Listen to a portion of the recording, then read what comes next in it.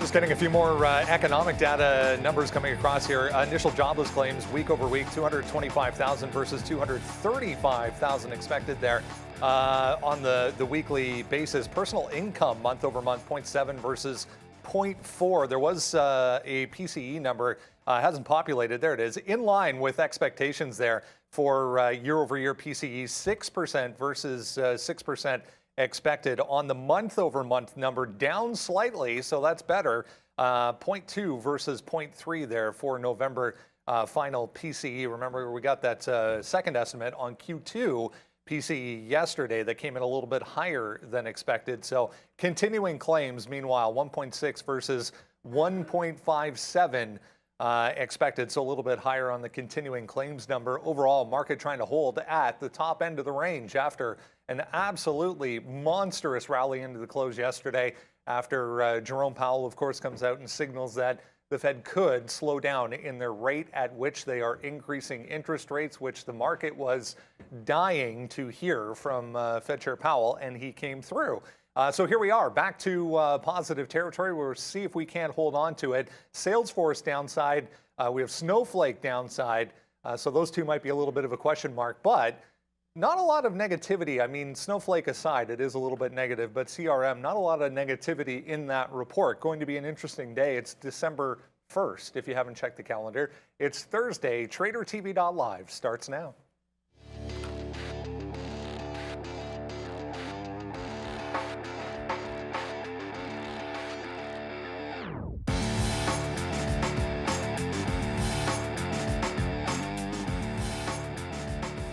Yeah, market liking that PCE number back to the upside here, about 0.5% for both the S&P 500 and the NASDAQ. Again, if you missed it there, that November PCE number coming in a little bit better than expected, 0.1%, in fact, better than expected to the downside. So another indication that the moves the Fed has made already are beginning to take hold and work a little bit. So we're back to 4,100, just got tagged there on the S&P. Unbelievable move as we come off of what happened yesterday. Arun in for Neil today. Sean back in the building as well. So guys, we are maybe setting up here for a continuation move after that monstrous rally that we got late in the day yesterday. Yo, Arun, how's it going? What up, what up? Yeah, what up? Yeah, no, we talked about this yesterday at the close. I was like, I think this move can continue into tomorrow for sure, when you're going to get people going home, figuring out exactly what Powell was saying there. And it looks like we got the all clear on 50 basis points. So I think that that's what's going to be happening there in December. Then we'll see what's going to kick forward tomorrow on the 13th when we get CPI, then the 14th when we get the number. So it's going to be very, very interesting to see what's happening. But I'm really happy with that move yesterday. Nice to see the NASDAQ close above 4% and then give another 0.5% right now. Like we're rallying right here, right now. So, I mean, it's a nice little move up for the NASDAQ. We do have Snowflake obviously on my mind here today. We have CRM. I'm working on the sticky note for you. There's lots of names. I said to Arun, because I know he looks at the futures and I want to give him a little bit of a prep yesterday, but we had an $11 winner on Microsoft. And I mean, look what's happening today. Oh, there it is right here. Okay, here's the trade right here, Arun. See? Like, there it is right there, 240, and there's the out right there at the end of the day. So we actually got out right there on those market and close and balances. Oh, you were probably looking at those, the futures. It was $3 billion yesterday to buy at the end of it all, apparently. Or I thought it was $11 billion when it came out. out. What? Oh, yeah, sorry, you're right. It was 3.5 as the preview number, yeah. And then $11 billion, correct, to buy, which shoots the market to the upside. You traded the futures yesterday. How did that go? Were you part of that 2 p.m. number? Or? Well, there was a small window for entry. If you missed that window, I will talk about it. It was around 80 when the initial pop happened. After that, you saw the acceleration and how this market took off, right? It never slowed down. Just like how it's breaking to the upside 4,100 right now. right This is starting to set up some levels and some nice breakout trades. We just need to get the right prices on them. But it looks like they want to continue the current rally from yesterday. And also keep in mind ISM numbers coming out at 10 o'clock as well. Lots of numbers. No. This PCE number, guys, a key indication, obviously, one that the Fed has pointed to month over month as they want to see more than one indication of this number moving to the downside. So here we go, another one.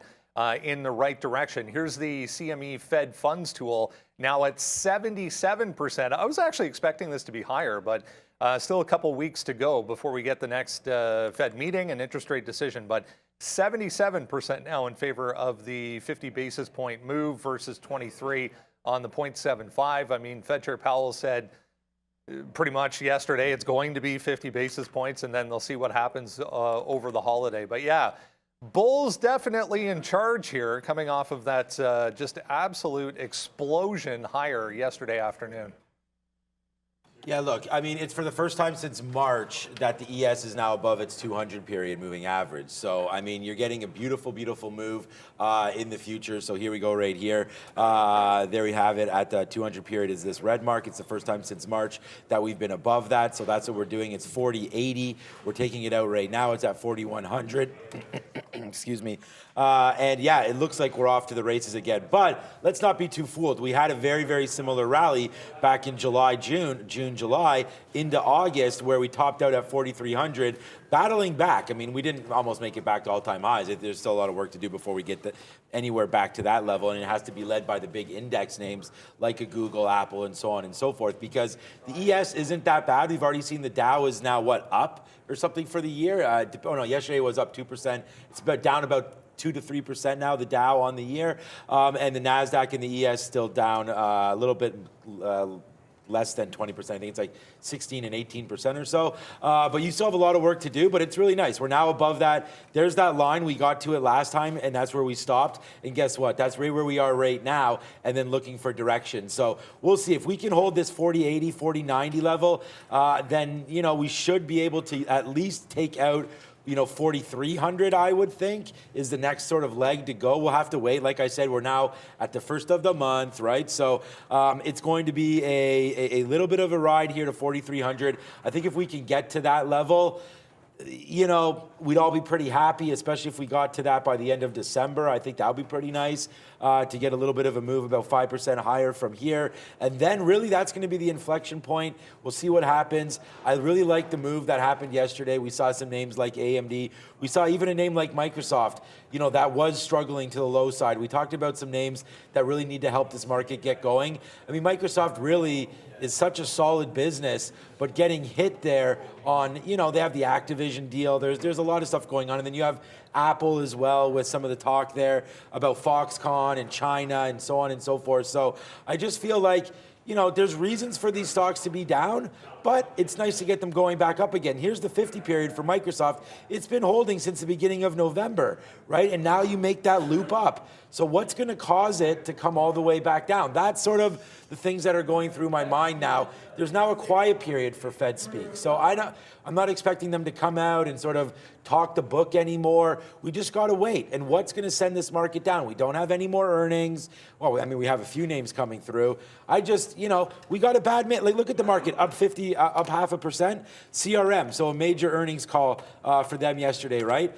They were getting killed yesterday afternoon. I mean, they're still getting hit pretty bad. I like a 150 break. But that's down 7%. Mark it up, right? Snowflake, down 4%.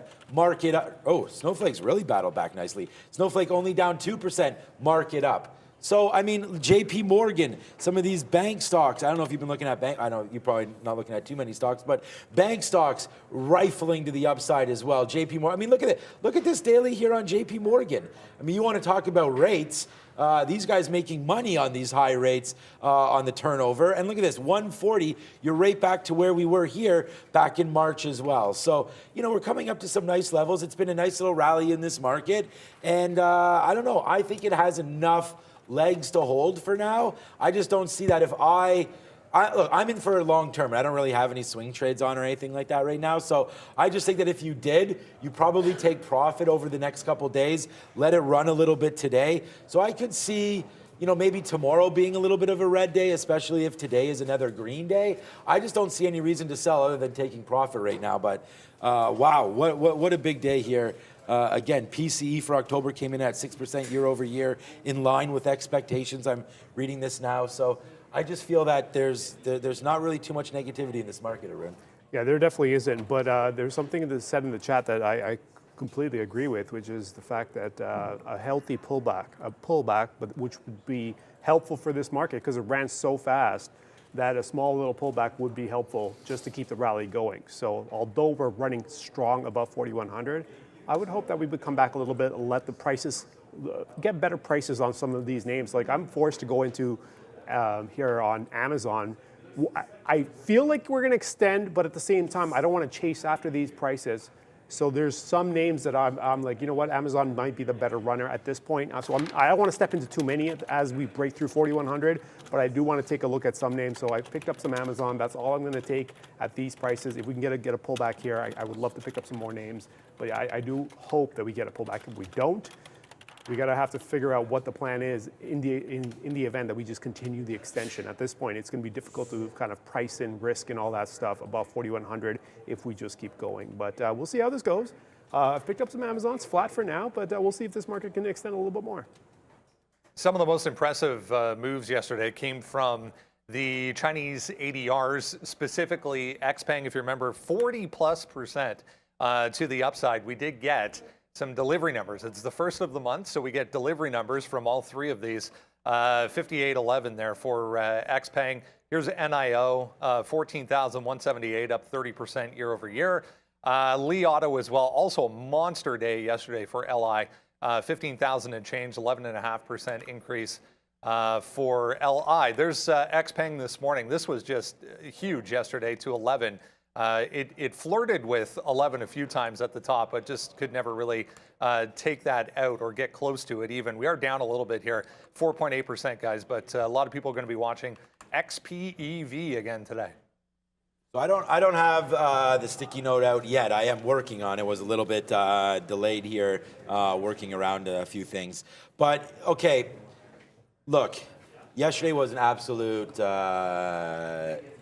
I was going to say something show, but I don't really want to start the day off with any negative comments here. But XPeng, again, yesterday got into it way too early. Almost, actually, you know what? Now that I look, I thought I was into this way too early, but I wasn't. And we actually let this thing go all the way up here yesterday.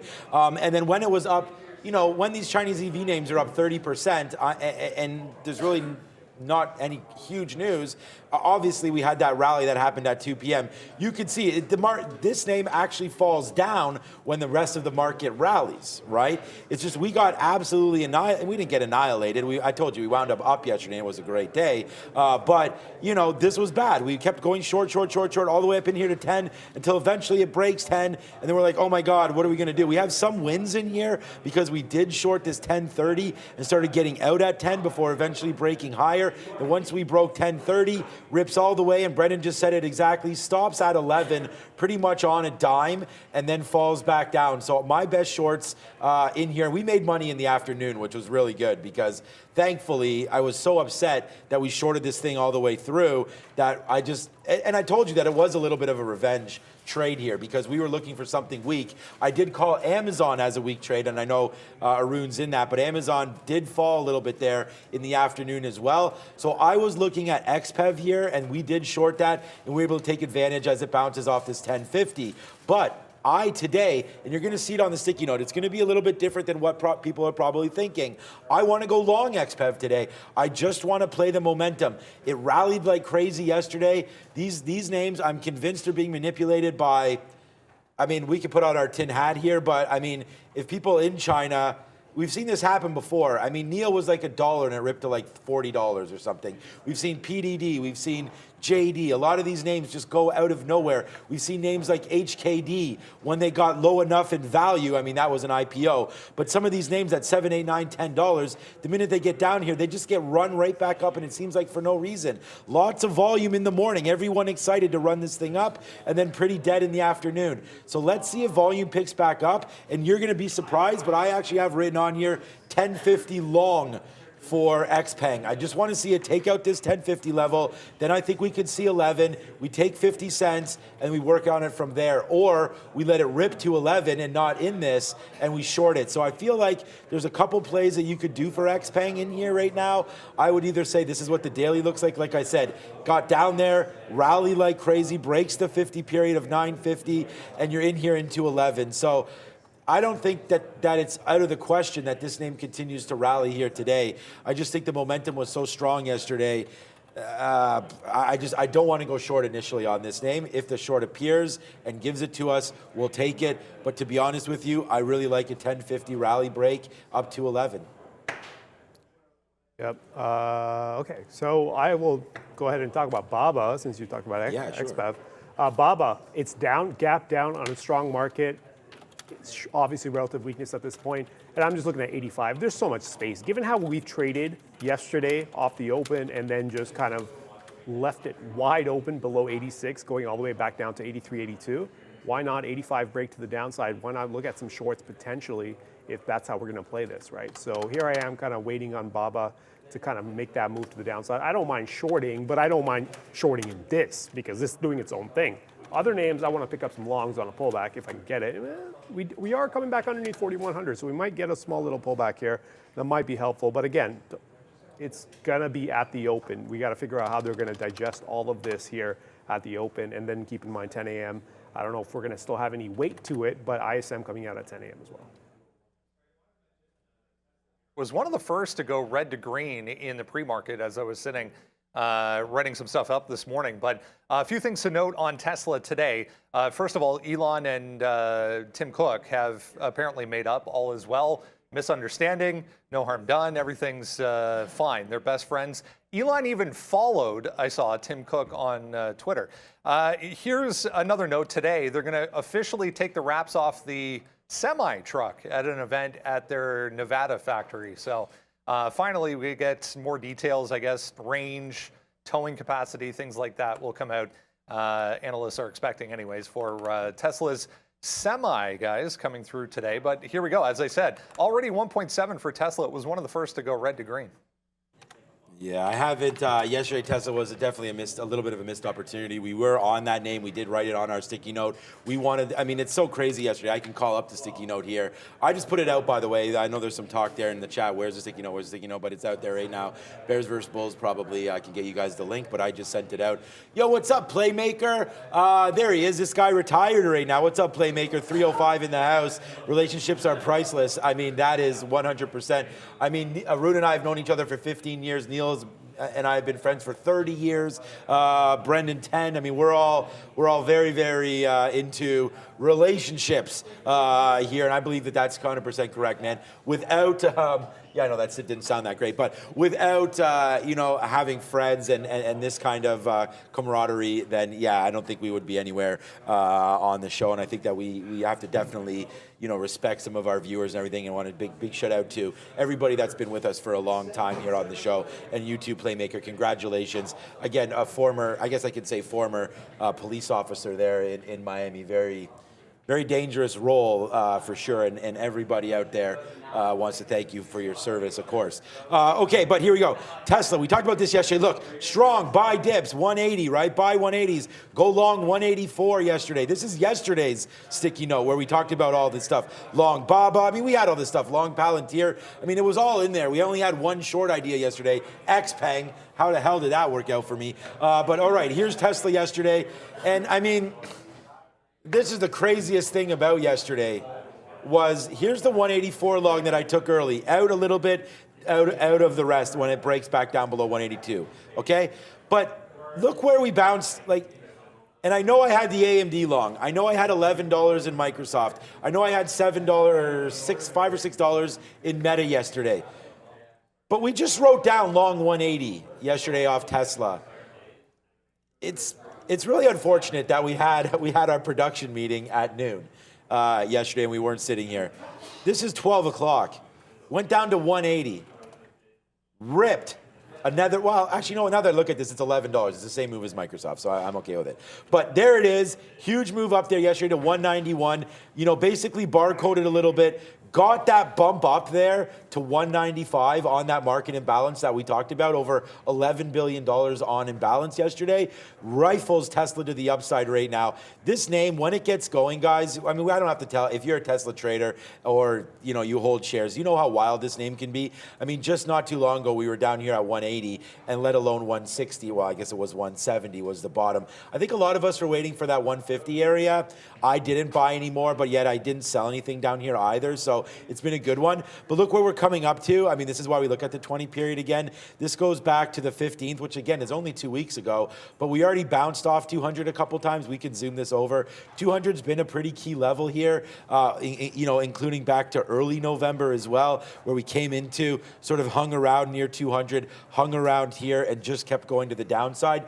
Now we've made a beautiful move back up for Tesla and just trying to bounce near 200 again. So for me, it looks like a short here. Again, just because we're up 1.3% right now, and that's 201 maybe. So the reason why I think that this may be a short, you got to go $3 more to get to 200. The market's pulling back. If this can rip up, I think you can go short like 199.50 and then get out at 201. That was that high. So the high was 201 right here. You know, forget about all these wicks. They didn't happen. But that little open high there is $200.90. That goes back to the 15th. So I feel like a safe trade if you're day trading. Like, you have to remember, I always get added, like, I can't believe you said go short Tesla and things like that. Like, but I'm just talking about a quick little trade here. I think you can go 199.50, and if 200 fails, then I think you can get those $3 or $4 because you're going to risk about $1.50 up to that 201. So, you know, if 200 fails, we can fall back. I mean, it's even just like yesterday. You know, it's a big rally up here to 190, goes to 190.50, then drops to 187.50. So you do get some pullbacks in these rallies. Now, there wasn't much of one because it continued to go back up to the upside, but there's 190 again, and there's 191, drop back $1 to 190. So if you're gonna come up to 200, which is a pretty key level, I feel like you could fade Tesla, but I don't wanna be short Tesla for very long. If this market can start to go again, to me, it's almost like you'd rather play the longs as well. So I think if you get to 200, you can try the short, but anything, if this name falls back down, like this kind of bar-coded area that happened at about 4 o'clock, that's 194. I think that's probably worth a test as well there. I just want to make sure that my eyes are on Tesla today. Yesterday, you saw, I was in AMD, Microsoft, Meta, Apple, Xpeng, so many different names, and Neil and I will often, this might not be an issue for you because you sit in specific names, which I think is really good to have Arun here and looking at specific individual trades instead of making like 200 trades. Arun will make 10, 15, 20, maybe, right? And that's if I'm here. If I'm at home, if there's like... Well, that's what I mean here. Oh, okay. I mean here, yeah. So we're going to be looking at different names for you, but for me, sometimes I just get distracted, and I want to make sure that I'm on Tesla today. I do think there's some good opportunities. Are you seeing anything with Tesla? I mean, I agree with you on the idea of potential, fading action in Tesla, but being careful about it. I mean, look at what you're running into, this little congestion area. But the problem is when the congestion area is this wide, that's $10, over $10, given where Tesla's trading right now. It's trading at 97, right? So we're running right into that, but at the same time, we're running into it with strength. So just be aware, I think the longs are still valid. It's just running into an area where you could catch some sell side action. So be aware of that. It's nowhere near set up for a short. It's got decent strength to the long side, but on the daily, this is a massive, massive previous support level that we've kind of had to get through here. If we can get through 210, it could be opening up on the daily, but for now, good strength into this previous 200 to 210 support level. That's probably going to act as resistance. So this thing can still go another $10 to $12 and still be in a zone where it could potentially fade out. Strength is there to the upside, so I would give it the space until it gives you a reason to go for the short. But right now, it's not giving you any reason to go for the short. So longs on board until we get into this zone and we start to fade out or we taper off a little bit and give you a clearly read to go for the short. All right, a couple other notable names here, some more earnings to make note of, maybe throw on a list somewhere. OKTA, software name, up big time, 17%. Not a lot of volume behind this, but This thing popped huge off a better than expected report and forecast aftermarket yesterday. So we'll watch OKTA. There's this one as well. Again, light volume, but SPLK, better than expected earnings as well, back to 84. Once again, big level on the daily chart for Splunk, which is also top of the list over here. Upgrades and downgrades from Barclays with the upgrade on SPLK today, 5 below Skechers State Street to the upside. There's Salesforce and Snowflake. There's multiple analyst moves, actually both directions I saw for both of these. So typical for earnings names, Salesforce still down the most. They're going to be top of mind today, guys. Do that. Yeah, Arun just had a good suggestion there that maybe we could put in that white space below, we could put the tickers as well. So that could be something, just more work for Brendan. So I think that's a good idea to do that. But yeah, no, look, upgrades and downgrades continue to obviously be a piece of the pie here when you're looking at stocks. I mean, we always talk about it, the same thing here over and over again, and that is that make sure that you look for catalysts, right? And I think that if you're going to have something there, Splunk was interesting. I could never trade a name called Splunk, though, because I just couldn't see myself saying that over and over again throughout the day. But one name that I can trade for sure is going to be Coinbase. So what's up to David Rodriguez? Thank you so much. Man, a member for 16 months. Bang, thank you so much. Bang right there. I'm hitting the bangs multiple times. I feel like I'm a DJ, like wah, wah, wah, hitting that. But thank you so much, David Rodriguez. So let's do a quick little look at Coinbase here, because Coinbase is always getting upgraded, downgraded. It always has catalysts to it, especially with this big FTX. We had Sam Bankman-Fried yesterday running his mouth again about like, I had no idea that, when people were wiring funds through FTX, it actually went to Alameda, and that made the problem a lot worse. Like, duh, I don't know what I'm doing. And I just feel like, honestly, if that guy doesn't have, I'll leave the authorities to do whatever they're supposed to do, but I just kind of feel like I was reading some stories back in like the 90s, 2000s, people going to jail 5-10 years stealing. I mean, we know about Madoff and things like that.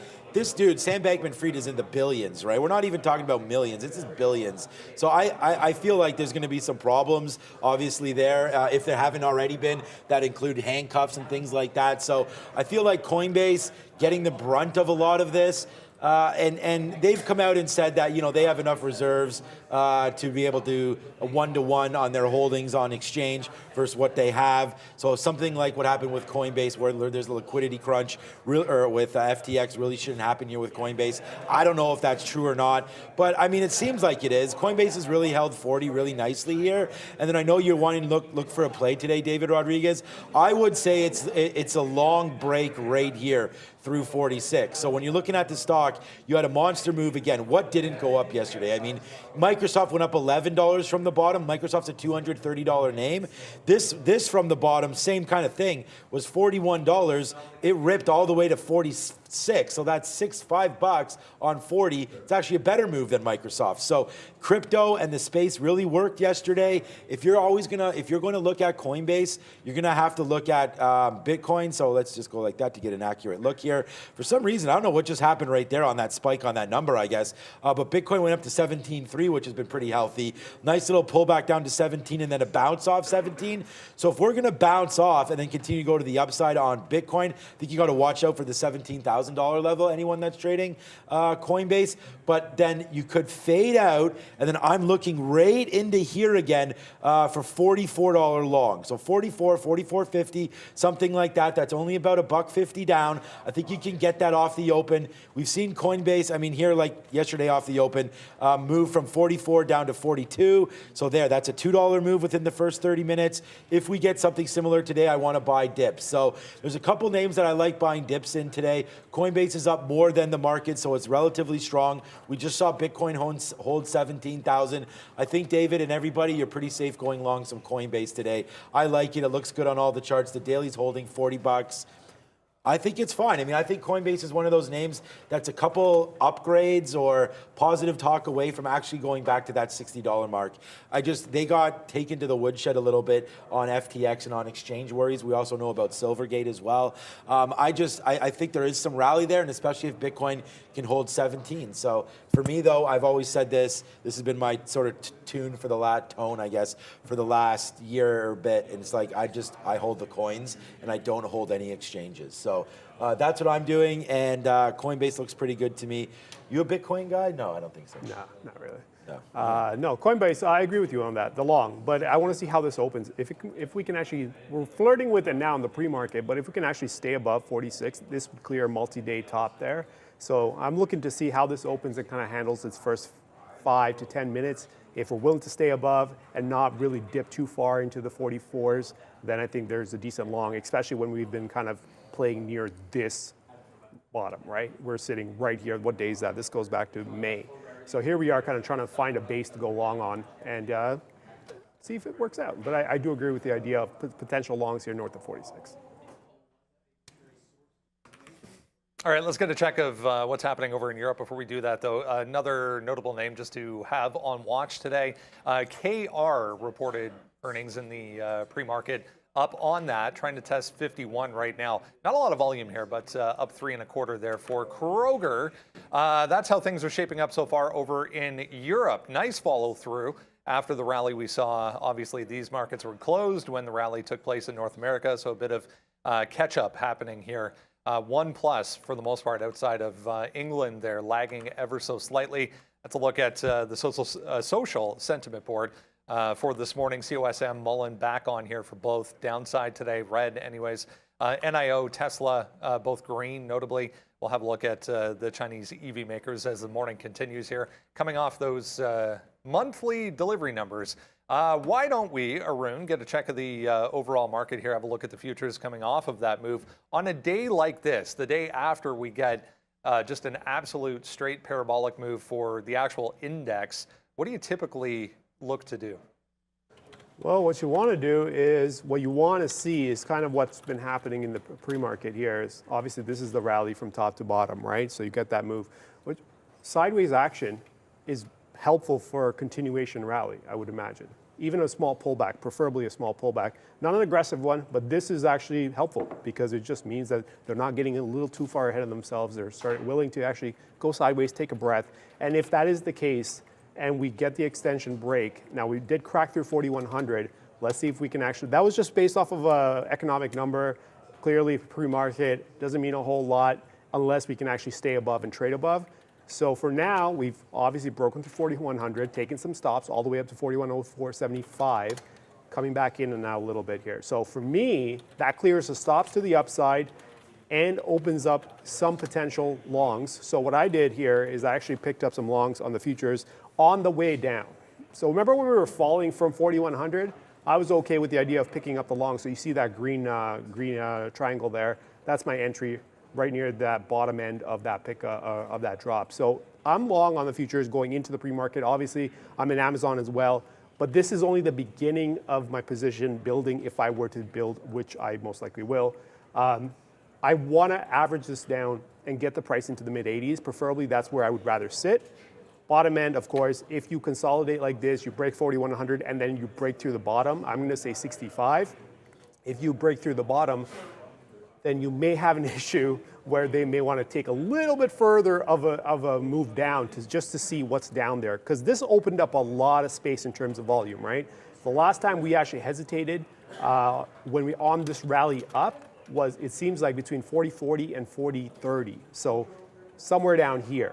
So we have a lot of space. If we were to take that 65 out, we can get down to 40, 30, 25, 30 points and still be somewhat positive. So there's a lot of space. Let's see how this one handles itself. Obviously, I'm starting to lean on the buy. I've got a bunch of bids out on a bunch of different names, so I'm willing to pick up some names on a pullback at the right prices. For now, I'm going to carry the futures. I'm going to carry Amazon, and we'll see how this one goes. But that's the way you got to look at this, is that do they have enough extension power? And a sideways movement like we've gotten in the pre-market could give you that kind of indication. But all of this comes in at the open, right? That's when you really get the indication of, okay, are we going to extend or are we just going to completely sell off because we got to 4,100 and that's good enough? So wait, stay tuned. 27 minutes. It's not even 27 minutes because 22 minutes we get the NASDAQ imbalances, right? And we know that Apple, Microsoft, and Amazon are the top 3 names in terms of weighting. So if they have positive imbalances, odds are we're probably going to go right back to 4,100 and continue that extension. For now, though, we're just kind of messing around where we were in the overnight high. Price target increase coming through for Johnson & Johnson popped up. Morgan Stanley with a price target hike there, kind of late for something like that. Anyways, let's get into this. Everything else you need to know heading towards the open this morning, guys. Make sure you grab that every single day. All you have to do is enter your email address, hit that link, enter your email, comes right to your inbox. Super simple. We do all your homework for you and put it in a nice package. Here comes CRM. Just made a session low as the market's coming back in here. So 7.6% right now for Salesforce, back to the downside. Yeah, all Benioff, I guess, at this point. It seems like this headline was the main catalyst here. Co-CEO Brett Taylor stepping aside, leaving the reins to Mark Benioff, guys. Otherwise, decent report here for Salesforce. Yeah, that's the the crux of it all. I thought it was actually a pretty good report there. I'm like a big, I've been sort of part of Salesforce for a while there. I've really believed in Mark Benioff, and it's been a great run for Salesforce, but obviously this year, software as a service and things like that, I mean, they've been getting killed. We talked about all the ARC names and things like that. I mean, Salesforce is actually the number two, the second least, I'm trying to figure out how I'm trying to say this. It's the second worst performer, there we go, in the Dow Jones. And if you guys can guess what number one is, put it in the chat and you will win really nothing, just some props from me. So CRM, the second worst performer in the Dow Jones. If you know the next one, you can yell it out. I don't know if anyone behind me knows it, but you guys in the chat can let me know. So it's coming back to the downside right now. So there goes CRM, down 8%. I'm really surprised. I wrote down some of the numbers, and me and Brendan were even talking about this. I was like, what is wrong with the numbers there? They did miss on bookings and slightly revenues moving forward, a little bit of a problem, but their guide wasn't that bad. They missed on revenues. I thought that the CEO leaving, co-CEO, not a huge deal, but again, apparently I was listening to a podcast. There it is. Okay, so whoever, was that the first one? I stopped looking there. I want to shout out whoever's there. All right, it is not Disney. Meta's not in the Dow Jones, but you are right. What's up to Jack CW? I think you had it right there. And you put, oh, there it is. Hey, what's up, Justin? I think, negative Nancy, positive Powell. Okay. I mentioned Justin, and I was like, yo, we got to put a poll up here today. So I'm actually, what am I going to vote for? Positive Powell. Let's go for positive Powell right now. 76 votes already. Hey, look, if you're voting, do a favor, vote and then hit the like button, or vice versa, hit the subscribe button. We already have 171 votes. Thanks for putting that up there, Justin. I just wanted to get the engagement up. There's a lot of talk there. Are we going negative, positive, or negative? We have the bear today, or the bull today, going through there. I don't know what you're thinking, Arun. We'll get to that in a minute. But Intel right now, that is correct. So what's up to Jack CW? That is the worst performer in the Dow. Next worst would be Salesforce. So Salesforce really hit this year. I mean, it's been pretty nasty move. I'm not even going to let this load up. Well, there, it's loaded. Actually, this loads up pretty good. So, we're talking about from the start of the year. So you go from 260 down to 140. I mean, it's pretty much chopped in half. We almost got to that halfway mark, but we bounced off 140. So again, the report comes out. It really sucks because we were trending higher there to go through the 50 period and stay above. And I could have just seen sort of like how Microsoft candle extended to the upside there. Salesforce had a really great opportunity to beat or to at least just stay above this 50 period. Then I think it would have been all clear to get above this 166 and then start to have a little bit of a healthy recovery in this name. But it doesn't look like the market wants to give it that. And I don't really know why. Like I said, I feel like it's still a solid company. 21 billion or something in bookings. I mean, it's absolutely incredible, some of the numbers that these guys are putting up. I still believe in Mark Benioff. I think he's done amazing things for Salesforce. And I want to, trust that they can get this all figured out. It took 11% longer to close deals, I believe, was one of the numbers as well for Salesforce. Although the product seems to be rocking and rolling. Thanks again, man. I really like the fact that Rob's here every day for multiple reasons, but one of them is for the refill of the coffee there. So live in the meow. I like that. Oh, you were making fun of me the other day for that. Look at you now, living in the meow. Yeah, live in the meow. It couldn't have been me. Yeah, it was you. Oh, no, was it you? It couldn't have been me. I don't remember doing that. It must have been Neil. Oh, it must have been Neil. He's like, I can't take it seriously. I'm a cat guy, man. I'm a cat guy. Never mind. I want to shout out to my cat, William. He's for me, he's the best cat, but he's an all-black cat. He's so handsome. It's amazing. So shout out to you, William, although you're not watching now. And the funny thing is he now sits, when we're on the couch in the evening, he sits on the top level now, and because I just started petting him, and he gets jealous about the dog. So shout out to William as well. I was going to say maybe we have a dead cat bounce, but I shouldn't say that if I'm shouting out my cat right there. He'd be like, "What the hell are you talking about, Dad?" But okay, so yeah, no, I am a pet fan. But all right.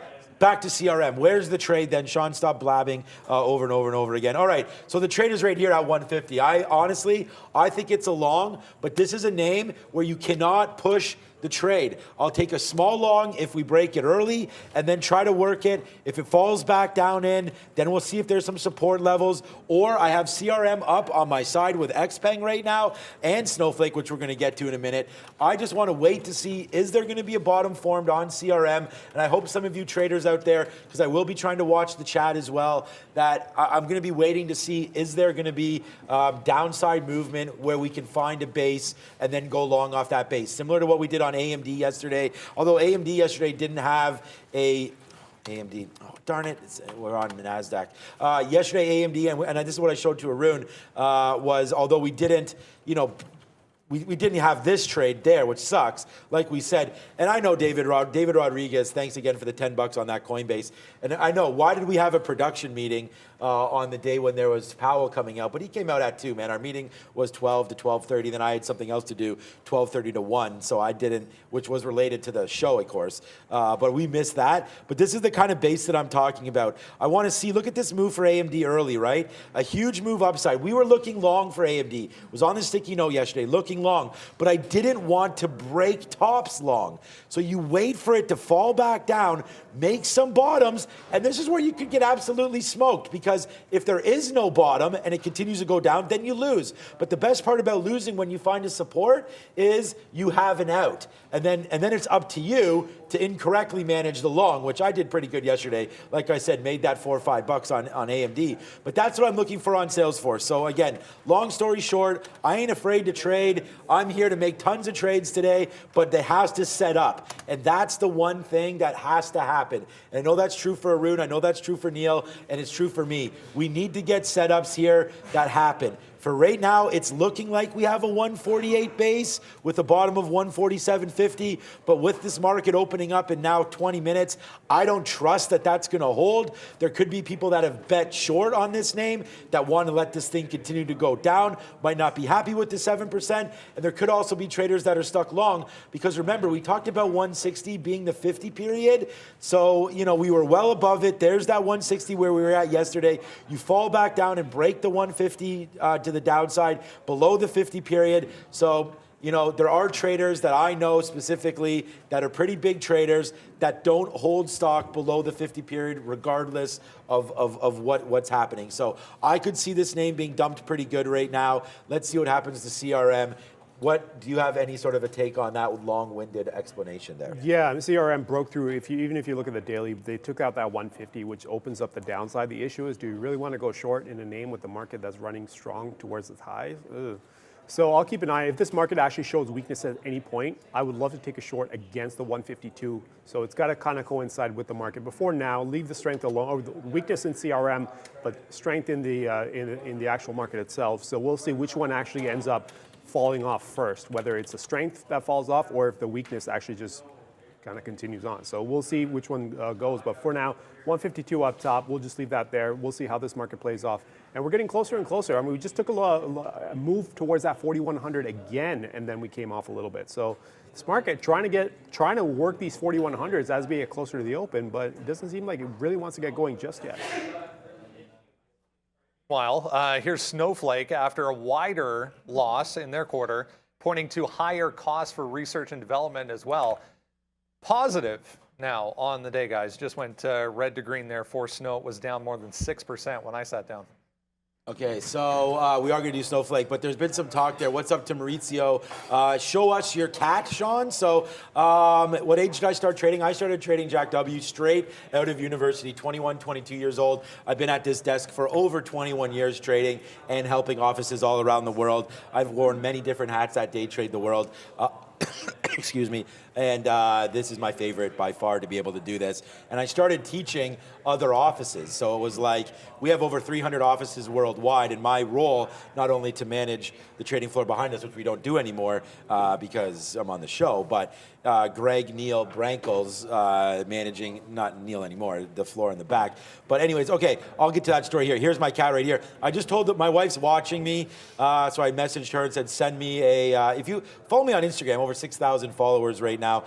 Here's my, I mean, come on. It's too bad the Packers are so crappy, but I mean, this for me, this is why I trade right here. But there's William. Shout out to you, William, right there. Look at the old gangster sticky note I used to put up. Like, that was just like literally, look at Palantir 33. Okay, Neo 5850. PayPal 265. How old is this thing there? This was a very, very good moment on the show. We had Mr. Wonderful Kevin O'Leary, where we battled on watches. Unfortunately, mine was just a Breitling, and I forget what his was at that point, but I think he had me on that one there. Look at the sticky note, man. We were bigging up the sticky note, over 1,000 plays. When was this exactly? Look at the show back then. This was 99 weeks ago. Look at the sticky note. Here I am bigging this up. It just says, boom, boom. AMD $47. Oh, that's pretty good. Okay, or no, that's a Neo 47. Anyways, that's a sticky note and how everything has evolved. But definitely follow me here on Instagram. We've had some big moments here for sure. Neil and I here. Here's my dad. We're going golfing. Here's me in the car. Lots of fun things happening. You don't need to see everything, but there it is. There it is. There it is. There it is. There it is. What's up to Playmaker? Here's Playmaker. We can show this now. This is when I went to Miami. Packers versus Cowboys. You got me now, my guy. But shout out to you, Playmaker, as well. Over 35 weeks ago. That was a super fun trip. Shout out to Nelson as well. Here's Nelson and his lovely family. Thank you so much for inviting me to Miami. That was a fantastic time.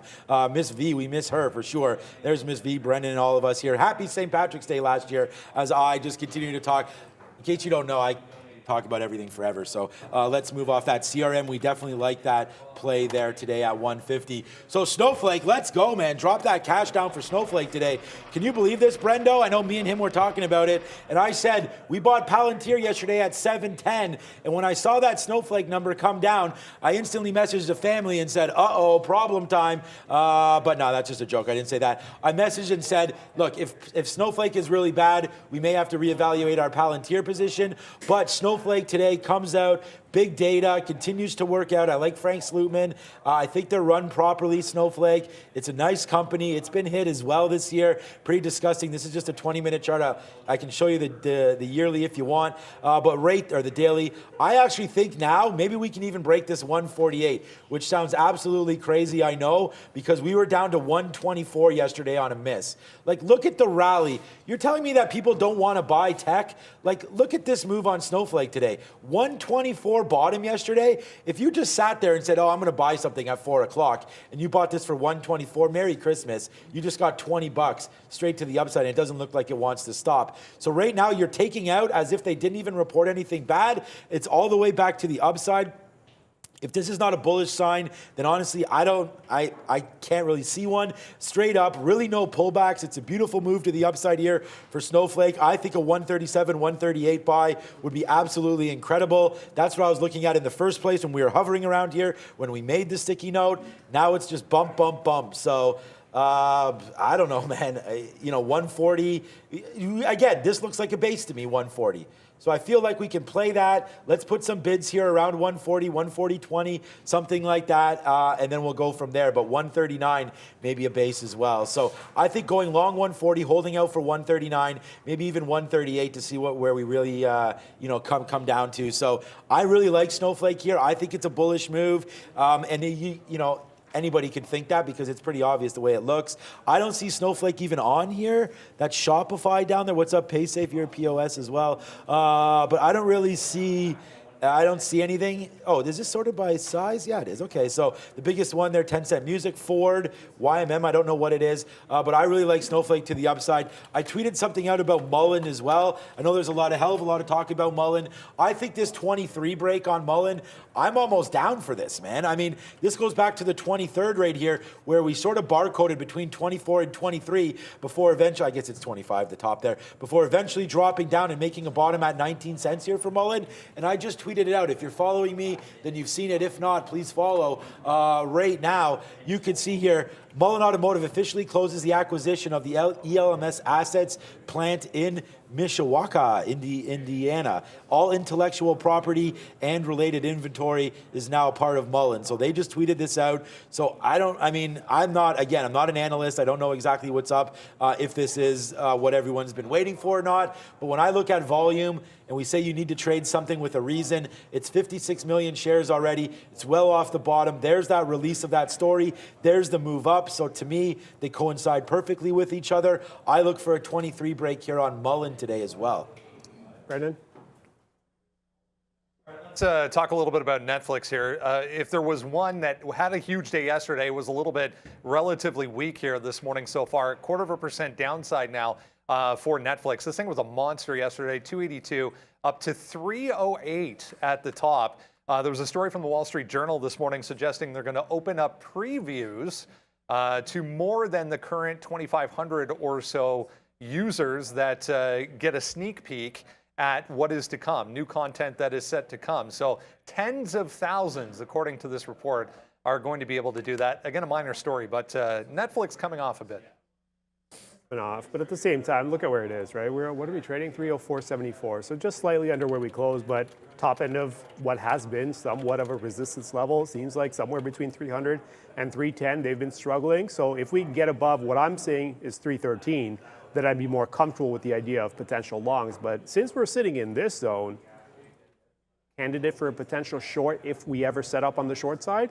There you go. I'm going to put this in my list of names that I could potentially short in terms of in resistance zones with weakness in the market that I can actually work with. But for now, respect the strength. Strength is still to the upside. It's just that we're in resistance. As long as the market stays positive or shows that it's going to be somewhat of a positive move, then I can't step into these names. But if the market starts showing that there's a potential negative resistance levels that we can potentially work with above 4,100, then yeah, I would start looking at Netflix as the potential to fade against this 313. It's going to be expensive though, because think about it. If we're at 305, 313 is $8. Yeah, no, then maybe not. We're going to need some better prices. So I think a Netflix rally that tapers off with the move in the futures market that slows down is probably the better idea for a short in Netflix. But then the flip side is if we break 313 and then we just extend the rally that is already now $25. So it's in a zone. Just pay attention to it. That's all I can really say on Netflix. Netflix was a huge runner yesterday, up to 290 or so. I did this top ships right here. Shout out to everybody trying to get my attention on the chat, including Scott H, Aditha there, trying to get a hold of us as well. What's up to Rapid Home Repair? If I need some home repairs here in Toronto and I need them rapidly, I'll give you a shout. TOPS right here, $4. So I don't, without getting news from Brendo, I don't really follow what's happening here. But these are names that are squeezable. This is a shipping company. We already know these names just. It's funny when the Baltic gets going, some of these names. I can't remember. There was one crazy one. Back and forth. I can't remember the name of it. But big time move here for tops. Again, this is the kind of stuff. There's always crazy share, reverse splits and things like that happening. But there's a huge move up to $10. That has to be a reverse split. Remember what we said when names stay below $1, you need to do that. So they probably went, looks like 10 to 1 here or so on that. Or no, that's right here. 0. Yeah, 10 to 1, up to 40 cents. Probably was 40 cents there. So up there, made a big, huge move. I don't know what that's all about, then a pullback. So I'm actually out of tops. I don't know anything about this. It's been a very, very long time since I've traded anything like this. Not anything like this, but this particular name or any of these shipping companies. But there it is, 450. I don't know. Maybe we get through there. Huge volume yesterday. Nice dip down. Volume starting to pick up. I don't really get too excited unless we take out previous tops, and that yesterday was 450. So I look for a break at 460 here on tops. If you're already long and you bought this dip for some reason, I like to get out here, man. This is about as good as I think you're going to get. Up 30% right here, 410. 420, that looks like a great spot there for tops. So Brendan's saying no new tops news here, so I don't know what that's all about, but great move. And if you're just looking technically at a stock, which that's all really I could do, here's the 20-minute right into there, 410, 420, 430. I think those are absolutely fantastic outs, especially if you're down here anywhere. Don't always try to shoot the moon, guys. If you're trying to shoot the moon, the best thing to do would be to pay yourself first. See, like right now, so like there's a nice little move up. If you were long anywhere, 3 something, you can get that out right now, 410, something like that, and then, hold half, hold 60%. Pay yourself first. Like I did that on options. I actually had DWAC puts. So I know. People want to go long DWAC. But we paid ourselves out on that when that broke through 20. And, you don't have to hold, even though I think maybe, I don't even know what DWAC's at right now. Even though, I believe this name, the de-spacking's not going to happen. Looks like they voted that up. But when it was breaking, you got to take some profits because it can jump right back up to the upside. So I was actually fortunate enough to take advantage of that down here before ripping back up to 25. So don't make that same mistake on something like tops here as well. I think that 420 is sort of staring yourself in the face right there. That looks like a decent out to me. I know you don't normally talk about tops. Yeah, we'll go to Brendan. So let's go to Brendan for a quick Apple, man. I'm talking too much. Like I don't have Neil here, so I'm talking too much to sort of take over for that. But let's go to Brendan quickly because I didn't even realize the time. I wanted to get to Apple here, guys. You mentioned a couple of the chip makers there throughout the morning. We don't have to touch on that, but they are showing a little bit of relative strength. 149, 150, right above us here for Apple once again. Red to green already. It's trying to hold. Top end of the range. Yeah, Piper Sandler, the latest to come out with a cautionary note this morning suggesting the China lockdowns, COVID lockdowns, going to hurt production, going to hurt sales, going to hurt manufacturing for the iPhone 14 Pro model. Thanks, Scott H. I don't know if that was killer coverage on tops, but yeah, it was dry shipped there. Thanks to Obi behind me mentioning that. Obi will go bang there, another one of our hosts. I don't know when next time he's going to come on. We'll have to ask him when he wants to come on again. So yeah, dry ships. But, oh wow, there it goes. Look at tops right there. There's the 420. Take the profit if you have it. We'll ring that register right there at 420 on tops. I like that play. Don't at me when this thing goes to $8 and Sean said get out at that magical 420 level. I'm just saying take some profit, hold something. Apple right now, there come the imbalances. Let's just check them out, see if there's anything quickly here. Mullen with the buy. So let's see, did that shoot the moon? No, it did not. Hopefully I don't keep saying that. Intel right there with a buy. Other than that, I don't really see too much else there. They all update at 9:25. Arun indicated that earlier, so I did want to have a quick look. Despite the Apple news or whatever's going on, Apple had a huge move yesterday. But again today, relatively weak against the market, unless the market's pulled back now. So relatively weak. I feel like Apple did have some negative news around it. You're bouncing off that 150 area. Again, with all that COVID talk in China, I'm trying to speed this up. We'll talk a lot of Apple today, but all that COVID talk in China definitely scares me. Foxconn, all the shutdowns, the rallies, the protests, everything, not great for Apple. We know Apple has decided to shift over some of their production to India. I think that's a good thing. It's never nice when Piper comes out and says stuff about their iPhone because that's really the flagship. Obviously, we all know that. MacBooks, iPads. My kid wants an iPod. They don't even make those anymore. But I look at Apple here, and I just think maybe a fade. Here's the 20-minute chart. I think maybe a fade into this 150. That high is 150, 150. I don't think we're going to get to that today, although Apple looks like it's going to turn red right now. So for me, I'm looking for a short on Apple, to be honest with you. But I'd rather let the levels set up. This is looking like a pretty good short right here, 147.30, 147.50 on the downside if we break that. So that's looking like a decent spot. And if you want to look long, why not test it in here, 146? You could see yesterday we were only short Apple. I'm going to pass it over to you with only 2 minutes to go. Let's go. Yeah, Apple, you may have seen Apple pop up in my on my screen there real quick. I picked up a long here in front of 148, but the fill came in. I was looking for the fill after the market opened. The fill came in right at the imbalances, right at 925.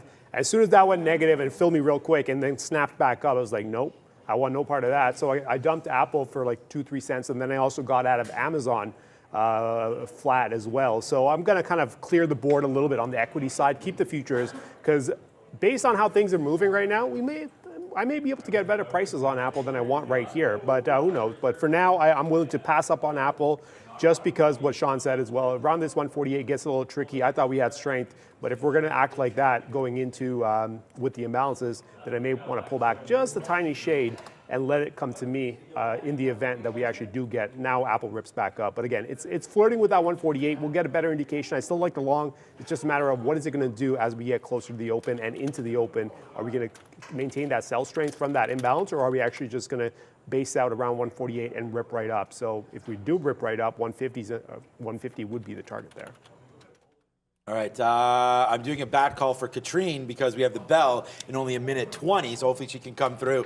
If not, we'll have to have somebody else ring that bell for us. Okay, so let's just keep going, guys. Yeah, minute till the market opens. Just a quick little look there. I just missed. Thanks, Katrine. She's in there. She is. I just missed that down there, man. We were at 10:05. It dipped down to 10:06 on XPeng with a nice little move back up to the upside. Let's see if that can hold something here for XPeng. And then I do want to take a 1050 break. I'm there for that. You know, if it doesn't work, I think we can get out on a dip back down to 1030 or so. So let's see if that takes off the open there for XPeng. CRM is starting to fall back down a little bit. Unlike Snowflake, this name seems to can't really get a bid. I don't have any bids on CRM. I wanted to base out first. The spread is over 50 cents. Very, very dangerous to trade that off the open. And then there goes Snowflake, still up and now beating the market on the day. Absolutely incredible move up there for Snowflake. And then AMD is a name that we're also going to be looking at for the long here, but that's going to have to come back in a little bit as well. So hey, we're getting ready to rock and roll as the countdown is now on. We have less than 10 seconds to go before this beautiful market opens up today. Looks like it's going to be a relatively flat day. There's Katrina. Oh, she's got the shoulder shrugs. 3, 2, and 1. All right, thanks, Katrine, for that one. All right, XPeng, what just happened? It just flushed down to 10 bucks there. Like, hello, big time movement down for XPeng. So we got long there. So let's see what happens. It's not even open yet, and I think we might get stopped out here pretty quickly on XPeng, especially if it does this little dance. But there it is. We are long, not open yet. Let's see what happens with XPeng. I'm actually offering some 09s. We're long here at 02. So let's see if we can get a little piece out. This is what the stock looks like when it's not open. It's trying to figure itself out. There's no big NYSE prints yet or anything. So once this stock opens, hopefully we fly a little bit higher. Market around dump city right now. And this is exactly what I was concerned about, why I dumped both Apple and Amazon right before we opened, just because there was some sense of this kind of coming in. So I kept the futures because I still like the position and the pricing of the futures, but I did not like what I had on Amazon and Apple. So now we get to reprice a little bit here. I still like the idea of the long. It's just a matter of, do I pick it up at prices I can get? Well, now you see the board filling up with prices I do like. Not Amazon, AMD and Affirm. I like those prices. I left those bids up there. Apple coming back in, that could flash back up. But for now, I'm happy with AMD and Affirm. AMD is already up 76 cents off the pickup near the bottom there on that dip. Oh, really? Right. So those are the trades that I would rather go for. Right. So initially coming down, this is the 5-minute right into that support around 70 to 78 and change, and then the snap back up. That's what I was looking for. Those are the prices I like, and Affirm as well, up 20 cents. And the futures, don't forget, we also have a futures long right here. Early, it was up 10 points or whatever, and then came back in. I was okay with the pricing. I wanted to be priced here in the 90s. If we kept going down, I was going to get more. But now here we are right back to 95. The opening flush to the downside for now, I would say, is done, maybe. But hopefully so, as this market is letting some of these names go back up. But I still like Apple. Apple has flashed back above 148. Has it? No, I keep seeing prints back above 148 on Apple. Is it? Yeah. Let's go. No, it's 147. Okay, I don't know what these flashes are, but we are trading at 147.44. So I don't know what these 148 flashes are. But anyways, for now, it does look like I've got the names that are going to be strong in this market as it comes back slightly. And now if this market can accelerate, we're going to get some more pickups. And there goes AMD above $1 now from the open there. Some big rallies, man, and let's go bang right there for XPeng right here. We just got some out at 16s, 15s, so on and so forth. We actually got stopped out when it broke back down below there, but then I was like, nah, forget about that. No nonsense there. Go back into the long. So we now are long on XPeng here at 994. So let's see if that can work. We've already taken out nearly half of that trade. Let's just see what's happening. Good call there out for Apple and AMD. You guys know how much we love those names here on the show. All right, quickly here, Snowflake touches that 148 like we talked about. Let's see if it can come back to 144 and change there, and then we will try that long on Snowflake. But I am being a little bit distracted here by CRM. This is why we don't go long CRM.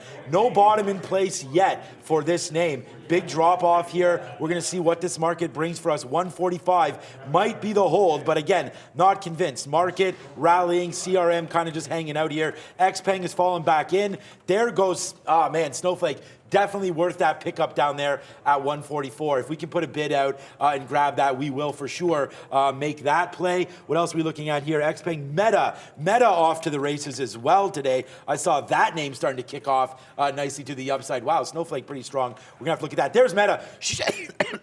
Excuse me, crap, right there. I can't, we had 120 listed for Meta. Oh man, that really sucks. We wanted that Meta break long there at 120, and unfortunately we missed that. That's another Sticky Note name. So shout out to Sticky Note Nation, 120 long on Meta. Hopefully you have that, it's 50 cents in the money there, and I'll try not to die anymore. A name that's surprising me, actually. I had very little expectations on this one, but Affirm. Damn, Affirm. I don't trade that. I don't trade stocks around at least these prices that often. But damn, it was just a spike down and then right back up, and now 14.45, 46. Yeah, so this one's good. The reason I'm going for these names specifically is because of the daily, right? So you may see that AMD's coming back in. I'm not worried about the comeback on this. I got a great price. I got a great initial move, but I'm also trading on a much larger time frame. So for me, I'm okay holding on to these. I like AMD where I'm at. I like Affirm where I picked that up, and I've got a few other names I'll get back to once we come back from Brendan. We were discussing some of the guys. I just realized that Li Auto has nearly twice or more than twice the market cap than XPeng. So I didn't even realize that. But Li Auto, guys, huge volume at the open here. It just went 21 to 22 in a straight line off delivery numbers from last month. So here I am. Yeah, I mean, I'm waiting for XPeng to do something as well. That's coming actually down to the downside right now. All right, I was just going to say I just took a shot in CRM, but that didn't hold as well. We went long 145 there briefly, didn't hold, but there's the flush down. Did 144 just hold? I mean, I thought we could maybe found a bottom. The reason is I have pure FOMO like you wouldn't believe right now. This went up to 150 Snowflake. We talked about that name today and what we were looking at. That's a big move for Snowflake to that upside, breaking that 150. Wow, huge move there today for these guys. Look at Palantir. Let's go. Shout out. Oops, not a chicken dinner winner. Hit the wrong one. Shout out to anybody that was long Palantir yesterday. This name continues to go upside here again right now. Look at this nice move. Up 2.5% on that Snowflake. Big data. No problem right now. 760. Beautiful move up here for Palantir as that's continuing. CRM continuing to the downside, man. That's going to be a good trade at some point for sure. XPeng trying to hold out here. So let's see if we can get long again at 90. There it is. We just took a little bit more here at 90 on a reload just to make sure that we have that out set up for us here. I was looking at an 80 break, I believe, to the downside for XPeng. Let's just make sure it's there. I have still that 1050 break. That's not going to the long side. CRM's not going to the long side, and AMD's still up. So, all right, so we are going to get out, just double checking that on an 80 break. So it's coming down close. I mean, look, we were short. It's so funny, and I'm not going to lose that much today, even if this gets stopped out. But yesterday we were looking short. Today we're looking long. Like, I don't think I should ever trade XPeng again. What's up, Brandon? Snap and Meta moving back to the upside here. It looks like Snap with the better move so far.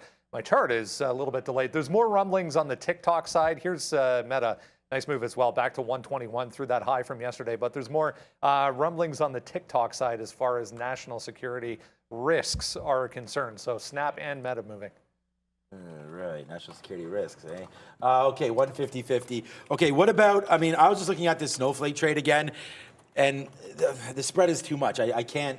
I'm like thinking like if we break 150 again, maybe I take it, but then a fail means like, look at that. Now it's at 148.60. It's too much pressure on this name to take it. I feel like unless it averages in and you just able to get some great prices. So I think we got to wait a little bit for Snowflake, although I am a little bit, you know, I wish we would have had that long off the open. That was a name that we were looking long. We talked about that, but we did miss it, guys. All right, so XPeng, whatever. Let's go XPeng. Hopefully that goes back up to the upside. One name that we looked at, Mullen at 23 cents. Maybe that's, oh, so there it is. There's the break. So again, missed it, man. You could hit this thing with 10,000 shares, like huge move there. Wow, Mullen really going now. Yeah, that 23 break. Damn, Sean, what are you even doing today? Got to follow your own little talk there, my guy. Nice move up there to 24. Let's see what happens now with Mullen. Are you into anything yet? I'm still only have XBEV.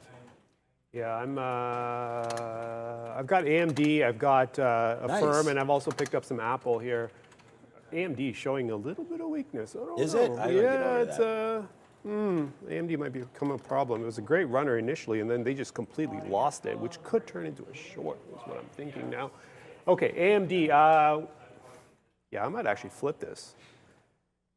Okay, I'm going to keep an eye on AMD, but for now, we were in the money, and now we're going to be out 10 cents or so, which might get me to flip it below 78. Given how it's reacting, I might actually fade this AMD against 80, and we'll see how this one goes for now. I'll give it a few more minutes, see how it trades through these 78s, but if we do lose 78, I'm going to end up flipping this and walking away. But for now, you see the pickup, right? I picked up Coin, Apple, AMD. AMD's up in the air, and then Affirm as well is still there. So we'll see how this one goes. But for now, it does look like the market's right back into the low 90s. Hasn't really gone too far. Hasn't gone above 4,100 in a big way. Hasn't come down through 4090 in a big way. So it's just gone sideways for now. So there goes Apple, by the way. Apple now up 30 cents off that 148 bounce for like the 10th time in the last hour. So here we are kind of getting a nice bounce there. Coin's still coming down. I'm okay with Coin coming down. Remember, we were looking at Coin above 46, see if it would stay above 46. It did not. So, and then it came back through afterwards, and then we jumped on board then. Brennan? Just be careful with the market here, guys. First of two Fed speakers just coming through. Fed's Bowman making some comments. Just in line with what Powell said yesterday, they need to slow the rate of increases to allow for time to assess what they've already done. So first of two Fed speakers today. First of two, huh? Okay, I'm still pretty light, man. We only have XPEG, and we've been getting out of XPEG over and over and over again here to the upside. So hopefully this will be a good trade. We just got, every time it comes up to 10, we're just taking a piece out, trying to hold in case we do get that big move to the upside. This is why you get in and out of CRM, man. I mean, this was literally a 80-cent hit or something. You're now down to 142 and going lower there. So they don't like this at all on CRM today. It's now down 11%. No point in trying to find bottoms for this name. Not for this guy anyways. Meta has fallen back. The market is coming back in a little bit. We're below the 50 period right now. Although I'm still thinking about some longs, to be honest with you. What is this poll at right now? 70% positive today. I don't know. So we're going to see if that can hold. Thanks for the votes, guys. 2,500 votes. If you voted, hit the like button for sure. NVIDIA, AMD. I know you're in AMD as well. Or not as well. Directions on AMD. Oh, you did. You went short. Okay, yeah. I was going to say, because that is a little bit of a dangerous spot right now because the futures are below. I'm trying to get short on something.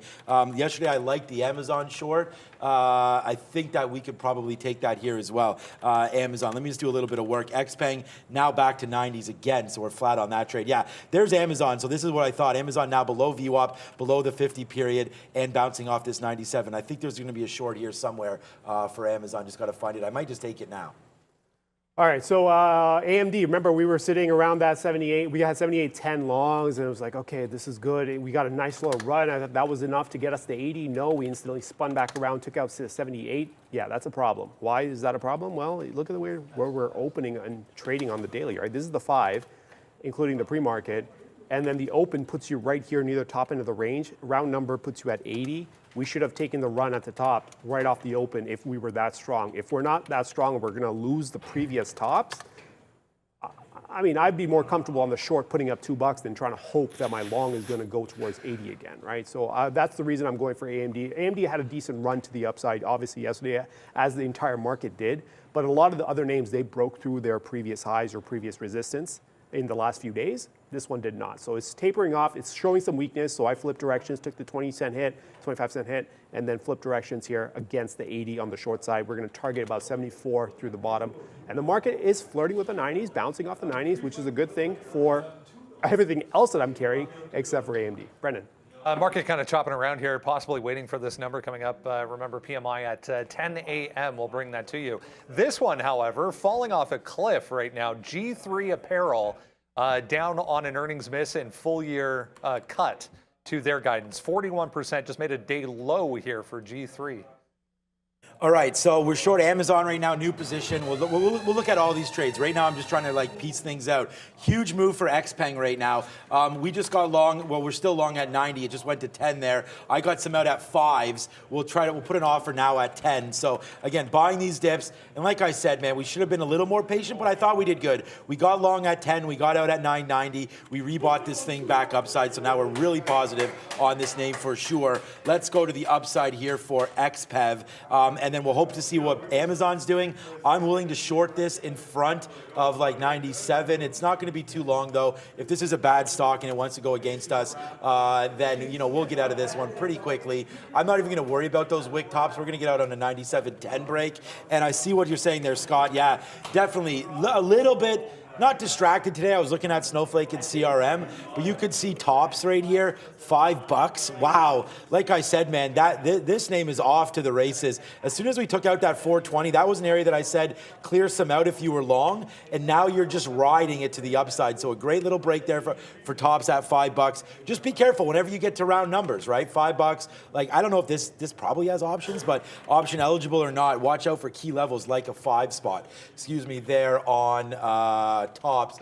Checking back, CRM looks like it might have made a bottom as well there at 1, but this is a very risky one. Taking out that 145 definitely seems like something that it wants to do now, but is that something that we want to do? No, I'm going to pass on that one and go over to something that's a little bit stronger today. Not a little bit, a lot stronger today. As look at the NASDAQ. The NASDAQ's now back above the 50 period, so I was holding the short in Amazon. That seems to still be working, although it's flat, because the market's not going to the downside, the market's going to the upside, and Amazon's not really moving. So looking at this Snowflake level as well, I still like that 150 break, but that might be the top again here. So that little bottom of 146 was just formed. I think it's worth taking a little bit of a shot here on Snowflake if we get back near this 146 just to see if it holds it. So that's what I'm going to do. Put a bid down near 146 on Snowflake. But look at the spread though, man. 50 cents. Risky. What's up, Brendan? First of two, ISM and S&P PMI numbers coming through right now. 47.7 versus 47.6. Again, that's the S&P manufacturing PMI number. We'll get the ISM number coming up at 10 o'clock. But first of two there on PMI, guys. Yeah, the ISM one is the big mover. Yeah, so for sure. We'll get that at 10 o'clock. We're 3 longs, 1 short.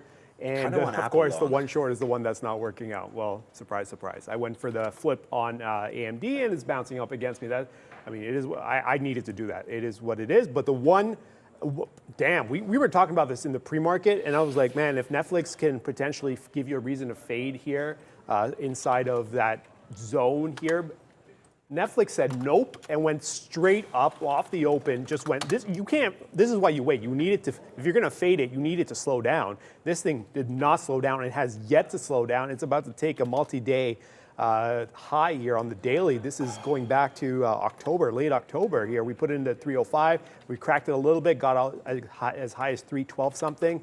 Came back in. Now we're taking a shot at the third break here to the upside. I will not step into the 13 break. The reason being, if we're putting in highs and coming back every time, then what's to say that this high goes up? What's to say that this high doesn't come back as well? So I like more stability. If anything, I like more sideways consolidation and do a breakout then. But new highs or successive highs that are just pulling back, I can't do it. I can't do the 313 break. But for now, we'll stick with what we've got. We got 3 longs, 1 short. We got a firm up 40 cents, coin up 38 cents, Apple up 60 cents, and then AMD's down 15 cents on the short side. And on top of all of that, we've got the futures as well. Remember, we took that in the pre-market, went up, came down. Now it's back up here. That's also up 7 points right now at the moment. All right. All right, so we took a shot here on a long. We're short micro. I thought that we were going to break a little bit higher there through the 12,000, obviously. Anyways, we're long Microsoft. We'll talk about that in a minute. But 4,100, I was like trying to get long in preparation of that. If you're looking at Microsoft right here, it's falling down here. So it's not a great spot for now. But let's just see if it can hold. Microsoft was a huge runner yesterday. It looks like we're going to come back down and take out 255. I'm not going to be able to hold this if it does take out 255. 255. Maybe I don't think we're in anything too early here, but yeah, it looks like it wants to take it down again. So here we go into the wrong long here for softies. So we'll get out on a break here, and when it breaks, man, it breaks pretty hard. So we're gonna get out on this move down. Not a nice trade. So one more time, we tried the long on Microsoft. I wanted to get long something. We are short Amazon. We are long XPeng. I just was thinking that this could be something. We're long at 255.60. Like I get out now and take a 30-cent hit. It's not the end of the world, but definitely would like to see this one work upside here for us in softy. So let's go back over to Brett and see what he's up to. Zoom, guys, wow, 7% already, straight to the upside. Just took out 80 on huge volume. The information with another possible acquisition target note on ZM today.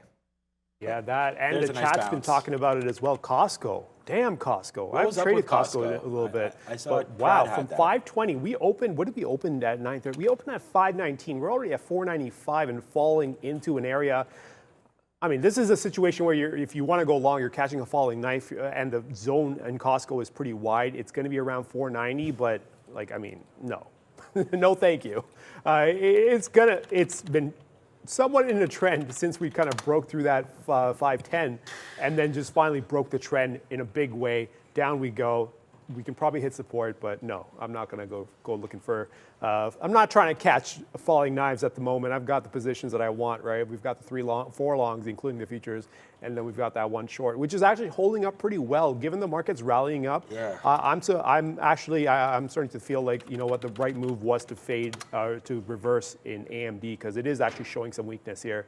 Given the strength it showed earlier, now with the market actually running back up, the fact that it's not willing to get going back through that 78 in a big way, maybe that is the relatively weak one. And I think Amazon as well. I felt Amazon was getting a little heavy above 97 as well, and we are falling off. I'm not inclined to go for the short just yet. What I want to see here, this is all the daily, right? So if we can get a little bit higher, maybe break that over a pre-market high and just get going a little bit into that 98 and then lose it, I would rather go for the short, because going for the short, personally, I can see the short. I just don't want to do it here because I'm what the market's doing, right? It's going back to 4,100. So that's my whole thing on going for the short there on Amazon. But for now, we're good. I mean, Apple's up 70 cents. Apple, the big strong runner, and Apple's this is what nice, we were Apple's in and nice. out of a couple times earlier. It was the right spot to do it, but man, XPEV. it was good. It was then flashed, and then it stabilized, and then 48 was good again, and then here we are on the long, and it looks like 49 is in play. And if they take out that pre-market high at 49.12,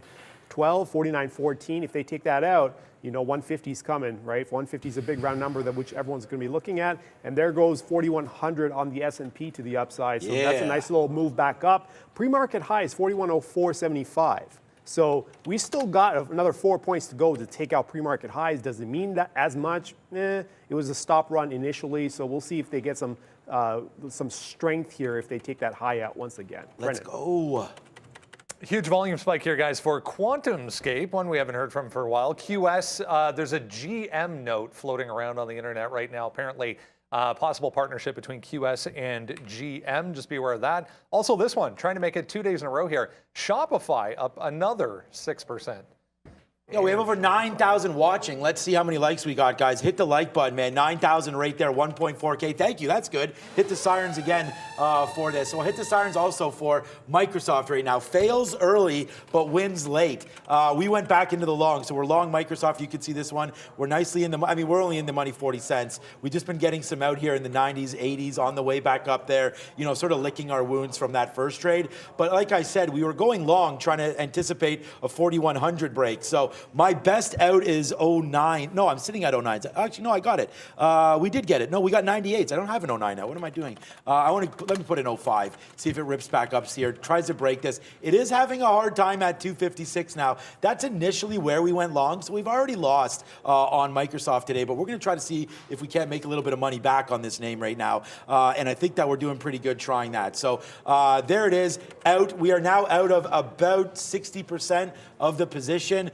A little bit nerve-wracking because, whoops, I'm going to get out another piece here at 77. There it is. We are trying to trend a little bit downside there off that 256. So that's a little bit nerve-wracking because it's just such a key level there for Microsoft that we've bounced off yesterday off the move, and then now we're bouncing off today. So we're going to hold the rest, see if we can get like a little bit of a hero move back up to the upside for Softy. Bad news though, flush ourselves down the toilet. Thanks again for everybody watching, man. You've now found the best show on YouTube, period, unless you're a gamer. I guess we don't game around here too much. But the best trading show and the best show, I think we're maybe number one and then maybe Rogan number two, something like that. But for right now, that's what it is. That'll probably change.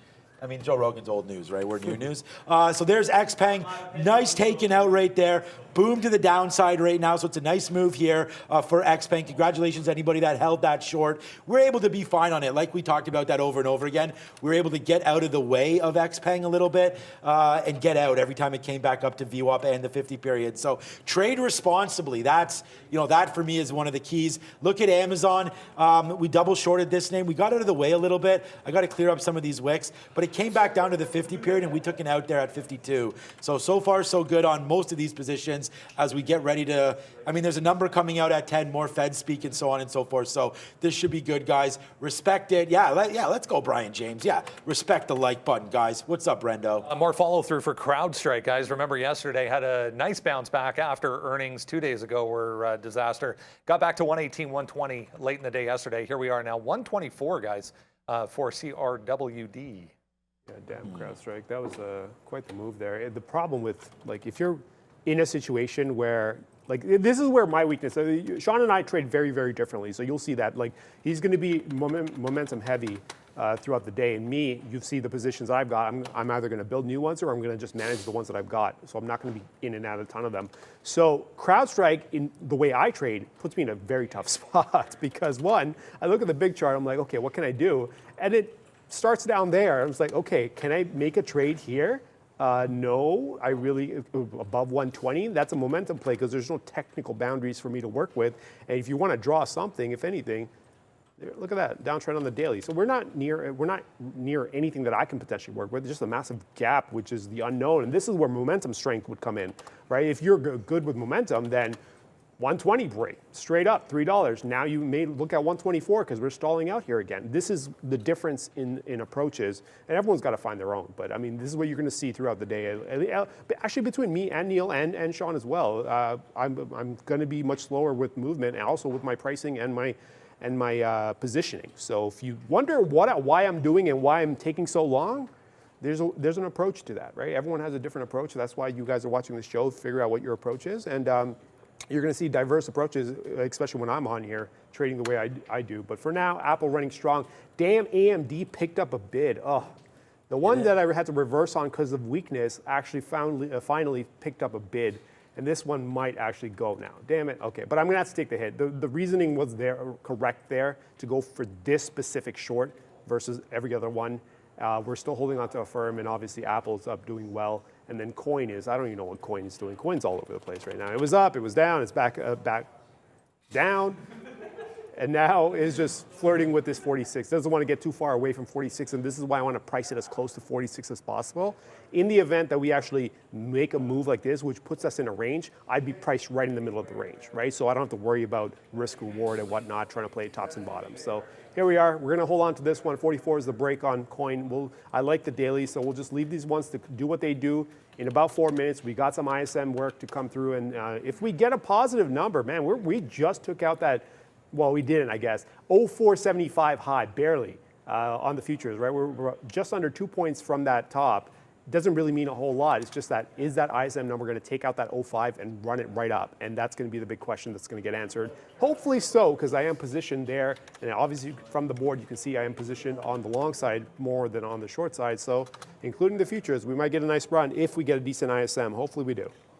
Yeah, I'm gonna test our luck here with QuantumScape. Good brought to us by Brendan there for QS. So let's just see if there's any sort of movement here for QS today. Nice little move to the upside on that spike up to 775. It just faded back down, and I feel like we do have a little bit of a bottom. So let's just see if that's going to come true or not here for QuantumScape on the downside. So we'll take that 46 spot, or what am I long? I'm 46, no 47. Damn it, missed that 46. I'm gonna try to hold this to 35 and see if we can rip up again and see what's going on with QuantumScape there. 735 is the outs. We're just going to set that up right now. And again, Neil and I talk about this all the time on the show. What am I doing? QS. I keep typing in SQ for square. Maybe that's a sign. We got to look at square. But okay, here goes QuantumScape back up to the upside. We'll take a little piece out, like 50s or so, but I am setting it up, and what I was getting at was we definitely need to trade with outs, right? So QuantumScape, we'll see if it can hold, but I like the trade here into this level, so we'll hold it. 735. We'll see if, again, that's 10 cents, so that's why you heard me say, these mid 50s, we'll see about taking some out for the upside on that one. Microsoft danced again, guys. Let's go, change charts. Microsoft, too many. I got to get rid of all these. This shouldn't be showing my outs. That went to 256 again, so I'm going to, now it looks like it's fading out. I might have to go over to AMD and look for relative weakness, like you mentioned there, Arun. But for right now, Microsoft, I got to respect that out. So if it can jump back up here, let's start to take a little bit out of this name. We've definitely, I don't think we've messed up, but if we can get something in the mid 70s, fine. And then we need to take some more out near that 256. I mean, it is just, it's a good stock today. I'm fine with it. We are down because we had that 256 break, but we made a lot back there. And let's just not let this fall too far back against us now. So we are going to watch out for Microsoft down there at that 255 level. I like it. The futures look like they're trying to dance. I mean, the futures I'm looking at right now are the ES. Normally it's the NASDAQ, but let's just see if we can hold that 4100. I mean, no more level key right here today than that 41. It's going to be all about 10 o'clock at this point. Yeah. Given where we're staying, where we're trading right now, we're only an hour away, we're a minute away from that. So here comes Microsoft all the way to the downside. So we already have our stops. We'll get stopped out if it does come through and take us out. But right now, Amazon's going back up to the upside as well. This could be a fade. I got to get rid of that wick there. It's really bugging me. But there's 97. We were going to go short against this 97.25. Maybe we could do that. We've already taken off some pressure there. But hey, we're getting ready for this number at 10 o'clock. Yeah, and with the number coming at 10 o'clock and given where the market's staying, look at it. Like, this is ideal for setting up some sort of a number like this. You're sitting at the top, you get a good number, you take out the top. You get a bad number, you call it double top, and you drop through the bottom. So I've moved the stop on this. We should not, depending on how this goes, we should not take that bottom out. If we do, I need to walk away real quick. That'll be a small loss on the future side for me, but I'm okay with that. But we're going to wait on this number and see how it goes. Brendan, with what's happening now. Hey guys, 15 seconds to go. Happening now, brought to you by Chart Prime. They offer top-notch indicators that automatically find chart patterns, points of reversals, and so much more. They have a 40% off sale right now. Check them out, link on screen. Here we go. ISM number 49 versus 49.7. So 49 versus 49.7 for that ISM manufacturing PMI number that we were waiting for there at 10 o'clock. There's a look at how things were shaping up going into that number. 0.5% for the S&P, the Dow down slightly, 0.72 for the NASDAQ. Tesla, 0.5%. We were discussing that semi-delivery, the first one coming up today. A little bit of relative weakness so far for Tesla, guys.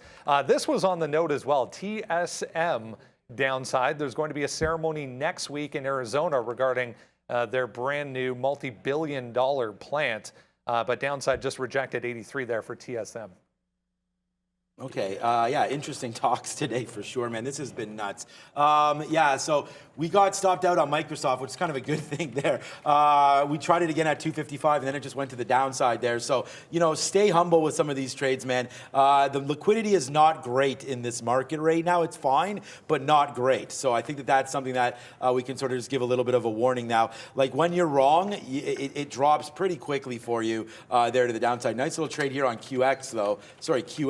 QuantumScape, as that seems to be paying us a little bit here. Nice. We just got 56s as well. So nice little take there on QS. So we'll go like that for that, but we won't celebrate our Microsoft trade because that's the negative stock for us today is Microsoft and CRM temporarily on that one. But there's the market pulling right back in. So yeah, good trade there. I feel like Amazon has a little bit more work to go to the downside. We do have that top in Amazon of 97. Darn it, man. We didn't We should have, again, the risk of that number is that it goes the other way, you know, and I mean, that's sort of where I'm sitting at with all of that, and we took the risk on Microsoft. We didn't take it the other way on Amazon. So I didn't want to go short Amazon, long Microsoft, so we let it settle down a little bit. Now I can see that this Amazon, there we go, now we're back into the short on Amazon. Let's just see if it can hold it. I don't mind this trade. Amazon's a little stronger than I thought. I know initially you were long on Amazon and then got out of it. But I'm going to hold this against that 97.30 area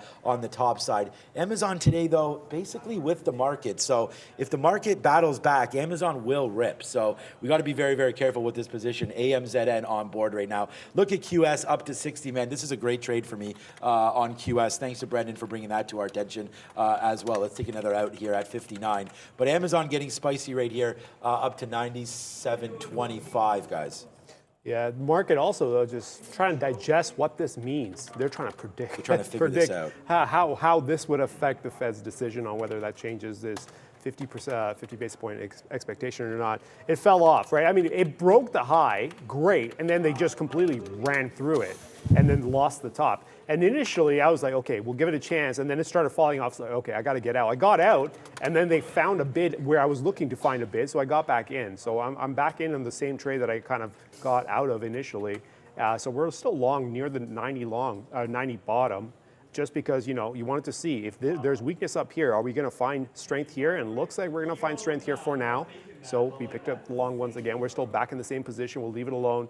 I've just tightened up the stop on this. If we should not really go through 85 too much, I don't think, at this point. If we do, then we're probably going to be putting in a short-term micro top that we can potentially fade against. But we've still got 3 longs and 1 short.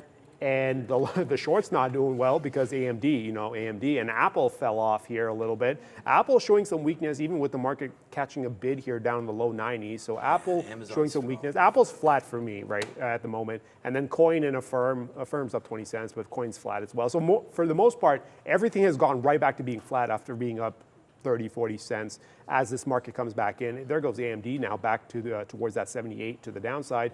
Market still, as long as we don't catch a sell wave that decides to take through 90 in a big way, I'm okay. This is perfectly fine for me to stick with the long on the futures for now. At these prices, I'm okay with it. But if we start losing the 90s and we start going through the 85s, then I got to really consider the idea of shorts against this current high, which would be 41.10. We'll leave it alone, but let the market continue doing what it's doing and see if it actually figures out what it wants to do, and then we'll go from there. I like that talk about Apple. I'm trying to find something that's relatively weak because I do think the short is going to be in now. I'm sorry about everybody that voted. Let's see what the vote is at right now. I'm not sorry. I voted for positive as well. Still 70-30. Wow, it's not changing. 3,100 votes means we should have at least 3,100 likes. So let's see if we can get to that. Thank you again for everybody for watching the show and you know all the positivity that comes from all of our viewers. So big shout out. I'm thinking Amazon's pretty strong because it's not going down. I mean, it's just kind of simple thinking here for me. If it doesn't go down, then maybe it is indeed strong. So let's wait to see if this does fall. We still are short at 74 that we just took right there. We missed a 97. I'm there now. At 97 flat. Yeah, I'm there now, but I just didn't trust it before. So let's see if it can hold to the downside right now. I'm not super convinced that this is a short. Like I said, I thought it would have faded a little bit more than this Amazon, but let's just see. If the market does go down like I'm thinking, then we do want to be short a couple names, and Amazon is one of them. Mullen's back down to 22 cents. Let's check out what Tops is at right now, still at that $5 mark. I did make a move to 5.30, so watch out for that top as well. Okta's making nice moves today.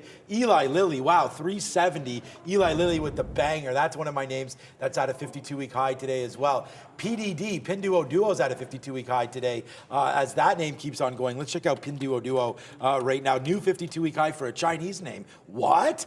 We don't see that too often, but Pinduoduo really to the upside today. I hope I'm not, I feel fine. I don't know why today I've choked up a couple times here. I'm getting emotional about the markets. Nice little move for PDD today, upside there. We could check out on XPEV. It can really go to hell. This has been my worst stock over the last couple days for sure. And I really have no idea why I keep on doing this to myself on XPEV. But again, today was fine. I shouldn't say it can go to hell. It can go to the gates of hell for yesterday. Today, actually, we got out of the way of it, but XPeng right now. Let's zoom zoom back out a little bit, not much happening. If there's anything that you guys want here, let me know, because I'm looking to see if there's anything trading. Tops, we talked about that a little bit already, Dr. Crusher there. But yeah, NEO, we can look at that. I do want to look at your AMD because I do like weaker names here.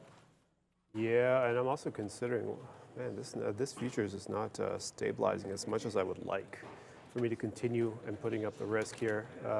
Maybe not. Okay. We'll see if we can't get some of that. AMD coming back in here through the bottom. Okay, perfect. AMD, nice little winner now, up 10 points 10 cents as we come back down. Affirm still coming down. Apple is, I think, going to be the big issue here. Apple's the index name. If the index is coming down and Apple's coming down, damn. Is Apple coming down? Yeah, Apple's coming down. No, they like broke through that 148 for the 10th time. Yes. And now they're actually trading below that 148, so that could become an issue here. And that puts us, that's the wrong chart, that's the daily on Apple, as the market comes back in, which is starting to make me think that I should be on the short side of this. Given where it's at, I may have to flip on Apple as well, depending on how. I like the far we go 147 down. break, man. That could be a pretty solid break too. Okay. We're gonna make some adjustments here to my positions. Obviously, I'm looking to get out of the futures. I don't want this anymore. We'll see if we can do some damage control. I'm out like 4 points on the moment at the moment. AMD's up. Apple's a problem. Affirm is flat. So maybe I can walk away from Affirm actually. Amazon's nice. Okay, we'll do that. All right. Yeah, Amazon right now, you might have just heard me out of the side of my mouth there. Amazon's nice. Yeah, nice, Amazon. There it is. There's that short that we had. We were very, very patient with it. And we're going to just be like, good idea on that one, man. I mean, we tried to hold this as much as we could, and we did it, and we did a pretty good job of Amazon, I feel like, right now. So I'm happy with it. Always could do better on all the trades, of course, by holding on to a little bit more or vice versa. But, I'm pretty happy with some of these plays today. It's been really working out for us. Amazon to the short side for sure working out. That QS is working out still, so that's been okay. That did get us. I'm going to take a little bit more out on Am I on Amazon for you guys still? Yeah. So there's 44. I have so many other screens working out here just to make sure that I can watch everything. There's QS. So QS, our best out was 60. That still looks like it's working. I'm fine with that. Let it sort of settle down. I'll take another out here if I can get it at 56. So we'll wait there. It needs to rip through us a little bit. See if we can get paid to get out of 56 there. We'll get out, there we go. We got out double there at 56 by accident. Used 2 gateways. Out at 56, good trade there for that. Our risk was only 10 cents. So, hey, when we can get some 60s and some 10 cents in there, we're going to do that back and forth again. Long at 47, out at 56, good enough for me. So that was a good one there. And then there goes Amazon, still making, we actually got a 39 fill there, I believe, on Amazon. 37 fill on Amazon. So good fill there. See, there it comes. Give me some 42s. There it is again. Yeah, let's go. Nice little bang up trade there for AMZN. Hopefully you guys believed in this name like I did to the short side. I didn't believe in it enough, though. Maybe you guys were a little stronger on your conviction, but congratulations, anybody that has the Amazon short. And I'm looking for that Apple to break too, man. So AAPL on the NASDAQ. Yeah, you know what, though? It's holding 147, so maybe we're off on that a little bit. Yeah, I'm definitely going to be looking to flip here directions on both of these. Brendan. Just looking at tops here, guys. Note on shorts availability. Yeah, 2.8 million free float on that. There is a short interest involved as well. It's around 15% depending on where you look. But just took out highs again. Now 85%. There's basically no locates available whatsoever as far as I've been reading this morning. So heads up on tops today. Tops. Oh, man. I mean, we've already looked at that. Do we have shorts? No, we don't even have shorts. So I can't even... There's nothing I can, well, I could still trade it. I mean, here, let's go over to tops right now, quickly look for you guys. I mean, again, I said a good out for this one would have been 420. That happened in the pre-market, and then since then it's just been squeezing out. Again, it's not an excuse by any stretch of the imagination, but I didn't really realize we didn't have any shorts available. So if the street doesn't have any shorts, then I don't know how far this thing can go up, man. We talked about dry ships, some of these container names, they just continue to go upside. And because there's no stopping them, there's nobody that can sit there and short this name to get out of the way. So this is going to be a big move to the upside again, looking at that $6 mark. This has already happened over and over again, so watch out for that. There's 620 right there. Honestly, looking for levels on this name, I think the best thing to do, when you see this dip down into VWAP, that gave you a good opportunity. Looks like the only place that there could be some support is between 480 and 460. So I think a drop down into there might be good. Otherwise, I mean, you could take longs. I don't know where this name's going to stop, but look at this, man. Hit the awesome button right now. This is $1. Let's go, Amazon. UPOS. Straight to the downside right now. 80 cents in the money. Let's go, Amazon. Dun, dun, dun, dun. Nice move downside here for AMZN, man. And we pretty much have this move, pretty much the whole move. The only thing is we missed getting shorter on this name. There goes Amazon, some nice downside. We talked about wanting that short. We have it. There we go, man. It's a good day. Well, every day is a good day. But Apple getting close as well, Arun. Did you decide to flip out yet? I'm working my... Look at Amazon. Futures, actually. Oh, you're working the futures, okay. Yeah. Amazon right now to the downside. You just let me know if you're busy or whatever. Amazon, big time. Let's go. That's $1 now. Spin it. Money. Beautiful move here for the futures, man. Amazon now $1.12 in the money now on this move. The futures are getting it right now. Oh, there's Apple. So Apple, new position for me. AAPL just breaks lower. This could be a problem. Hopefully not, but we're going to get out something here. Nice move down. Come on, keep going, Apple. There we go. Nice little 92 take on this. We do have an upsized position on this move. So if we can start to scalp out a little bit, we will do that. We already are short Amazon. We're now short Apple, taking out some profits here in the 80s, hopefully in the 80s, in the mid 90s. Now we're short at 99. We got a great fill Apple for the dub here. Let's go to the down. Come on, keep going down. I can't just take 10 cents, man. We need to go downside for Apple. We're just clearing out a little bit there for our Apple trade. Here we go. Now we can hold this. Beautiful move to the downside. There's 20 cents on Apple. Here's $1.25 on Amazon. I told you, you found the best damn show on YouTube. Now we're paying you as well. So not only do we not charge, but we also pay you guys for watching the show. So there it is. Apple, Amazon, let's go. Good move here. Yeah, as the market falls off, obviously I closed out the futures position. Remember, we were cutting the risk on this one here. I was trying to get some shorts going. I was trying to get some shorts too. So, you know, it's just one of those things where it just ran. And now it's right back to 72. It's almost like yesterday, but in the opposite direction. After we got that number and failed that 05 break, it was just instant spin. So here we are kind of looking for a short, but it's like 15 points from where I want the short. So here we are, just kind of can't really do a whole lot, but we've got the short on AMD. Remember AMD, the one that was running up against us? Yeah, it finally started making its move. That's in the right spot. Remember, I'm looking for about a few points more than where it's at right now. I mean, like, it's up 90 cents. Oh no, it popped back up. Oh no. I don't even know what's going on. But as we come back down, we're looking for a few more dollars on AMD as it comes back down. I am going to start working my way out of Affirm and Coinbase as well, because that's clearly not working out. Dollar bills, yo. Yeah, today's been a good day here today. And just like, you know, part of what we're doing here, you know, we're just showing you some of the trades that we have on, and it's not like, you know, if you guys are long and I'm short, these are temporary positions. These are not like, oh my God, I can't believe like Apple. Like, that's why I started scalping out some of Apple there, right? I mean, we're just trying to show you some of the trades that we have on board, what we like, why we like it, why we don't, so on and so forth on all of that. I'm going to get out. If Apple breaks back above 147.30 or so, we're going to get out on that one, because we do have, well, it's the 200 period on a 1 minute, which is all the way down there right now. I mean, here's the chart here on eSignal. Just following it down, right? So it's been sort of all the way to the downside, which is one of the indicators for me. And there's the 147 break. It didn't really break that far. It went down as low as 80s.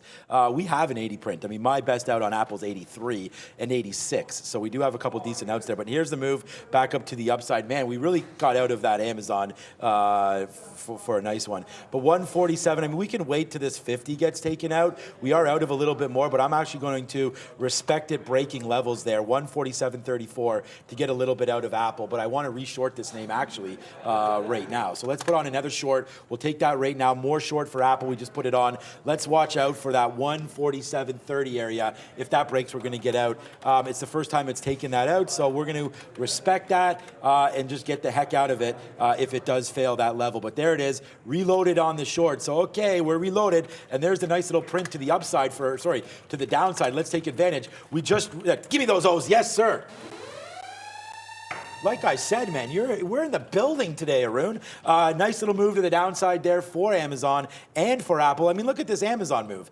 $1.70 now in the money for Amazon. So yeah, the shorts are definitely printing out. The market's not even down that much. How far will these positions go in the money for us if this market doesn't stop? I mean, what are you're short? Oh, you got short of AMD. You've talked about that one. You switched that one up early. Good trade. Yeah, no, AMD is. So I made a mistake on AMD.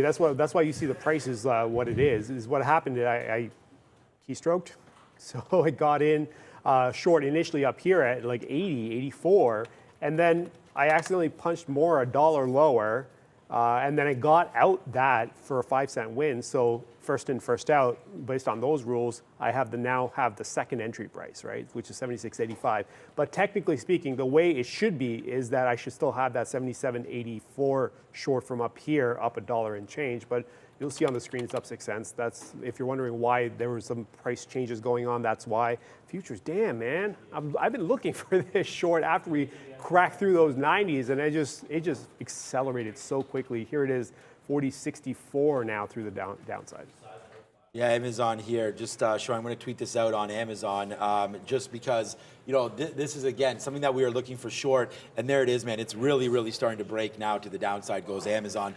And then we're going to just, you know, again, good idea shorting Apple. Arun and I sort of talked ourselves out into that one, or sort of through it, that we liked the short, or at least, you know, I talked about it. And this is the other thing.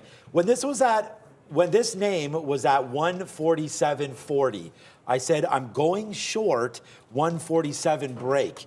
So, I mean, you know, there are going to be some traders that talk about trades after the fact, and there'll be some that just give it to you even before it happens. You can pick your poison. What's up, Rendo? Market pretty weak here, guys. Back to day lows. This one holding up nicely, however. Man U, there was a couple of reports anyways on higher than normal call option buying once again this morning. So straight to the upside out of the open. We're just coming back into a few highs from a couple of days ago for Man U. Yeah, it's an interesting one there. We saw, did you hear what, are you a football/soccer guy? Yeah. Did you hear what Ronaldo turned down, I think, from Saudi Arabia? Oh, no, I didn't hear about that. So the Saudis threw live money at that dude. So basically, apparently the rumor is it's near 100 million euros a year for him, period. 100 million a year, right? Which, for the soccer season, I read that, it's 5 million a week. For that, but there's talk about the Saudi money. I'm not going to say anything where it's coming from or anything, but you guys can Google all that. So they're saying that he might not take that because of, you know, for his brand and everything like that. Maybe not a great look, but hey, and I don't think that dude needs any money. But 5 million a week? I mean, sure, it's a 20% increase to what we're making now, but I mean, I think that's, you know, that's quite the take there. He's 37 years old, I believe, as well. So anyways, soccer, football, big time money in there. Shout out to Ronaldo. I wish you were my uncle, although I'm Italian, not Portuguese. Mm-hmm. Well, yeah, I mean, like when you're the best in the world, you can command whatever price it is, right? And if didn't Tiger Woods also turn down some? Tiger Woods turned down $700 million to join the tour. And I think it was a 3 or 4 year deal. His deal was insane as well. So I don't know what's happening in the world of sports right now, but I see someone did put up some good. Oh, he is 37. Okay, that was a good one there. And look, these guys are amazing athletes, and I mean, to have that talent, they deserve all the money that they can possibly get. I mean, that's true. But at the end of the day, you know, you guys and me, we're the ones, you know, paying for the ability to watch these games and so on and so forth. Someone's got to fund all that coming through. And people saying there, like, what is it? Mahomes makes, I think it can get up to 50 million per year. And if you're only going to play, including playoffs, let's just say 20 games to make the math easy, you know, that's 2 and change a game million as well. So it's like for Sunday afternoon, I know Prad makes that much gambling, but, you know, to sit there and make that to play a game is absolutely incredible. But congratulations to everybody that has that talent. All right, on to the next. Did you flip over your futures position? I mean, it's at 62. I was looking to flip at like 85. It's gone. I got out, but I never got a chance to flip it. It's accelerating. I mean, this is the problem when you have a run like you did yesterday, right? It leaves a lot of vacuums wide open. And right now, we talked about this. If they got through that 65, it could go down to 30, 40 to 30. And we fell from the high. We're already down 40 points, and we just started opening up now. So we can still go quite a bit to the downside here as they do a complete reversal. I just wonder if this market has the legs to do what it did that day. What was it? Was it a CPI day where we fell off like 120 points, and then we turned around and rallied from the bottom and was like up 100 and something points by the end of it? It was just some ridiculous trade where it was just a move like that. Does this have potential to make that kind of a move? Because technically speaking, if you look at the futures and, obviously the 70 break through the bottom, blah, blah, blah, it looks technically weak. If you look at the weekly chart on this, it is starting to, I got to remove all these drawing tools. We are starting to kind of get to that area where we've been bouncing off of, and this goes back to 2021. We've bounced around that 4,100, bounced again in early 2022, broke through, bounced back into it in May, and then tried to get above and failed again, and now we're kind of coming right back into that zone. So clearly they are struggling through this zone right here, which is 4,200 through 4,100, and I just keep an eye on this. If they're showing this much weakness on the first attempt, I just wonder how much strength it's going to take to actually grind through that level, because to be fair, we are in a, this is the trend line. This is a yearly trend line. And we are getting into that zone with the trend line right there. So if we do get the explosion to the upside, it's going to be an aggressive one, but it's got to get through, I would imagine, 4,200. It seems like this was the chance for us to show how much strength we had, and we did not have it at all. So 4,100, even with the positive number, down it goes, and now we're back towards 40.65-ish. I'm going to look to short a fade or short a bounce if I can get it. For now, we're going to stick with AMD. Remember, AMD was priced all the way up here. Keystroke errors, now it's priced down here, but the trade is still, in my head, I'm still pricing it as if, and managing it as if I had the original entry, the one that we should have still. But for now, that's it. All we can do is just wait for a bounce. Before we go to small cap recap. So shout out to my wife. She just sent me the picture of William. So King William is right here. Here's the Christmas tree in the background.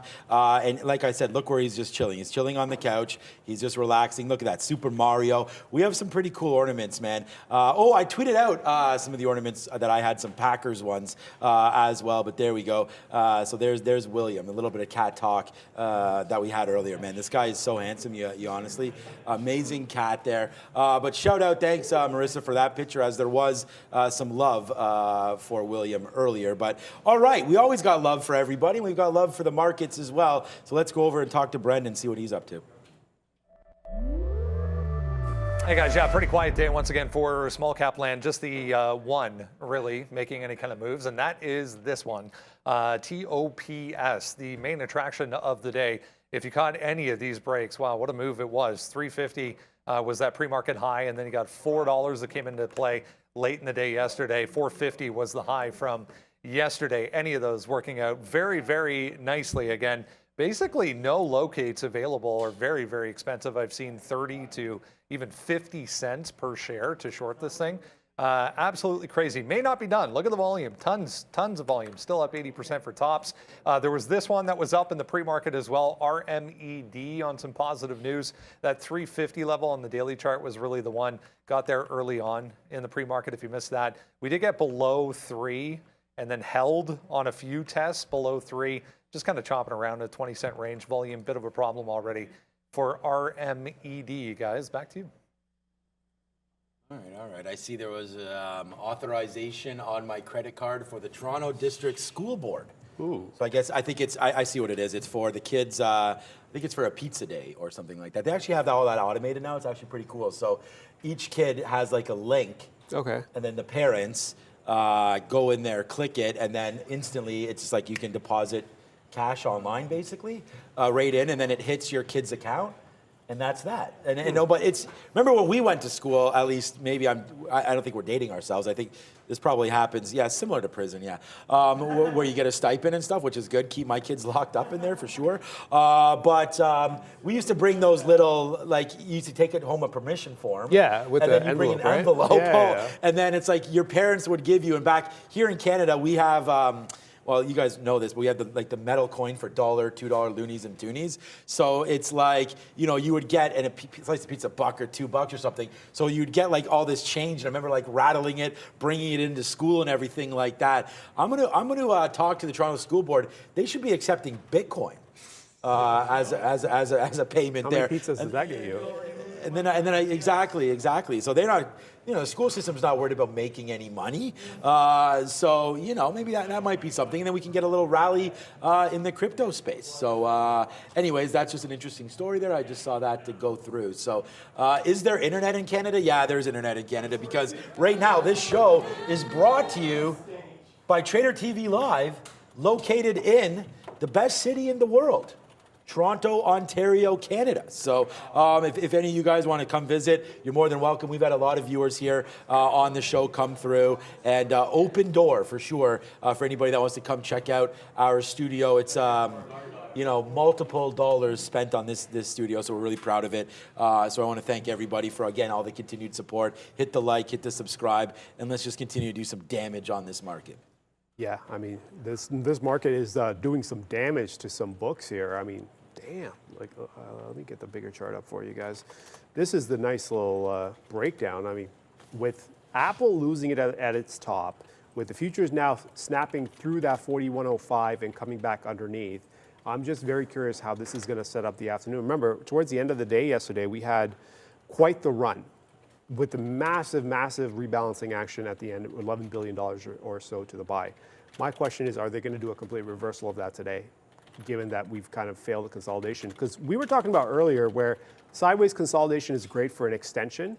Well, they showed you a couple times today that they tried to take the top off a few times and they just couldn't do it. They had no gas through there. So are they going to check down through the bottom and see how much space inside of this, what is this, 140-point rally?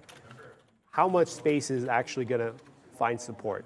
So I've started, obviously I've reversed on the futures, and I didn't get the price that I want, but what my plan is to average into a specific price.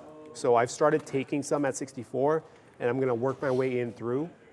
And I'll play it through the high of the day as the stop. But for now, I've started taking some down through, oh, you guys can't see it, but I've started taking some down through those 65s. The reason being, we don't know how much, if there's a bounce left, and if there isn't, I'd like to participate in at least some fashion. So if there is a bounce, it just means I can get some more here at better prices. That's all it means. So I'm going to start working my shorts now. We're still carrying that AMD short. Yes, it's 3 cents, but it's actually $1 higher up based on ignoring the keyboard mistakes that changed the price on me. But for now, we're going to leave this at futures on the short side just by a little bit. We're starting to get on the short side on the futures. I want a bigger bounce, and then AMD as well for now. What's that? Oh my God. Apple falling down right now. So nice little move for Apple there. We're getting pretty spicy right now. I saw someone in the chat say, how long is Sean going to hold this short? I've sort of already planned that out for everybody. 146.40. If it breaks 146.40, then we're going to get out, or sorry, 147.40, then we're going to get out of Apple. That's right. No, that's not right there. Oh, it's right here. So yeah, so those are the levels that I like on Apple. Just basically where we were short. That's 20. We upped it here. Now, I mean, we can give it to 50. We've taken out a lot of profit. Now, I did want to reload this name. We came pretty damn close to reloading it, man. It sucks. No word of a lie. I mean, Arun can verify. I don't need him to. We're sitting there at 25, 147.25, or else we would have had a much, much bigger trade on board right now. So it's too bad that we missed that right there, 147.25, but that was the short. And then we're just getting it out. It's at the bottom of the day here. I mean, I always say I'm channeling my inner Arun, but I feel like now I'm channeling my inner Sean, because like I've really, and I want to give a big shout out to Arun, because I've also learned a lot, man, like a lot about holding it. One thing that really resonates with me, that's something that Arun said about a month ago, or maybe a little bit less than that. And I was like, man, I don't know when to get out. I don't ever know like exactly what I'm doing here. I want to hold this. And then I said, so what are some indicators or whatever that you look at, Arun, to get out? And he says, well, just let the market take you out. So that's why I'm using those 200 periods. I'm trying to use like key levels here for the market. You know, what levels do I like? What levels are possibly, and don't be afraid to lose is the other thing that I got in this thick skull of mine, right? You're gonna take trades sometimes that honestly don't work out for you. And I mean, it's like, take the L. It's part of the job. And I kept on touting over and over again. You guys remember, 12 and a half years, no losing months, blah, blah, blah. Not a losing month last year, so on and so forth, right? But it's like, that doesn't matter. You are, in order to take big trades, sometimes you have to take big risk.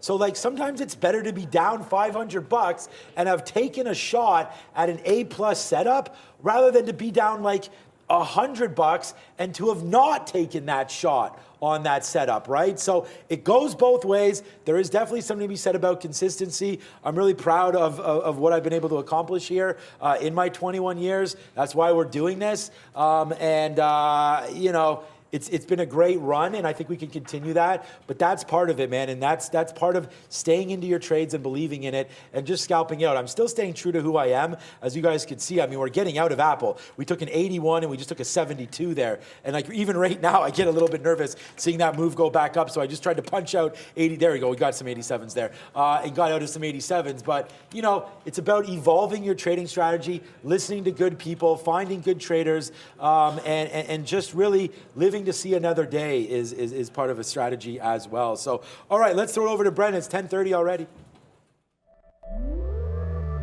Hey guys, quick update on crypto markets today. Back to the downside right now with equity markets, but when we got that number at 8:30, we did get another kind of secondary push after what we saw happen late in the day yesterday. We saw stocks rally, we saw Bitcoin rally, Ethereum were all sharply higher. This is the move I'm talking about late in the day yesterday.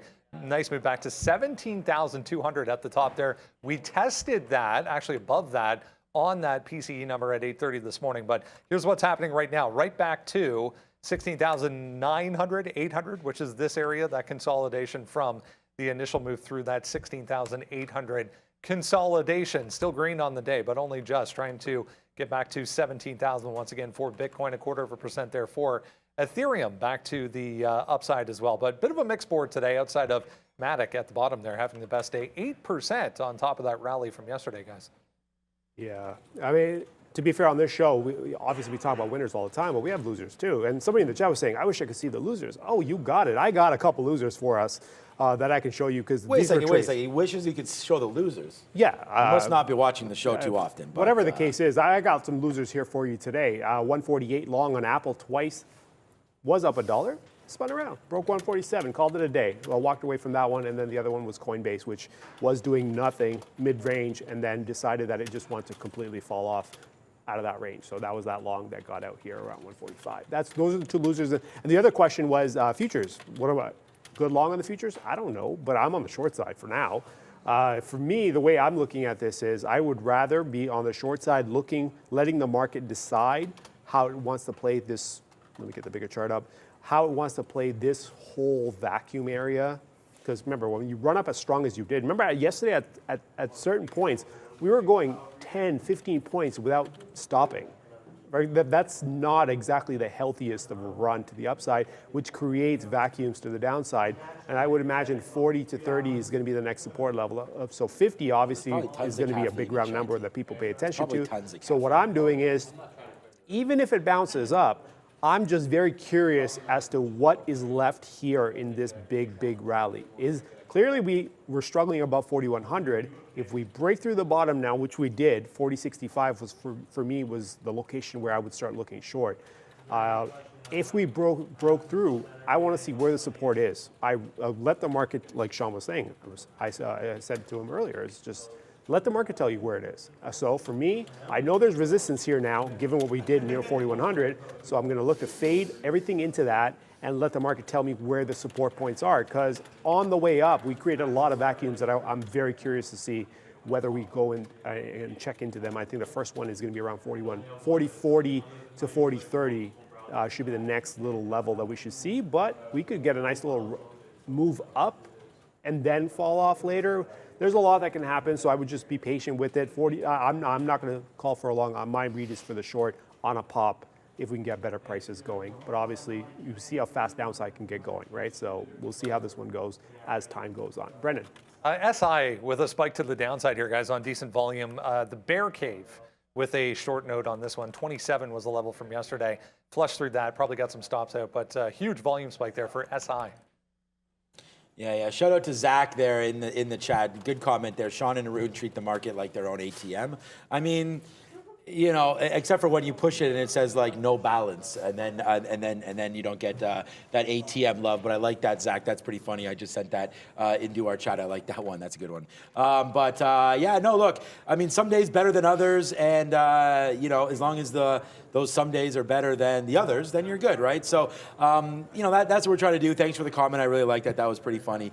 Thanks for that one, Zach. As we go, so one name that I've sort of just been letting sleep a little bit here and just to see where we're going with it, of course, is going to be this guy right now, Amazon. Amazon down to 95 and change. I'm wondering if this, I don't think it's, I mean, unfortunately our daily chart is ruined by all these ridiculous wicks there and I just can't fix them right now. But, you know, 95, as long as the market is still trending down, I mean, here's the NASDAQ, you still get, you know, that's the high, then you have a lower high there, then a lower high there. We're still making lower highs. So as long as that's the case, okay, well, basically, let me not miss this Apple trade again here. So there we go. We'll put on a trade right now for Apple. Now it rips up against me. So I got to put on a few more shares here. I wasn't sure what Apple was going to do. We still have that 147.40 area as a level of concern. So like I said, we're in this trade. Let's see if it holds it. We'll get out if it doesn't right there. But there's the short for Apple. We're in it right now again on the reload. Apple's been a really positive stock for me today. We're just trying to do it. If you see the 50 period, it's right here right now. So that's why we re-engage the short. That's 40. We're going to get out if it breaks it. I mean, that's that simple. The market's below a lot of these levels, and here goes Apple. Looks like it's going to take it out right now. Like, look where we're short. We're short at 20. We're going to get out at 40. So it is a 20 cent hit, right? We've taken 20 cents. Like, we'll be up on Apple, even though there we go, even though we're going to be wrong on this. So we're out of Apple, end of the trade, but still a positive day there today for Apple. As it breaks that 147, we tried it one more time. I'm wondering if that might have just got wicked out a little bit there. We didn't get wicked out. That was the trade that we wanted. I hate saying that because it's not wicked out. It took my level, and there we go. So now we're back into the short here at 38. We just got that. Let's see if it drops down a little bit into the 20s again, and we'll take a little bit more out here for that trade. Or not a little bit more, but something out. Get back down a little bit. There it is, yes. So we'll take 10, 15 cents, 13 cents there, get out some 25s. There it is, man. Reloaded back into the short. Yes, sir, on Apple, bang right there. That's what happens. Like I said, man, sometimes you got to take a little bit of risk. I thought maybe when it took that key level there of 40 and then didn't continue to go and the futures weren't doing anything, maybe our stop just got ran there. So out of the way of that, take a little bit of profit. I just got out of 30% of it. Let's see if Apple wants to retrace back down here again. So a little bit of danger zone avoided there on Apple. We made a little bit of money back there. Yeah, That was go close. through the chat there. Keeping a very close eye on that. AMD as well. It's kind of just started its second leg now. Remember, we technically are still short from 77.85. You're going to see 76.85 on the board because of keyboard stuff. But we are still in the money on that. This secondary entry is also up 26 cents. But my target on AMD is 74.50. So that's my first look. Why do I say 74.50? The daily is where I'm looking. That's where the first set of resistance would be. I mean, you can argue for 74 even or even 73 and change, but I'll take 74.50, which is kind of the high from a couple days ago, roughly. So I'll go ahead and take that out there as the first target on this. There was a question from Bradley Taylor, I believe. Do I have a set of rules that I follow? Yes, I do. It's hard to come in and just look at the market and be like, okay, I feel like doing this.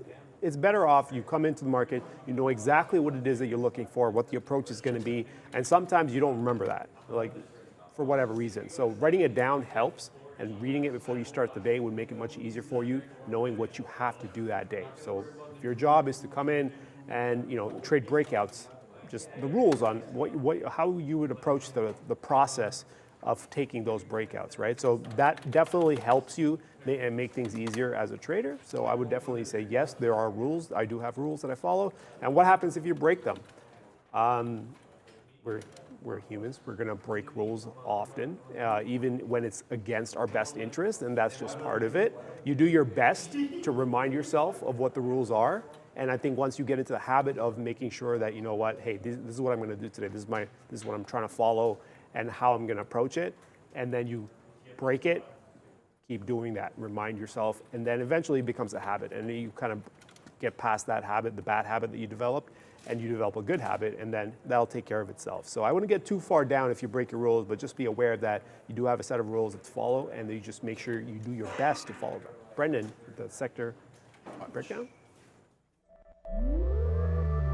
Hey guys, bit of a mixed board to have a look at once again today. 0.5% right now, or thereabouts, for the S&P to the downside. Few individual names, though, standing out as we were discussing in the pre-market. Some of the software names in the tech sector causing most of this right now, specifically CRM off of earnings downside. You can see 10%.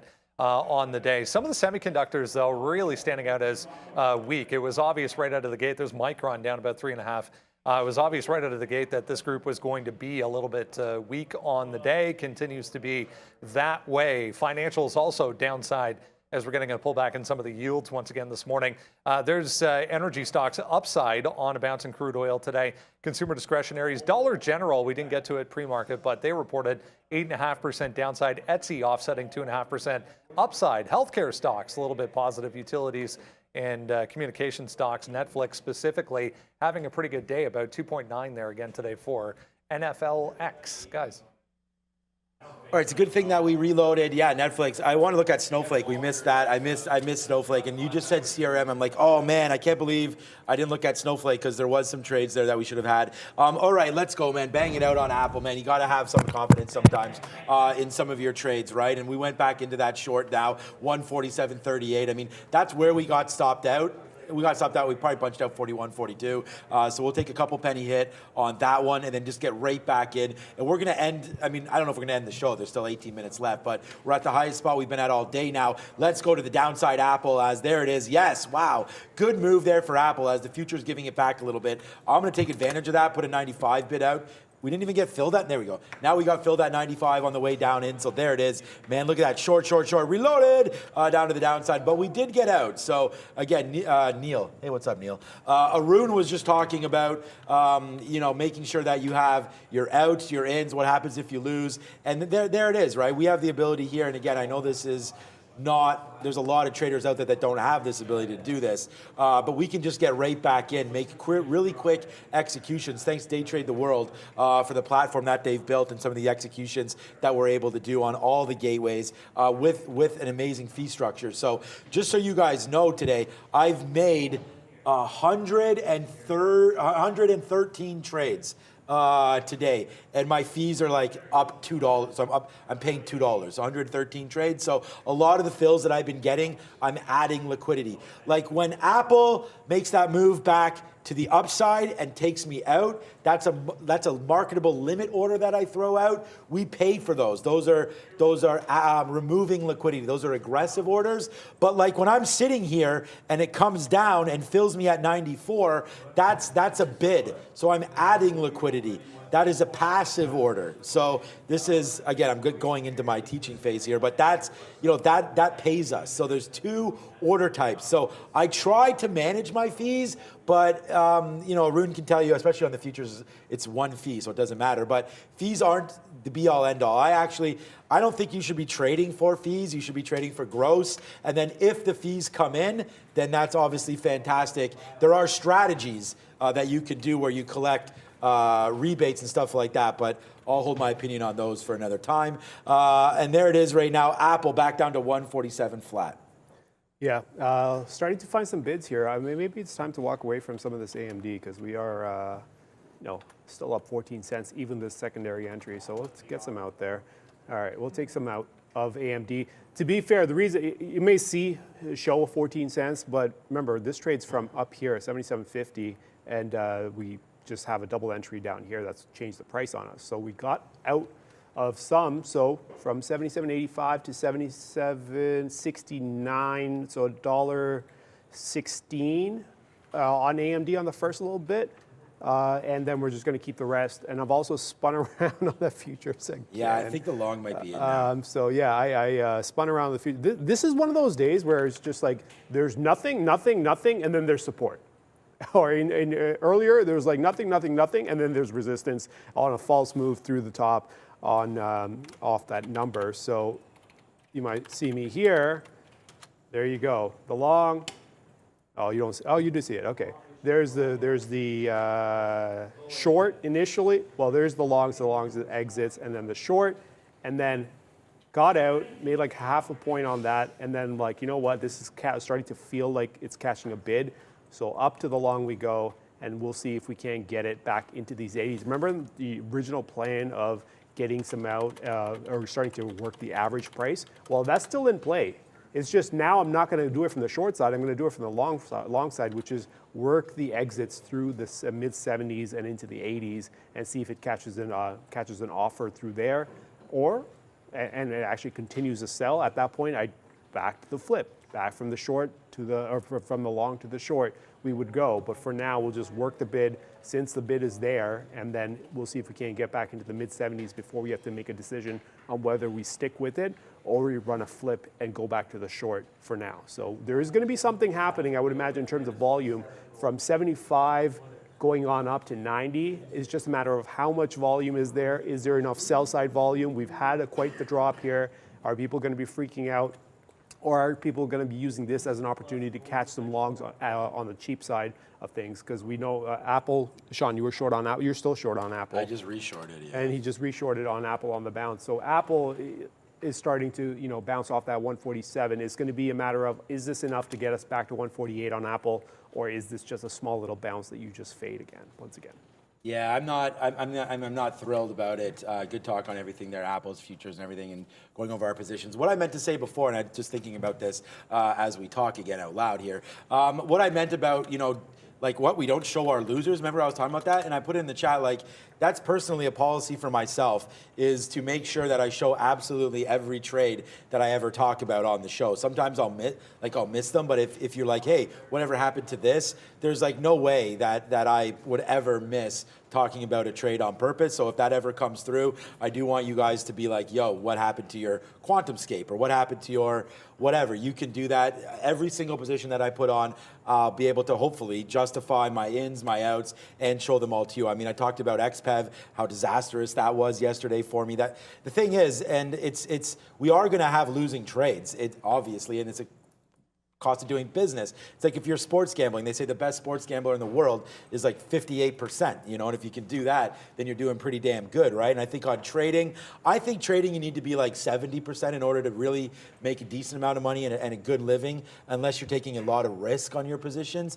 But I'm pretty proud to tell everybody, how we trade, and when we lose, we lose. It's just like here on Apple. This just went 10 cents in the money for me. I didn't take it. I was short there at 37. It went to 25. We didn't take it. Where's my out? 50. If this breaks back down or breaks above 147.50, we're out. I kind of agree with Arun right now. This is a very dangerous position. There it is. And the reason why, we're back above now the 50 period on the ES. On the NASDAQ, the ES as well. So now that we see this move to the upside, I mean, we might have just got, normally I get right back in because we got ran at 50 there. Normally I'd get right back in, but see how I'm not doing it this time? And the reason why, again, we just talked about that. We're above the 50 period and we're starting to make moves now. So now I actually look to favor a little bit of long. I don't really see anything now. I haven't really looked. I was obviously focused on this Apple trade. And I told you, I have 115 fills now after taking that Apple one out. So it's a lot of fills, a lot of trades for me today. And we're going to end the day positive. So that's going to be a good sign, obviously. All right, the one note that I want to look at there, Apple upside. There was one thing I wanted to talk about that I forget quickly. I don't remember. Oh, Amazon. Right, we have our out. Oops, where's Amazon trade? So right now, it's getting close. Right now, we just bounced. So that's where I'm getting out, 65. If Amazon takes out the 50 period right there, we're gone. Did we give up 50 cents? Yeah, we could have got out at 20s or so. We talked about that. I was looking for some more levels to go on the downside there, breaking, so on and so forth. So yeah, this one kind of messed up by not getting out. But again, if it takes it one more penny to the upside and we're going to get blasted out of Amazon and just live with it. I mean, that was a great trade, right? We had Amazon short. It's my number one stock today, Amazon. So nothing to complain about. Amazon and Apple, both good stocks, followed by QuantumScape. And then there was QuantumScape in. We got out of 70% of it up there, and there's the dump off at 35. So not Not a lot of money for sure. 70% out for 10 cents roughly. Some of it's even 54s less than 10 cents. And then we dumped it out. So that's a cup of coffee. So nothing to sort of brag about on that one. But that's QuantumScape, and that's that trade. And as you can see, I'm now flat. Why? Because there it is. Hit the alarm. We are now out of Amazon. And I'm going to have to look for some longs now as we're approaching, man. It looks like we're starting to get some spice here to the upside. Either find names that we really like short that are still under the 50 period, or wait now for something to really bump where we like it. Amazon up to this 96.20. If we can ever get that short, that's something that I definitely like temporarily, at least as I look at it. All right, futures running up. So remember, we took that long at 75. We'll talk 65. We'll talk about it after we do Money Talks with Brendan. Hey guys, back downside. More pressure coming into the U.S. dollar once we got that ISM number at 10 o'clock this morning. The initial move, however, this morning for the dollar was higher on PCE. That was better than expected, but a bit of a move back downside. We're actually testing some multi-month lows once again for the DXY. 0.8%, 105 coming into play. The euro about a full percent higher right now, 105 as well to the upside. Nice moves higher for most of these as a result. 1.8 there for the pound. Japanese yen, 1.5, 0.7 for the Swiss franc. Australia and New Zealand both in positive territory. Crypto markets kind of choppy so far, but back and forth kind of day, guys, for currency. Back and forth. Back to the futures position. Remember, we just took the long at 65. Yeah, we've already locked some in at 75, so that's the first target. Remember I said the whole averaging thing about the initial short, I was going to work the shorts across this zone. Now I'm working my exits across the zone. So we've got the first exit there in front of 75, and then I'm going to see if I can't get some more in front of 70, or instead of 80.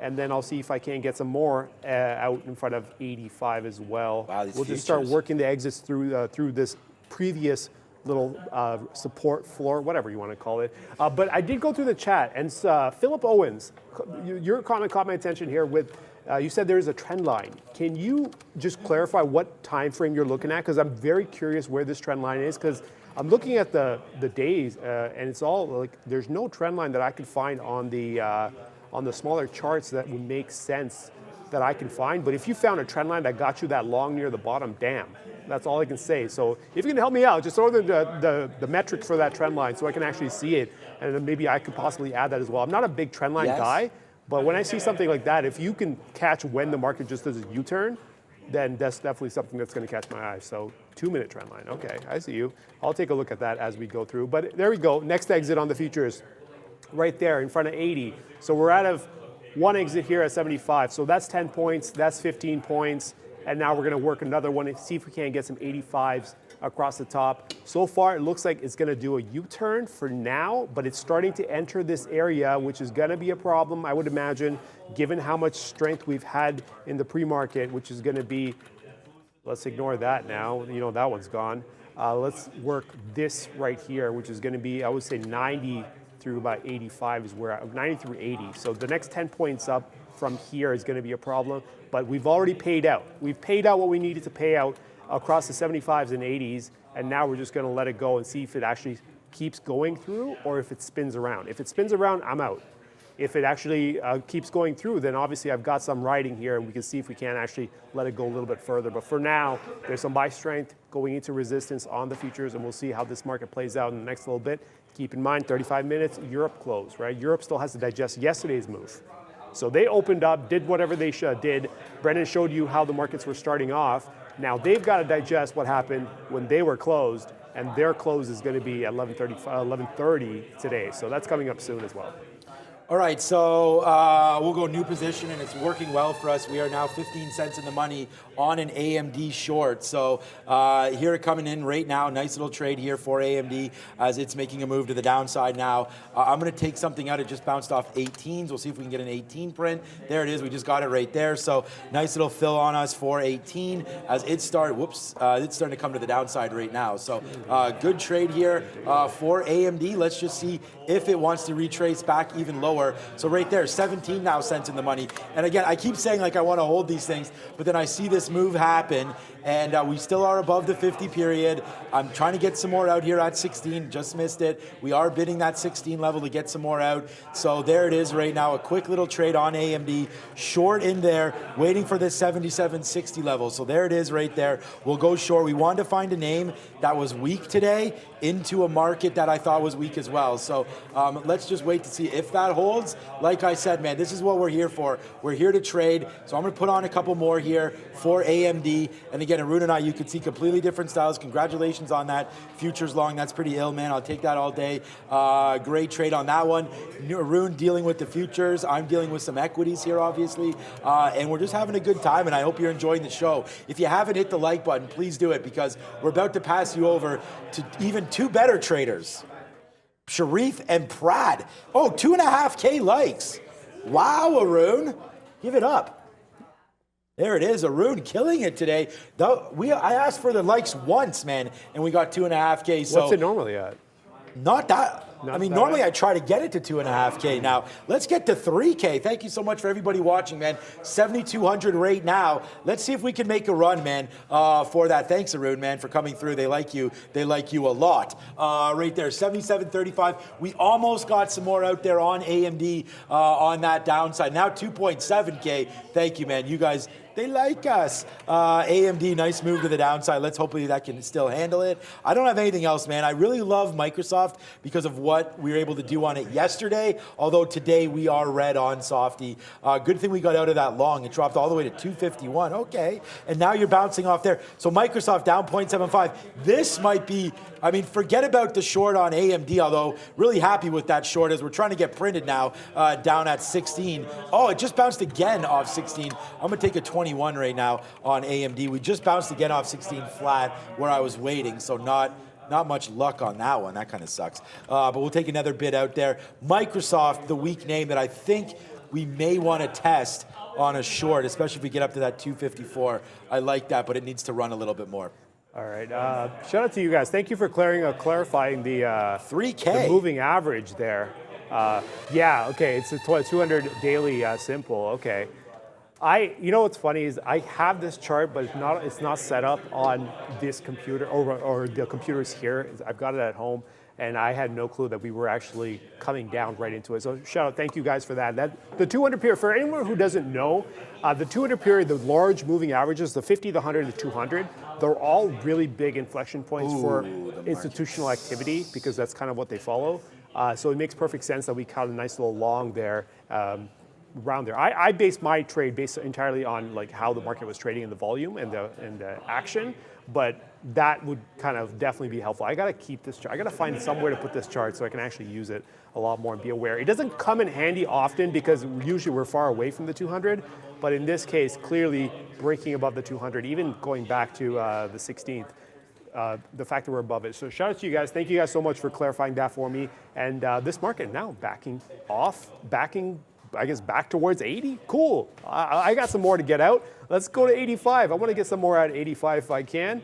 So if we can get another 4 or 5 points on this. So we're long here at 65, running up. Obviously, AMD's coming back up. Good thing we got some out of AMD near the bottom there for $1 and change. And now we're just going to leave it. If it comes back above 78, I'm done. So technically speaking, based on the way things should have been priced, ignoring the keystroke that I kind of fixed there, I should be only losing on that by about 15 or 16 cents on the second portion of this AMD position. So first portion got me like $1 and change. Next one will cost me 15 cents. And there's my third exit here now on the S&P. So we're going to keep going. Let's go. Can we get to 90? That'll be my next. We'll start working the 90s on the next exit. So nice little bounce right off that 200 daily. And here we go. New highs, maybe? Who knows? I like it, although I don't like it that much because we are now short AMD into that position. Look, okay, here we go. It's going to be a 15-cent hit in about 2 seconds. This has been sort of the story today. We were lucky that we were able to make money on Apple and Amazon because they directionally really held what they wanted to do. And I feel like I'm not trading in the middle here. There it is. It's just the market is starting to go back to the upside. And it's been a pretty choppy one. So there it is. Like I just said, we'll talk about our wins and our losses here. No problem. There's AMD breaking that level, although that level should be like 65, not where I got out. I'm going to go short again there. Just punch short 62s again. I feel like I missed that level there a little bit. I don't want to give this one too much room. That 78 is right there. I feel like Microsoft might be a better short, and I don't want to short. Remember what I was saying? I don't think it's a great short when we're above the 50 period and we're starting to go back upside right now. So you're right into this level though. Maybe we can hold. I don't know if the market wants to go. We have, Brendan just reminded us, Kashkari speaking again here, not again, but speaking at 11 right now. So we'll see what he's going to say. But this 78 level, I think worth one more shot here to hold out for AMD. There's 80 is a nice little top. So let's just hold out. We know AMD has the ability to go back to the downside. Where it's been today, 76 and change. So we're still underneath these levels. We tried it there, not good. That short worked. The reload didn't, out. So now we have to hold out for a little bit more. I'm going to wait for this 78 level before I do anything on AMD right now. But we are short here at 62 on this name. What are you thinking here? Oh, it's 11 o'clock already. Yeah. Jeez, I didn't even realize that. You're just sitting there like making your notes, and I'm like, let's keep going. All right. Thanks, Arun, for coming through, man. Almost 3,000 likes, 2.9K. So I'm going to give a big shout out to everybody for that one. You know my plan of action on AMD. Great futures trading from Arun. Me and this guy back at 2 p.m. But for now, first of all, big shout out to Bears versus Bulls. Thanks a lot, Lucas, Rob as well, Brendan over there, and everybody that's working with Trader Before TV we Live. go, Yeah, if you guys let's are go. wondering what am I doing, I always log my trades. I don't have my book here, but I always log my trades so I can go over them and make sure that I did what I needed to do, going back to where we were talking about following rules. So this is what I'm doing. I'm not just talking about it. I actually am doing what I said I was doing. Nice, I like that. Yeah, we are the man of the people here, and traders for sure, man. That's where traders to heart. No matter how many years we have, we're all taking notes. I keep the sticky notes. We do various things like that. Make sure you have good processes and procedures. All right, for everybody here at Trader TV Live, we've already done the thank you, so there's only one thing left. Throw it to the big guys. Let's go, Sharif and Pratt. Let's get it.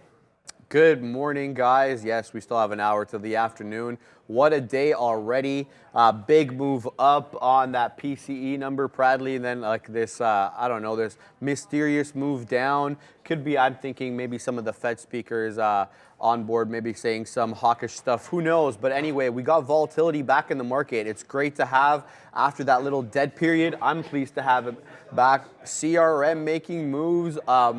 CrowdStrike making moves, everything making moves, Bradley. All the big tech is moving right now. Yeah, lots of fun every day in the market. You know what time it is. Obviously, midday market movers mayhem time with your boy Trader Pratt and Sharif on the on the live airs at the moment. Couple trades for me to start off the day with. My number one trade. Actually, I'm going to start off with the trade that was the most painful to start my day with, and then my number two stock on the day over here. It's going to be Pinduoduo. So Pinduoduo today, based on how it traded around the $80 level yesterday, basically, I was forming a, oh wow, Costco just stopped me out.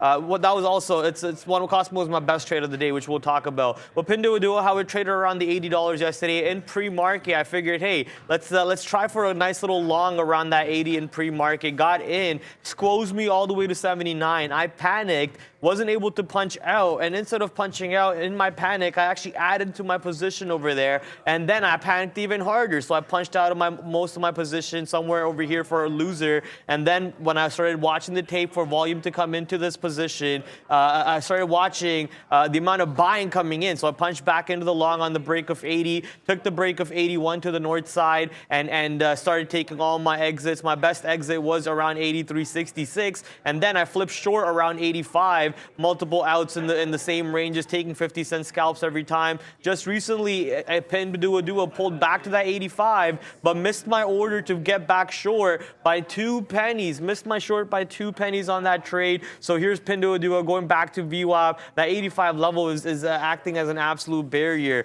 And another trade that we've been trading for the most part today, Costco. We had the 505 break to start off our day with. It was a banger of a trade. Got into that, was instantly $5 $5 in the money, got out near the $5 range, got back into the 505, 504 area near VWAP, had to pay for that price a little bit, then I got in at 506 instead, got back out at 501, 502, that was a profitable winner, got back in at 506, got out at 507, got stopped out basically just now, and now we're getting back in at 507. Going to try to rinse and repeat my trades on Costco for throughout the day over here. I do know this is a little bit of an expensive stock. You guys might not like me trading this $500 position. It's a little bit of a spread on it too, but with the catalyst behind it, which is negative earnings report and expressing a little bit of a fear for the next quarter over here, they're forecasting, I think, a little bit bad. Let me just show you I mean, it's on our watch list. If you're not signed up to our watch list, you're probably missing out on very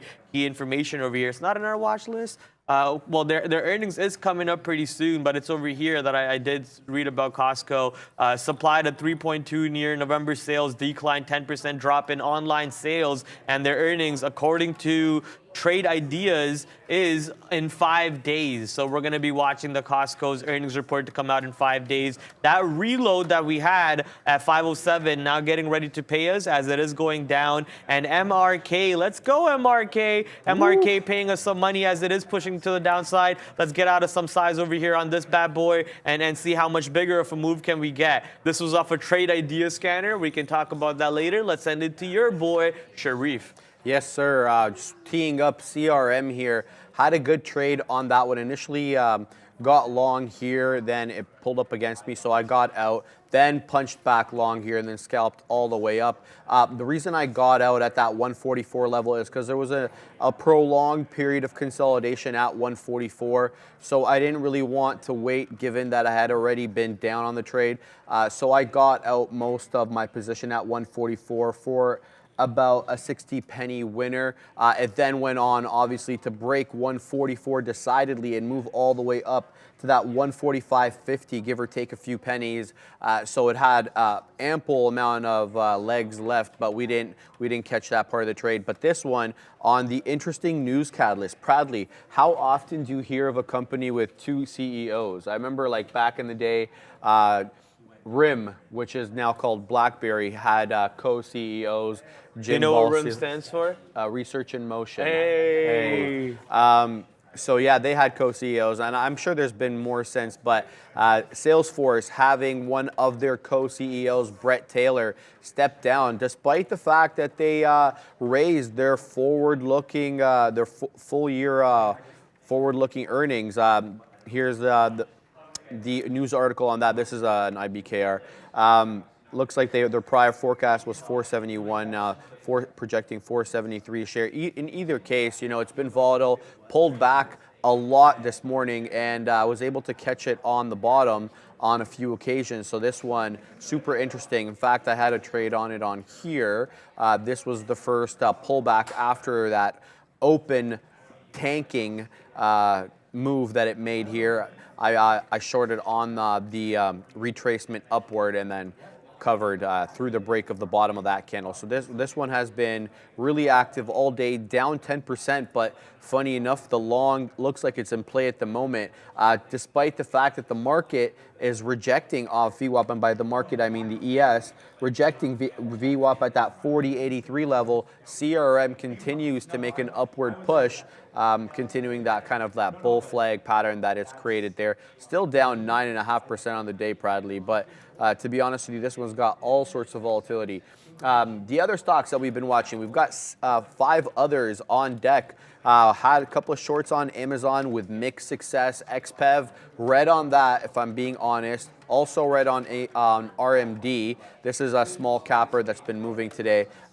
Well up on Tops. Tops was a really good trade for me. You guys know how much I love my small cappers. Let's have a look at the 1 minute. This is the 3 minute on Tops. Let's switch to the 1 minute.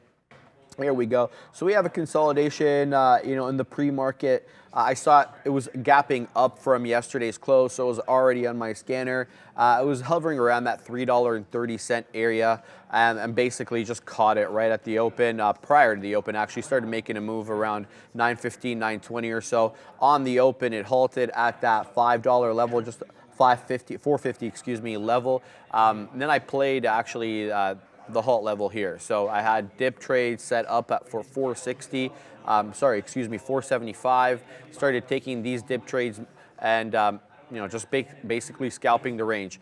Since then, it's made a couple of more moves. I haven't been part of them. There's a nice dip off VWAP here, several VWAP retests. This one looks good going into the afternoon hour, to be honest with you. It's holding above VWAP, which is definitely important. It's above that $5 level. VWAP and the whole dollar are at the same level currently, so that's always good to have those two near one another. That way you can play that level more with more security, Bradley. Sorry, just talking to Rob over here about Formula One and so on. And since Rob is actually sitting there, I'll just say this out loud. I think it's just an expensive backup driver to take Daniel Ricciardo on the Red Bull side. They could have easily just signed their underlings on from F2 and kept them going on to the F1 over there as their backup test driver. That's my opinion. Bring him on backup Daniel Ricciardo is just an expensive dummy sitting there, in my opinion. Obviously, he's washed up. He was a good driver for his point, but he's washed up, and now you're just paying so much money for no reason. Coming back to the market over here, I actually closed my MRK trade. I don't want to be in this anymore. Yeah, maybe it's a good trade, maybe not, but I'm out of this. I don't want to be stuck in it. I'm going to be managing my Costco trade, which I'm waiting to find out. Look at that. Costco plus 10.99. That's how much units of profit I've made on Costco today. Made about $10 worth of profit because I took a $5 scalp, another $5 scalp. Then I lost a couple dollars over here. Then I made another couple dollars over here. Then I lost a couple dollars over here. And now we're waiting to see if we can make another couple dollars on this move back down as the market's rejecting VWAP for the S&P 500. S&P 500 down 0.1% on the day after that monster move the market came out with. Look at that crazy move the market shows up with yesterday, thanks to Papa Powell, who came out with the printer apparently on the opening statements over there. This was actually my tweet from yesterday. It was the pre-released statement that got all the movement going, right? This was actually my tweet from yesterday. I'm pretty sure you don't follow me on Instagram. Ooh, Tracy Cortez, I love her. She's so cute. She's so cute. But here, this is what it is. This is the opening statement. I'm pretty sure this is what it looked like, this with the printer, and this is the closing statement. This is the closing statement over here. Are you not entertained? That is entertaining. So closing statement, entertaining market, as always. You gotta love it. Did Rob just say that was FIFA? What do you mean that was FIFA? Like, because of the Qatar World Cup where they basically bribed. This? FIFA? No, the printer. Yeah, the flow of cash, that's FIFA. Okay, yeah. Do you know, I don't know if you noticed, but there was a previous FIFA president. I forget his name. I watched the Netflix documentary. Where the guy throws the money, so you know all about that. Yeah, okay. I watched the Netflix documentary all about it. It's called FIFA Uncovered. Oh, okay. Amazing documentary. Learned a lot about all the scandals and everything. And the best part for me was the Qatar prince. When they're interviewing the Qatar prince, and he's just like, what scandal? No scandal. There's nothing doing. We're not hiring. We're just trying to bring FIFA to Muslim countries and then blah blah blah blah blah. And he just goes off. Well, we fully know, buddy. You pay 1.5 million to 7 officials. Okay. Yeah. No, I haven't watched it. I don't know any of the facts. So be interesting to view. Okay. So. Let's see what is up. I'm looking for an entry here on top, so I'm thinking maybe I'll test in front of that $5 VWAP level. The thing is, though, like, look at this descent here. This is what kind of just has me wondering whether this is the right trade. I'm looking for VWAP and the whole dollar level to have some sort of confluence, you won't. Right? What's wrong? No, sorry. I spoke out loud. That's my bad. Okay. That's my bad. So, so what I was saying is VWAP and the whole dollar level at the same, they're at the same level. So in this case, it wasn't respected. It broke right through it, and it went down to about 4 3/4. So if I'm trying to buy off these levels, if they haven't been respected previously, what's really the point? So that's why I'm a little hesitant about this dip trade here on tops. But a lot of action, a lot of volume, up 75% on the day. It's the leading gap of the entire market, so it's going to be on a lot of eyes. 31.5 million shares done. So I want to participate with this one, just looking for the right entry. Also now, Crowd reclaiming VWAP here. So this is what got me interested. Crowd obviously was an earnings loser. It's retracing now and retracing some of the losses it incurred in the last few days. So looking for a continued volatility on this one. It looks like we have about a 118 open-ish up to a 124. So some decent movement, not that much for a $100+ stock. So I'll keep my eye on this one. I've had it as a continuation from yesterday. That's why it's on my radar. RMed, that's the other small capper that I was dealing with this morning. Is that New York? No. RMed, oh, that's Amex. That's right. I had this problem this morning. There we go. RMed, hurry up. Yeah, this one looks like it's reclaiming VWAP or trying to. I mean, it's hovering, but hovering below it. It's got to get above it, break that $3.10 level, hold above there, maybe retrace back to 304, but it's got to be above VWAP. So I'm looking for this one to give me opportunities going into the afternoon. It's up 22% on the day, so it's done some stuff, but it's been selling off essentially since a little after the open. Sorry. Go for it. I just want to mention something about Costco. So Costco, I was a little scared because there was about 130 lots sitting on the bid while the stock was going down. Yeah, 130 lots is not a lot, but if you look at the stock price, $500, 130 lots, which is 130, add 2 zeros, so 13,000 shares times 505. I think it was at 505.50, let's say. That's 6.5 million shares on the bid just sitting there for either a short trader to cover or for a long trader to get long. And I was worried that level wouldn't get taken out, so I took some size out in front of that level. But now that that level got taken out, I'm going to try to add to my position over here around 505.45. I'll throw an order out there. I can't throw an order that small. I'll throw an order out there, see if I can catch that fill, add to my position back in, and see if we can ride back down. Of course, I'm not going to get any positions. They're going to run away from me now. We're looking for a 505 break once again to the downside on Costco as the markets continue to go to the downside. Lots of fun on this position for me today. My number one stock on the board, and by far, is a long shot out. I think Pinduoduo needs to really battle hard for me to take over that position. And it almost did. We almost got that fill back into Pinduoduo, which would have been a bigger short for us to take part of than any other shorts that Pinduoduo offered to us before. So we missed out on that move for ourselves. But still good trade, good opportunity showing up every single day for us. We're covering them all the time for you. At the same time, we might be throwing in a little sprinkle of sports here and there. Look at the market though. As NASDAQ turning red once again, S&P 500 continuing to go to the downside. I am not getting my fill on Costco. There you go. I got my fill now. So we're gonna hold on to the size. We're now, our average price is at 505.54, and I'm gonna throw another order out at 506, another order at 507, just to take some more size if those levels do come into play. I want to be short all the way up to 507 on Costco, ride the stock right back to the downside, and keep on scalping those trades for myself. Yeah, it looks like the chat is demanding that we look at AMC right now. So let's flip over here to AMC.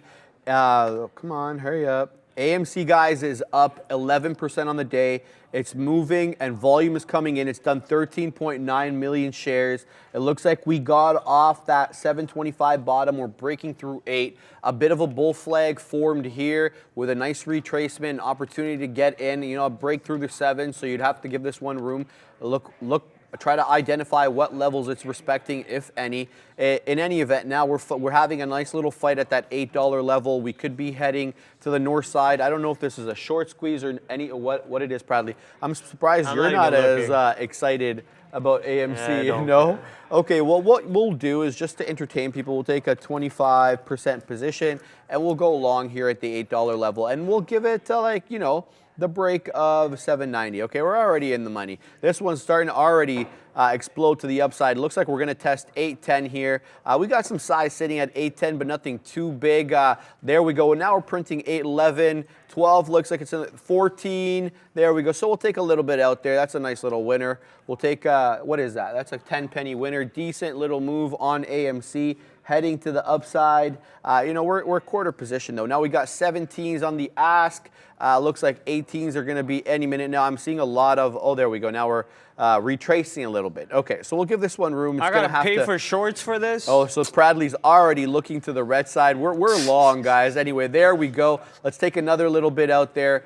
And any day, there we go. So now we get some out in front of 19. Nice little move on AMC. Make sure you get out most of your size at least before 8:35 is my opinion, Sharif. This is for you, not for the chat. Chat obviously doesn't like my AMC opinions, but if you look at the weekly chart, or sorry, the daily chart on AMC, this is the range that we're in. So there's a nice little bottom around $7 and a nice little top around 8:35. So that's where I would like to short it for a quick little scalp down. Bradley, here comes 8:35. Moving. Yeah, take it over because I'm holding. I'm gonna get out here. I'm out. Yeah, here comes 8:30, 8:35. There's some size on 8:30. 300 lots, not a lot size for 300 lots for a $8 stock that's trading 19 million shares on the day. And look at the amount of velocity of the tape. The tape is going absolutely bonkers. 830 looks like it reserved for a second over there. There's a lot of volume going around, but look how we're stalling. The tape is now stalling out a bit. The characteristics are changing. We saw green, yellow, yellow,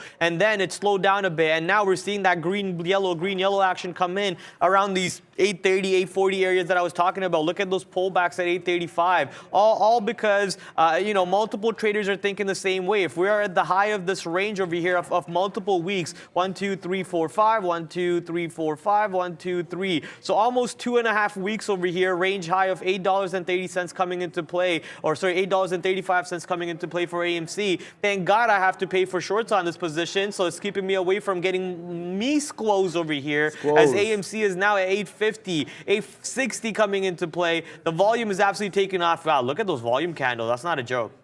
Yeah, keep going because I had to get into tops here. I got triggered into tops trade because I had a dip trade here in front of that 5. So despite the fact that I really should be talking about AMC, I'm going to have to discuss tops because I'm in a trade on it. I just de-risked a little bit, taking out a little bit. I got long at 508, took a little bit out in the 16s. So yeah, 8-penny winner, nothing really to write home about. I want to set up my stop on this one so that I can go and watch AMC and manage this one. So let's put 483. I feel like I'm going to regret this. And then we'll just take out our long at, okay, that's fine. And we'll put it at 85s. There we go. So hopefully this one moves a little bit because I'm going to have to manage AMC. It's halted proudly. Wow, AMC's halted? To the high side. We're actually squeezing here. What a nice little halt there on AMC. Let me just find out, see if I can find. I'm going to get into GME for fun then. Do you have the tap on AMC? 62, the tap is a theoretical auction price, so it looks to be the same. Nothing really too okay, GME, let's go. If AMC is halted, the only smart thing to do is naturally punch into GME as it's trying to break out the high of day. And now GME is moving to the north side. Instantly 13 pennies in the money. Look at GME take off over here. Let's see if GME can halt. Make meme stocks great again, baby. Let's go. We're squeezing on meme stocks. Moving, is Best Buy moving? Not Best Buy. Is Bed Bath & Beyond moving? We're about to start punching into all the meme stocks at the same time right here, baby. Let's go. Oh, is DWAC moving? Central. Is DWAC moving? GME is moving. GME's 50 cents in the money. Look at this. Wow, meme stocks are back. Let's go. There we go. We get a little bit. Look at GME right now. Holy moly. I don't even want to cover. I'm going to wait until AMC opens to see how AMC trades, and then I'm going to cover on GME. GME now 60 cents in the money. Oh, I'm what a simple, easy trade. What a simple, easy trade. Wow. AMC's halted. Get long GME. Wow, we are pretty, ladies and gentlemen, on GME. Yes, thank you for spinning that, Sean. Got 33% of this GME left. Got long through 27. Scalping. Thank you. Scalping some out all the way as high as 35s. There we go. Scalping right. Oh, it's coming right back down to my my entry price. So I'm going to go flatten out here. All for a profit. Comes near back to 27. I just don't want it to go against me. I have no idea what it's going to do. So I'm out there. Nice little move up there. Proudly thank you for calling that LGME, making that move. They call me Mr. Sympathy Trader, okay? I always know the right stocks to jump into. When some stocks going crazy, I look for the right stock to be into. What? Not too long ago, it was RTX Day. when we heard the sad missile war Yes, news, yes. and RTX came out with a banger remember long that? for us. Of course, I remember that. I got a crazy memory for whatever I do on a daily basis. GME though, monster long on Yeah, GME, it's good. instantly 60 cents. Look at me get out at the top of the range over there, and Good now trade, I'm Bradley. holding my last few shares to see what happens with it. We're still waiting to see what AMC opens up at. AMC, if you open up at a halt and start ripping, GME most likely catching some traction off of that move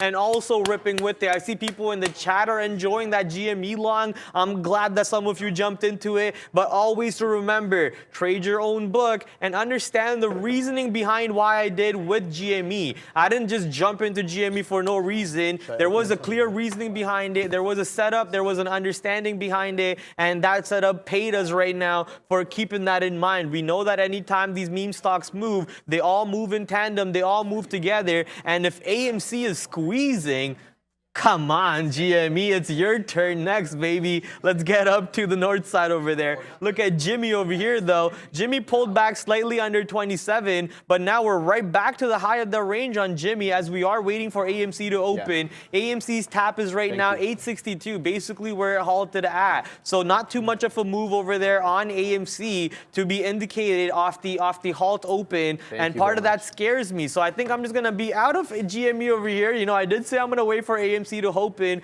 but AMC's tap is indicating not a move to the north side. It's actually indicating a flat open and then maybe a move to the downside. So if AMC opens and then goes down, then I'm expecting GME to go down too. So why would I worry with that move to the downside if that ends up playing that way? Take my profits and then we can get back into that trade, restructure, make a whole new trade. We had a nice little scalp thesis. We scalped the crap out of it. Profits were made. Thank you, market. Now let's go to best Bed Bath & Beyond, because people in the chat are saying Bed Bath & Beyond squeezing a little bit. Yeah, meme stocks are all going to move at the same time. Brendo in our work chat saying just Twitter chatter. So it looks like Twitter. Oh, you know what? Actually, last night, I saw Michael Noss was in a Twitter space with an AMC guy who's on YouTube. He's not on YouTube anymore, so I guess I could say his name because that way we're not giving away competition or whatever. Matt Kors. A lot of people know Matt Kors, a YouTube guy who's talked about a lot about GME and AMC back in its infancy days, right? It was very known for AMC and GME. He was on a Twitter space call yesterday with 1.5K people talking. Okay. I was interested. I wanted to join that call just to listen what it was about. I made the mistake of saying, nah, screw this, I'm not interested. And instead I was watching Naruto on Netflix on my way home. So I made a big mistake over there because I probably would have learned something or a thing or two about this AMC GME move that we're seeing today, because this is not coincidence. Okay. It doesn't happen all of nowhere. Bradley, AMC is open and just it's ripping. And just created a crazy dark pool wick. At least on my chart anyway, going up to 100,000. So I can't see anything on my chart until the next minute comes up, and then I can fix that little boo-boo there. But I can see it on a different chart here. Looks like 879 is the high. There we go, 889, where we're seeing 91 Get back now. into GME. Oh my goodness, let me flip back to GME. Oh wow, so this one's reprint. Looks like they're moving together. GME testing the top there, 27.5. This one is moving now up almost 5%. What's AMC up to? Okay, so take over for a sec while I just fix this chart, please. Yeah, I'm trying to debate if I want to get back into GME. Watching AMC right now gamble around the $9 area, teetering around 9. It did pull back from 9 instantly. We're now 30 cents, 40 cents, 30 cents. Now make that 40 cents, make that 50 cents below $9. So we actually battled the $9 area quite a bit. This is why I don't want to be stuck with my GME trade, because if AMC, usually there's a trend that I've seen in stocks. When a stock halts, the TAP, theoretical auction price, is usually a lot higher than where it's halted at. If it's theoretical auction price is exactly where it's halted at, usually the move is very confusing. You know, it's not really a break and go type of situation where I'm used to seeing with halt type of moves. So that's why I wanted to stay away from it. I didn't want to gamble. If theoretical auction price for AMC was even higher than 5 cents or 10 cents,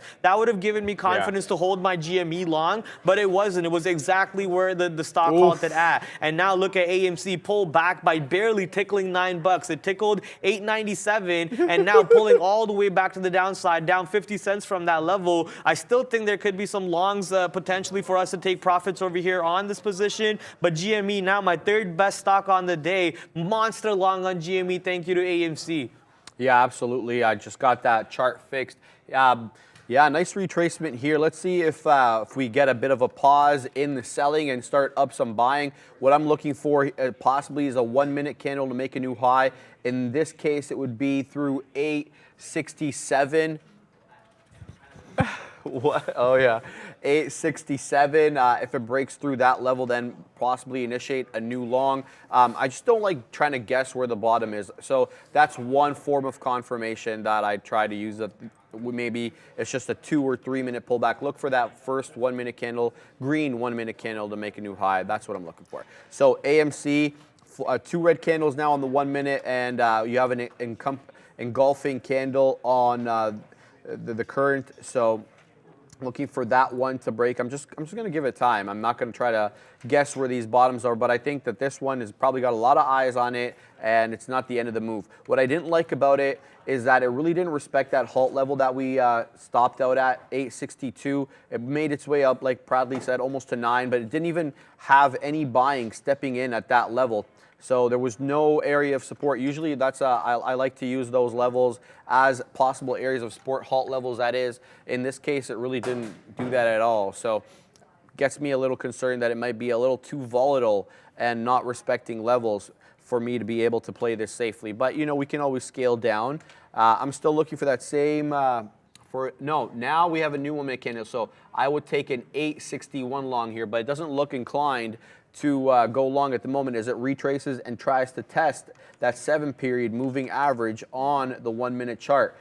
Do we have any levels we can speak of? I guess maybe 8 to the downside that you're gonna have to that 830 respect. level that I was talking about should turn into a support, which was the What are you weekly basing resistance. that off, though? The weekly resistance. Weekly, okay. Sorry, daily chart. On the daily chart, it was 2.5 weeks resistance. Okay. So that 830 area might turn into a support, in my opinion, but Okay. obviously you might want to watch the tape around that level. Currently, the low is 831. So like your thesis is holding up at the moment. Let's see what happens if we break to that $8 level. There is obviously a whole dollar support, and there is this peak here. So there is some support at $8. You have to assume if it makes its way down there. But right now, currently holding up, now breaking through that 30 level. I think that's a bottoming out here at 23. Let's see what this one does. Let's flip. Oh, geez. Back to GameStop, it's doing the same thing. Looks like it's going to give the majority of the move back. That 25.90, I would say, is the breakout area. 26-ish. It's now 26.38. So this one, this one is a little less powerful than. What am I trying to do here? Than AMC. There we go. I'm trying to find the AMC chart. Got it. That's it, Bradley. What do you got? Right on. I just want to quickly go to some super chats. Yesterday, I actually forgot to go to super chats, but thankfully there weren't many that came through, so we didn't miss too much. I can cover them real quick. Presley with the renewal of membership. We're actually becoming a new member, so welcome to the family, Presley. Looks like we covered that one. And DC coming with Best Buy shorts. Best Buy yesterday was, I think, to the north side. I think what stock was not to the north side yesterday with the end of the day move at 130 coming in with Papa Powell going crazy on the markets for us. So at the end of the day, when you sent the super chat at 12:13, maybe Best Buy was a super chat. Best Buy was a short, but nothing was short at the end of the day. But thank you for the super chat over there. Sorry we missed out on that. The close for Wednesday. So that's the Wednesday over there yesterday. One super chat coming back. I'm sure y'all can see how long I've been watching. Have loved watching every minute. So much knowledge gained. $5 super chat from Mac. This is from Maroon? No. That's from. Let me just do your thing. Oh, then yeah, I'm that's gonna from get to Playmaker. it. But Mac Carnes over here. I'm sure y'all can see how long I've been watching. Yeah, so thank you, Mac Carnes. Obviously, we love all the support, all the OG viewers, but even every single new viewer that's coming in, learning about trading, having fun with our entertainment and our jokes. If you're laughing at my jokes, I love you. If you're not laughing at my jokes, more. But you know, no, I'm not really mad at you if you're not laughing. I still love you on that side. Let's get the super chats that started today. Playmaker with a 305 retired yesterday. Hey, brother, once again, thank you for your service from the bottom of my heart. We love you over here. But I do have to pick a beef with you. You're not coming to Toronto? Apparently, Sean invited you to Toronto, and you're not coming to Toronto. If that's how you feel, then you know what? I'm not coming to 305 then. I'm not coming to Miami. So either you're coming to Toronto one day, and that's the deal. You agree that you're coming to Toronto, and that's the only way I agree to come to 305. Otherwise, no deal, Papi, no deal. Playmaker with another 305 saying, wake up, what day is it today? I'm pretty sure you know what that reference it is. Yes, definitely. So shout out. Just want to continue the shout out to the Playmaker, sending another surprise gift. Not really. Let me see if I can get this in on the camera here. There we go. Amazon Prime There's been Box. an address proudly. over there, bro. Take it easy. There we go. All right, let's open Oh, is this that up. Sean's packages here too? Oh, we got Sean's package too. And there's another package to be revealed, to be announced momentarily. All right. Well, so this super chat that I just read is very specific to what box you're opening. So obviously, what day is it today? You guys, a lot of people in the chat know what day is it today. Oh wait, this is not that. Oh, this What is the heck? hilarious. This is not that. Oh, that's hilarious. Proudly. Okay, so if anyone who watches the show knows the 2 pumps joke, here we go. There we go. This is what I asked Proudly 2 pumps for, and this is what he sent me. He sent me 2 of these ones, specifically 2. They get sold as a set. They get sold as Whatever, a set. 2 is 2 apropos. pumps, yeah, It's 2 so pumps. apropos, right? Shout out to the Playmaker for that. This is gonna come in super handy. You have no idea how annoyed I get when my hands get dry, especially. This is why you don't ask another man on live TV. What Can I get ended 2 up with pumps? 2 free ones. That's so true. Maybe like, you do ask for yeah. that. Maybe you do Shout ask out for to that. the Playmaker. Yo, no, I do need one though. My You're thing's not running. getting any of them. I'm running out of my gym bag. My gym bag one's going empty. This is addressed to me, Yo, my come guy. on, bro. This Sharing addressed is caring, to me. bro. Come on. You gotta give me 2 pumps back though. Yeah, you can get 2 squeezes. Yeah, you gotta give me 2 squeezes back. You know, pay what's owed. Oh my goodness. All right, guys, let's get back to the markets here. AMC kind of forming a little bit of a bottom. 3 green candles in a row. So looks like this one may be headed to the high side. Let's flip to the 3-minute chart. There's a lot of noise on this 1-minute chart. I guess, yeah. The break of 50 here, the decided break of 50 may be the indicator, but you just never know with these ones. Some good size coming in on 50 here. We'll get back to that and much more when we get back from Brendo at the big desk, who's got the Europe update. I thought that was the bone thug. Hey guys, yeah, just getting the final prints coming through here for the session, wrapping up for Europe today. Here's a look at the board on how we finished the day. The only one not making it into positive territory here is England, the UK. Down 0.25%. Everything else, though, nicely positive. 0.5% for Germany, 0.5% there for Spain, 1% for Sweden and Turkey as well. Back to the upside, I had a look at why. Here's Lloyd's of London. I showed you this yesterday. Remember, we had that gap to the upside. Ends the day basically at session high, leading the gainers. Banks were weak today, so financials back to the downside, even though this did finish off the lows, we'll say, but still positive overall for Lloyd's. But it was some of the banking names that were dragging down the market in England today, guys. Everything else nicely higher on the day for Europe. All right, people in the chat saying Pride is killing me. That's a bro time over there. You guys are killing us. You guys are hilarious. Thank you, chat. Yeah, we didn't expect that to come out of the bottle, to be honest. I was expecting something different, and that came out of the bottle. So caught me off guard completely. Likewise. But a good, fun moment for the chat there. Good entertainment moment for the chat there. Coming back to super chats real quick, we got Mikey laced up souls in the super chat realm for us. Thank you for the prayers. Praise trader. I might be getting a trailer to stay in while I pay to fix the house. Better than nothing. Happy Free Fall Friday evening. Thank you, Mikey. Yo, we know you. We miss you in the chat, bro. All prayers out there. Anyone who knows what Mikey's dealing with, you know, he's a long-time viewer. He's been there for a long time with us.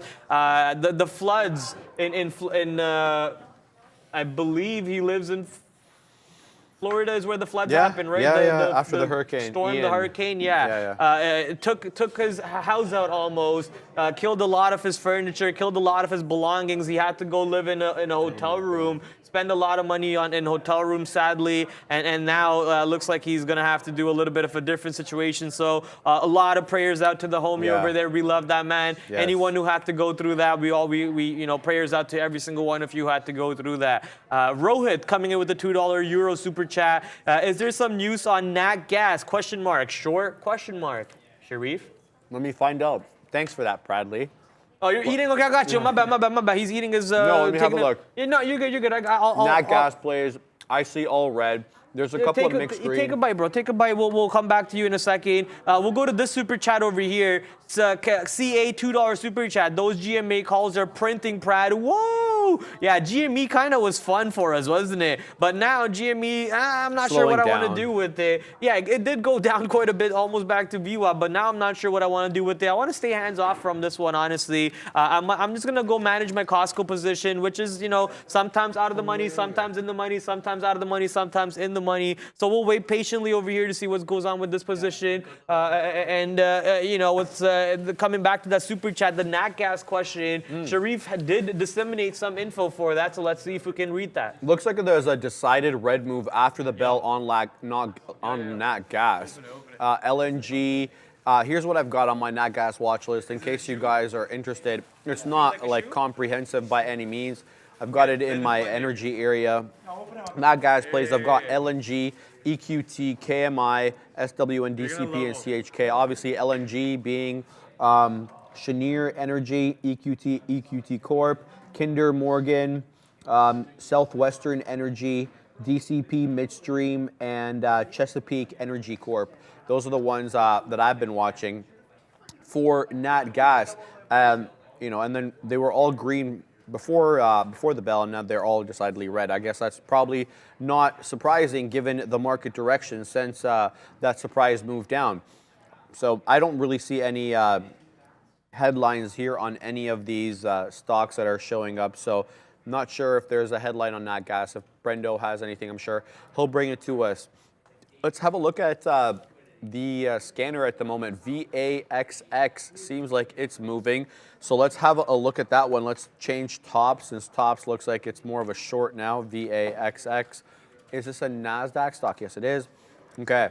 So this one's moving up incrementally, nothing too crazy to write about. It's had a good start to the day. It's very one-directional. It's giving you opportunities on these pullbacks to get in. It looks like we're creating another pullback now. The good level looks like a 360 bounce here, maybe 350-ish. There's a nice level of support at the top of this bull flag.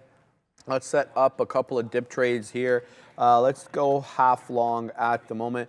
A 3-penny spread, which I don't love on a $3 stock. I mean, it really should be less spready. We took a long there. We'll also average down into that 50-ish, 45-ish area if it makes its way down there, Bradley. Taking a long on VAX. It's showing up now on the top of my scanner, up 38% on the day, 41% now. So this one moving looks like it's quickly. It's a great day for these meme stocks. Long 63, guys. Man, it's a great time to be alive, as Sean was talking about yesterday. Yesterday's move to the north side on the market, NASDAQ going up 4%. Sean nailed that. Picture perfect. Even he was puzzled by how he got that 4% number, and he actually got that exactly. NASDAQ went up to a little bit above 12K, slightly above 12K yesterday. Today, after hours and everything, move coming in, taking us all the way up to 12.1K, 12.14K, and now, sadly, we did break 12K to the downside today. I expected NASDAQ to go down to 12K, but I did not expect it to break 12K. I thought we would go test 12K to see if there is any support there, any buyers there, and I did not expect us to break too much further than that, but we did break it. We turned red, and now we're back to being positive on the overall NASDAQ market. S&P 500 barely negative. We're 0.04% negative and could turn positive over here, but keep in mind UVXY. I always bring up UVXY for you guys to give you a kind of an idea of what's going on in the volatility realm of the market, the fear of the people in the market.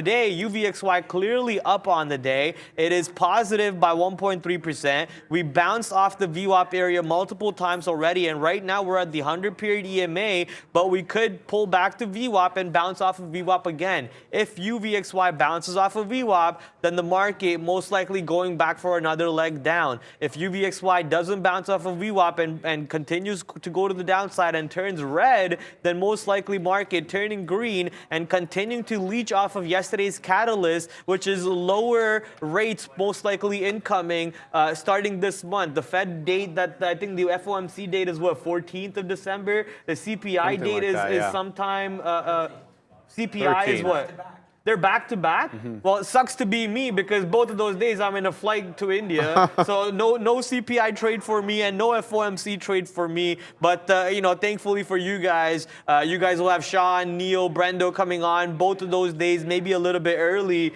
CPI 8:30, so they're going to get on show for you probably around 8:25, 8:20. And then for FOMC, the midday show is most likely going to end 10, 15 minutes earlier. So you guys are going to have the bosses, the final bosses of the trading show coming on for you on those days. So get ready, ladies and gentlemen. December 13th, December 14th. I might have to actually contact Airtel. For those of you who are in India, Airtel or Reliance Mobile, and tell them to give me a connection to internet. That way I could remote into my computer. There you go. And trade those trades.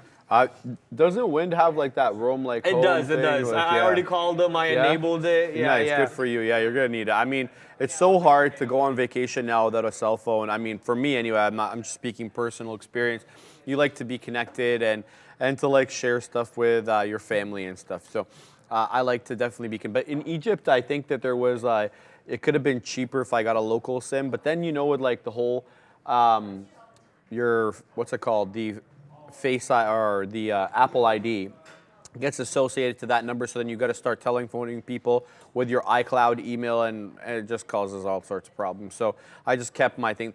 Okay, so VAX. I just digressing here. We're exploding here on VAX, guys. We got along 63s. We just got some out there in front of 80s. This one's taking its sweet time. I've got like 20% left on the trade. All profitable out so far. Looks like we're getting high 70 prints. Are we going to break into 80 here? Yeah, a little bit of selling coming in at that 80 level. There we go. We're getting 81s and 82s now on the ask. This one looking really good. Now 80s on the bid. We'll take out another piece right there. This one skyrocketing proudly to the north side. Very nice little dip trade. I actually thought that this one might actually make its way down to that 50 level, and that's why I had a dip trade here set up at 50. But it just decided, no, I'm going to continue to go to the north side. So only a 50% position because I was basing my entry upon it possibly retracing, and I didn't want to have an oversized, by oversized I mean over 100%. For myself, so I got in 50 initially anyway. Got 10% of the position left. I'm going to set my stop to break even, which is 63. So we're going to go ahead 363, and then we'll give it like 5 pennies of room because the spread is a little wonky on this one. So we'll give it to 358, and we'll get out the remaining 10% at that level proudly. But VAX paying the bill, up 45% now, and it was up quite, I think it tested 50%. Let's have I said percents. That's funny. I didn't mean to say that. AMC retracing below now, below the 20 period and below where I actually exited. So it's still above VWAP, still above the $8 level, but it looks like it's retracing and giving up the ghost proudly. Same thing with GME. It's already retraced to VWAP, creating a bit of a double bottom there. Looks like it could be forming what I like to call a flat bottom breakdown, and then maybe testing back to that 26 level where we have a little bit of support off these two peaks here. So let's watch what GME and AMC, whether they present us opportunities going into the afternoon, but I'm still holding my VAX long. Very happy. Real quick question, because you know more about soccer than I do. Okay, here we go. Since Croatia and Belgium are fighting right now, if that game ends up a draw, what happens to these teams? Okay, let me have a look. So Croatia has 4 points. What's the goal differential? 3. So they have Croatia. So Belgium they have needs one to more win to goal qualify. differential. They have one more goal differential than Croatia. And then you have Belgium with how many points? 3 points. So if Belgium wins, they advance because then they get 6 points. Morocco wins, they have 7 points. They definitely advance. Right. Okay. Croatia wins, they get 7 points. They definitely advance. Right. Canada is the only one that's out. 3 are undecided. Okay, got it. So, but if Belgium and Croatia ties, what happens? Yeah, go for it. You go for it. Belgium and Croatia Ties, what happens? Well, Croatia gets advanced because they're already Croatia a and point Morocco, ahead, because yeah. Morocco's going to win? Exactly. Okay, so Croatia and Morocco. Even if they didn't win, Morocco would still go ahead. If they tied or lost, because Belgium would lose, right? Vax is printing, guys. I just don't want to get out because I only have 10% left, but we are in front of that $4 area. I mean, it's going to test the whole dollar. You know what? I'll just put the remaining amount in front of that whole dollar. If I get lucky, if I do, I don't. I'm putting it at that 397, just in front of that whole dollar area. We're getting 94s and 95s, excuse me, here on the ask. So we're not far away. And this one, you know, we may have to cross though because of the spread on this one. 95s again on the ask. Bradley, what's up? I had a short order for Apple 149.97. They didn't give me that, but then they gave me a, you know, them, the market makers. Bro, if I don't want to troll curse, you, I almost cursed, you know. You did? Because these market makers, man, they make me curse every single time. They didn't give me the fills. They're always out to get me, you know. It's them. I got you. So I chased it a little bit. I got filled at 84 instead. My order at 90s is still sitting. The market's pulling back quite a bit. We're about 20 cents in the money on this one. Oh, let's go. We're getting a little bit more flush. 30 cents in the money now on Apple. Let's go, Apple. Sadly, Apple, which took off yesterday, absolutely launched to the north side, is now in the red zone a little bit. NFL red zone coming into play a little bit. Let's take some profits over there on AAPL. Add some money into our pocket and you know, get rid of our LFT. We have a system on our platform that says LFT, which means loss from top. Basically, if you made X amount of dollars and you lose X amount of dollars from the top, that money that you lost from the top is considered LFT. And my LFT was about $1.20, and now I have no more LFT as we're taking a 30-cent scalp on Apple over here. If Apple does pull back to 148, I will gladly take my fill on that position. So I'm going to leave that order hanging out. And also Costco moving straight to the downside, giving me an exit around $1.50 per share. Now we're $2 in the money on Costco. I have an order to get all of my size out at 501. I don't care about 500. I'll be out at 501, and if 507 comes back in, we will get back into our trade. So Costco continuously being my #1 trade of the day, non-stop. I love the stock today, absolutely love it. Oh no, let's regret about Pinduoduo a little bit. If I didn't miss this trade by 2 pennies, my order was sitting at 84.95. The stock pulled up to 84.93, and I was being greedy. I said, no, I'm not gonna move my order. I want to sit here, and that greed is making me now pay for that position because that short was an absolute beauty, right back to $82.50 on Pinduoduo, which is now only up 0.76%. Real quick, answering a question from the chat. Are you guys trading commons or options? We're trading commons. We don't trade options over here. We're a day trading firm. We have to close the position at the end of the day. Equities, commons, equities. I didn't know that. Yeah. Interesting. It's like a social media term. I actually learned this recently. I joined one of those Twitter spaces, and someone asked me, like, what do you guys trade on the show? You guys trade commons or equities? I was like common shares. Commons or options. I was like, commons. I'm gonna guess commons or equities, so I'm just gonna say commons. Stock, so I learned that recently too. Common stock, common shares is what we trade. We have to close our position at the end of the day, no matter what. At 4 o'clock, we're not allowed to hold any positions after that. So when it comes to options, it kind of makes that murky because some stocks might not have volume. You might, you know, not be able to get out of that contract into the end of the day. And each contract is 100 shares, which kind of multiplies your risk on that board. Whereas over here on our commons over here, we can take the minimum lot size we're allowed to take is $10 shares. Sorry, not $10. 10 shares at a time is our minimum lot size. Why is Andrew Russell saying Prad screaming? LOL. That was the same guy earlier who said it's time to practice. Now you're screaming. That was the same guy. Previously, I can assure you, as an individual sitting next to him, he was not screaming. There he was. Like, Dude, right here's the thing. If I talk normally and if I'm not putting some enthusiasm and some excitement, they literally complain Say you're saying I'm monotonous? monotone. Okay. Right? Literally monotone complaints. And now if I put some emotion in and some heart into it, You can't win with these you're people. screaming, you're yelling, you need to stop being excited. You can never win. You can never catch a win. But you know what? We can on the market, and we have been doing that all day. All day. W gang. All right, guys, look at this bottom GME is creating here at VWAP. It's tested it. Let's see how many times. Once, twice. This is on a 1 minute chart. Twice, 3 times, 4, 5, 6, maybe 7 and 8. And then, you know, kind of curling up a little bit. Not much to speak of, but I like how that level's held up. It looks like it's respecting VWAP. That's really what you look for. I mean, is the stock respecting these indicators that you've got on the chart? Yes or no? If it's not, what's the point in using them in that instance, right? So I see a good level here. Now, the question is whether this curls up and tests highs or whether this is forming a flat bottom breakdown. I mean, what I see are lower highs consistently on this one, save and except for this just momentary period here on the 1 minute chart where it's curling up. And so that's what's making me wonder. So what's going on? No, you do you, bro. This guy, he likes to get all excited and then he won't tell me what's going on. All right, there's been a development in the Canada-Morocco game. Yeah? Yeah, development meaning, you know. Oh, not for our yeah, favor, so though. yeah, if you guys want to have a look at that, that's happened at the moment. It looks like there's been another development in the Croatia-Belgium game.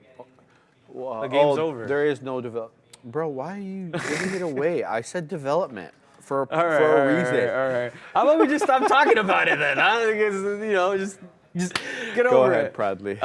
We're now $2 in the money on Costco. Costco's still trying to go to the downside, but I'm also watching AMC on my second screen. Oop, I'm typing in the YouTube chat. Let me move my cursor down. Here we go. AMC. AMC currently stalling out near $8.15, I think. $8.10, actually. That's the bottom of that range. Makes sense, though. That's the bottom of this big candle that we're watching, pulling back all the way down to $8.10, and now trying to go back up north, maybe, but the market's clearly trying to go down. UVXY, lower highs, but almost same low over here. So a pattern for UVXY to break out north, which means a pattern for the market to break out south. We're just going to have to watch the market carefully. I am very excited today because the market actually has a little bit of volume. Here we have TQQs, which around this day for almost every single day of the week only was at 80 million shares or so. But today TQs are at 125 million shares, SOXL at 85 million shares, and the SQQs at 58 million shares. So a lot of volume coming in on these positions, and something that stands out right now is actually AMC's counterpart APE, which is apparently doing a ton of volume itself. 57 million shares traded on APE today. That's going to be a relative volume of 6.26, so that's amazing relative volume. Anytime relative volume is above 1, that's really good. Anytime relative volume is more than 1, like 2 or higher, that's amazing. So lots of volume coming in over here for our friends on APE and AMC. Really quick, just going to go over to Apple, close my short there, and I'm just going to wait to see what the market wants to do. Looks like the market wants to go back up, and UVXY wants to go back to VWAP and test that level. We'll punch back into Apple if that level looks ripe again at a different point. But I want to talk about AMC and APE real quick one more time. Something that stands out to me is how APE is actually holding VWAP throughout the day for the most part. I mean, AMC is doing that too, but I think you can kind of do a little bit of a basket / sympathy trade over here. Every time APE pulls down to VWAP, you can just blindly punch into AMC maybe. Listen, this is a test that I haven't done yet. This is just a theory. I'm not telling you to go do this. I'm coming up with the theory right now as I'm talking about it. Every time APE touches VWAP, maybe you could add a little bit on AMC and then continue doing that till the end of the day in the hopes that AMC pops going into the closing of the closing of the market today at 4 o'clock, and we see a possible test of $9, a possible test of $10, and an absolute short squeeze coming in once more. So that's my idea. That's my thesis. We're going to just have to wait and see if it plays out. For anyone who's wondering, again, every time ape pulls down to, you're here. Since you're here, I'll ask you, what do you think about this thesis? Every time ape pulls down to VWAP, you're good. Every time ape pulls down to VWAP, you buy some AMC.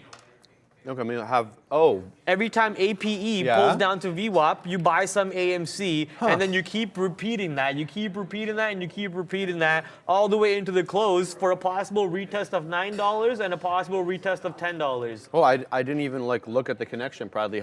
Give me an opportunity to look at what Ape's doing and what AMC It's one of the most doing. volume stock today, Ape. Ape? Yeah. Yeah, okay. Ignoring the 3 times leverage ETFs, Ape's doing the most volume. It's $1 now? Yeah. Wow, it really retraced. Okay. So yeah, you're definitely not gonna have the moves you're gonna get on AMC. Excuse me, as you are on Ape, 113 high. Okay, so when it dips down to 105, then you buy AMC. That's the idea here. And then, okay, so let's see what it did. So you have a VWAP test with a low of 105 on Ape. At what time is that exactly? That is 11:45. What happened 11:45 here? Yeah, okay. Yeah, the 50 period retest. Okay. Yeah, I mean, sounds complicated. Sorry, my voice is... Excuse me, sorry. I just had like a potato wedge, and now I'm coughing up a storm here from the back. So AMC is curling up though, guys, bouncing very nicely. Look at that double bottom that it created off the 50 period on the 1 minute chart. Now it looks like it wants to test that $0.50. Give me 1 second here to drink a cup of water. Ooh, I really apologize. I am hitting the cough button, by the way, guys. I don't know if it's working because I think the chat is complaining that I'm piercing some of their eardrums, but believe me, I am hitting the cough button. I'm not sure if that's working or not. But look, we are coming close to that 850 level on AMC. A lot of volume picking up now. Looks like the volume is curling up here on the volume profile on the bottom of the chart. I'm not going to take this one long, to be honest with you. Thank you very much. Appreciate that. I'm not going to take this one long. GME is kind of doing the exact same thing. AMC does look stronger than GME. You see 3 red candles here retracing on GME. Same shape chart, but AMC is printing green candles. So the momentum, I believe, on AMC is a little bit better, and it's also up a lot more, 16.75%, whereas GME is only up 2%. We'll talk about these and much more when we get back from Brendo, who's at the big desk with Happening Now. Hey guys, yeah, into lunch hour we go. Still a bit of a choppy day as to be expected coming off of what happened late in the day yesterday. Huge rally up, just some congestion, maybe some profit taking, actually quite constructive, as we said in the pre-market if you joined us for the overall move higher. If we can hold substantially higher or top end of the range from yesterday, it's a positive. Here's a look at how things stand right now. 0.13, there's the S&P. 0.88 for the Dow. It is lagging ever so slightly. Remember, yesterday we tagged that 20% level from the lows. Late in the day, the Dow reached 20% from its low back to the upside. So technically speaking, out of a bear market for the Dow, of course, we've seen 20% rallies in a bear market lead to new lows, but that's the way the markets are shaping up right now. Here's Tesla, another one we were checking out. If you joined us pre-market this morning, remember they were delivering and having a ceremony regarding the delivery of their first semi-truck today. So a bit of a choppy day here for Tesla so far, trying to hold, as I said, top end of the range, guys. Yeah, Brendo, I agree with that. I remember looking at the Dow on several weeks, noticing the Dow definitely a lot stronger than the overall market. By that meaning the NASDAQ and the S&P. These Dow names have definitely held up a lot better than some of these tech names or these tech-heavy indexes. So yeah, I've been keeping my eye on the Dow. Obviously, a Walmart, one of the components of that. I always follow Walmart because I was not a long time. I held it for about 6 months or so. So I always like to see what it's up to. Walgreens, another component of that I was also interested in for earnings not that long ago. So yeah, the Dow definitely holding up here. Couple of things to update you on. With respect to the 10% position that I had remaining on my VAX, I stopped out break even. It retraced back into my entry. It did not make its way to 4, sadly, so that 10% remaining ends up as a break even. Mark Knight in the chat asking, what kind of filters do you have on your scanner? So these are what I look for. I look for the biggest change percentage, all right? And then I also look for volume above 50,000. And the reason I put 50,000 is because I usually sit down at my desk about 8 a.m. And so I have to be cognizant of when I'm starting my day and what amount of volume should be at that time of day. So I put 50,000. And sometimes, you know, after the bell, I'll change it and I'll put like 250,000. But I just typically keep it, and then I look at the volume itself to filter whether I want to trade it or not. The other thing is price. I filter anything under $1. I don't want to be notified about anything under $1. I don't trade those stocks. I mean, you got to draw a line somewhere. So the dollar is what I'm looking for. And then I also have gap percentage. I like to see which ones are the leading gappers. And by gap meaning, where did the stock close on the last trading day? And where did the stock open on the current trading day? And that percentage difference is the gap difference. Now, that usually is because of some sort of catalyst, and, you know, meaning that you should be aware of this stock, and this stock is tradable. It's likely to be volatile. So that's what I use. Those are the filters. I also like to throw in like average volume, so I can have an idea of the RVol, because sadly my scanner doesn't actually have an RVol indicator in and of itself. So I kind of have to make one up based upon the current day's volume and what the average volume is. Now, the average volume will change, whether it's like a 14-day running average or 21-day, whatever you have it set up for. In any case, I have the average volume, and I also keep the 5-minute volume. And the reason I keep the 5-minute volume on there is because I want to know what's moving now, right? Especially with these small cappers, you try to catch the initial 1 or 2 moves. Sometimes the third pullback you can still get some momentum on, but you got to know about these ones relatively quickly for like the really nice setup. Otherwise, you're going to start looking for different dip trades and stuff like that, as you know, with these small cappers. So what I try to look for: volume, price, change percentage, and gap. That's what I look for on my scanners, Bradley. I'm so upset at myself right now, man. Look at MRK. Look at my short and look where the stock is. Oof. Like, this is so sad. And then another one. You want another one. We're going to be DJ Khaled with this at the moment. Another one. Costco. That was a $10 winner right there on MRK. Was that a $10 winner? No, not 10. Chill. Not 10. Chill. $1. Yeah, not 10. I need glasses. I don't see the screen as well as I used to, I would tell you the truth. But I was like, is that what? I saw 110, I saw 100. Instead of a 0, that 9, I saw a 0. But, yo, that trade was sick. 110 short, basically. We got out for a 50-cent winner. We're about to get $1 if we were still in it. For anyone who was in that trade, congratulations. And even if you're in the Apple position that I punched in at 148, we're now at 147.26. We took also 50 cents on that trade. That sucks to be us over there. So, you know, market pulled back a little bit more. NASDAQ did break 12K to the downside. Part of me wants to go gamble on the QQQ market over here and punch into a short on the QQQ as we are not able to reclaim 12K on the NASDAQ futures. So I'm watching the NASDAQ futures on the right side over here of my screen to see if we are able to reclaim 12K. And if we're not able to reclaim 12K, I think I want to be short on this position. The market at the moment, though, it's stalling out on the downside move. It's not really extending to the downside past that 12K. It is showing us some short coverings coming in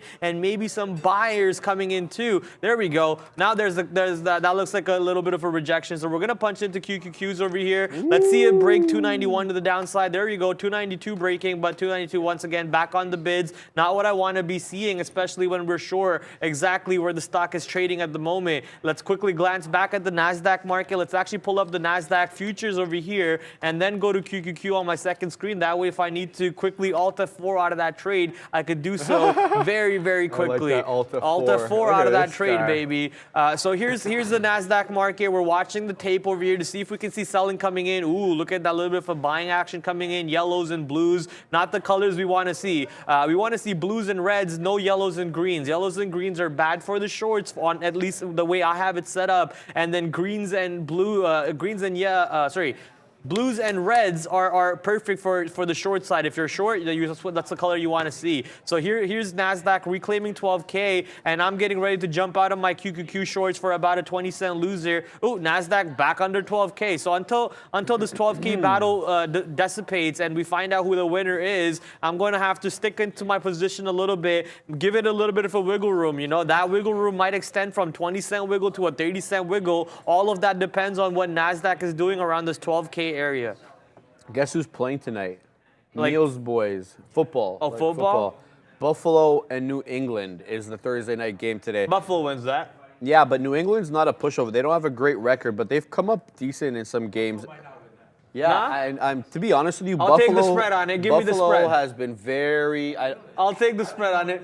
Give me the spread. Okay, here it is, Bradley. Can you look right there? The spread is, it's only 3.5. Okay, now if it was -10 like last time, like the one that you and Neil took, I would have taken -10. -3, I'm not taking that. Yeah, so Buffalo tonight against New England in New England. I don't know what the weather's like in New England, but if it's anything like here, it's not very pleasant. Super windy day today in Toronto, guys.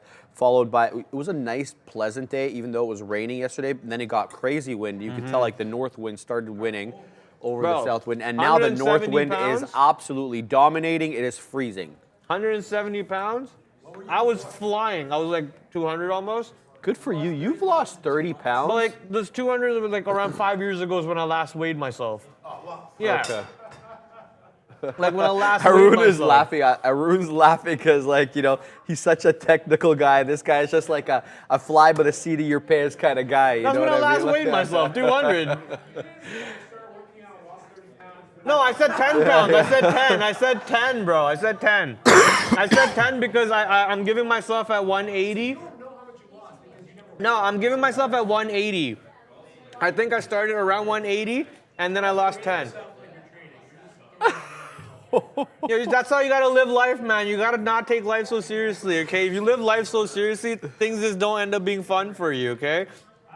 But 170 in the wind, I was getting taken L. I was flying in the wind like a kite. Yesterday was insane. Yeah. So, yeah, and do you get colder easily, too? A little bit, yeah. But like okay. these ACs are right above our heads, and they're blowing like wind right on our hands. So like that's not the easiest thing for that. Prad can bench 300. Don't mess with him, says Yeah, right. Nunny Abiz. Nunny Abiz. I like that. All right, let's. Yeah, you got to bench your body weight. You got to deadlift twice your body weight and squat one and a half times your body weight. I can't even bench the bar, bro. Come on, forget about all that. The body weight. Guys, I'm looking at a little bit of a curl here off the 50 period on AMC. It created this previous top here at 846. Didn't quite make it to 850. I don't want to say 850 is like a legitimate level. It's only the $0.50. You have some tests of 850 around here, around 840 and 838. But this one seems to me like if it creates a new high, breaking through that 47, 46 top, then this one might be on the way up for maybe another run or like starting another run. But it's got to make new highs. If we don't make new highs, then the trend really, you can't really say that a trend is changing or continuing or what. Otherwise, I think it's still possibly to the downside and a break through that 50 period. Like so far, it's held up the 50 period quite well with, wait for it, a perfunctory break of the 50 period here. That's the new favorite word of Trader TV Right. Live, baby, perfunctory. Yeah, we're gonna have to break that 46, 47 high. It means like Sean is gonna look up. Bradley already looked it up yesterday. It means like a weak break, Yeah. like a false break, like a weak break, something that doesn't have a follow through behind it, very, very light, very Bradley nonchalant. Googled it yesterday. Yeah, minimum effort, no So like real just follow a through. weak break. Anyway, this one it doesn't look like it's going yet. I'm seeing some blue coming in here on my tape. Blue is below the bid, so blue. a lot of blue coming in. Anyway, Bradley, AMC, it looks like it's maybe just trending sideways now within a range. If you can play that range, power to you. I don't like playing them.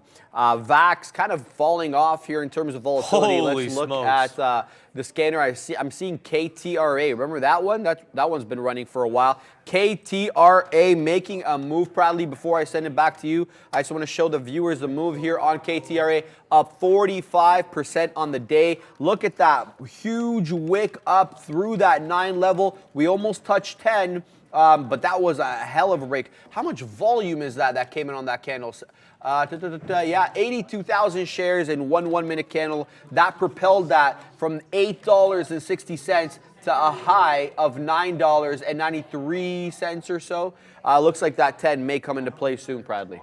So QQQ, as it reclaimed, NASDAQ reclaimed 12K, so I punched out of that QQQ short for a small little loser. QQQ went back down below 12K, and instead of punching the size that I wanted, I actually keystroked and punched 17x times the size that I wanted. So that was a little scary. Oh my goodness. I kind of had to go change my diaper over there real quick. So had to punch out of that position and then punch back in the size that I actually wanted. So thankfully, did not lose too much money on that keystroke. Actually made money on that keystroke. A quick little 2-cent scalp on that keystroke with 17x the size that I wanted, which is, oh, thank you, Lord Jesus. So we take that little win on that one, and we come back over here with the size that we wanted. So even if we do lose over here, which looks like we are going to, that quick little keystroke scalp that we took is actually going to pay for this loss if it ends up being a loser, as NASDAQ still trying to be above 12K. UVXY trying to pull back to the VWAP once again, not trying to go back up, which is sad for me. So this QQQ short might not be a good trade at the moment, which means tech stocks are trying to go back up. So your Apples,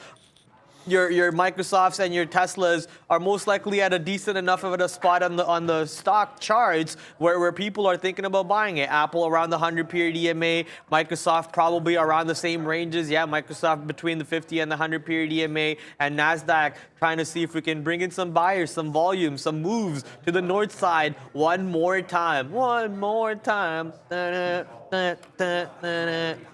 All right. Well, I was just singing that to find mobile eyes ticker on my scanner to the left side. Trade ideas, ladies and gentlemen. These scanners are thank you to Michael Noss, the Noss boss himself. Yes, sir. He hooked me up with the scanner, and the scanner's called. Read that right there out loud for me, Sharif, real quick. Meat? No, right up there, right there.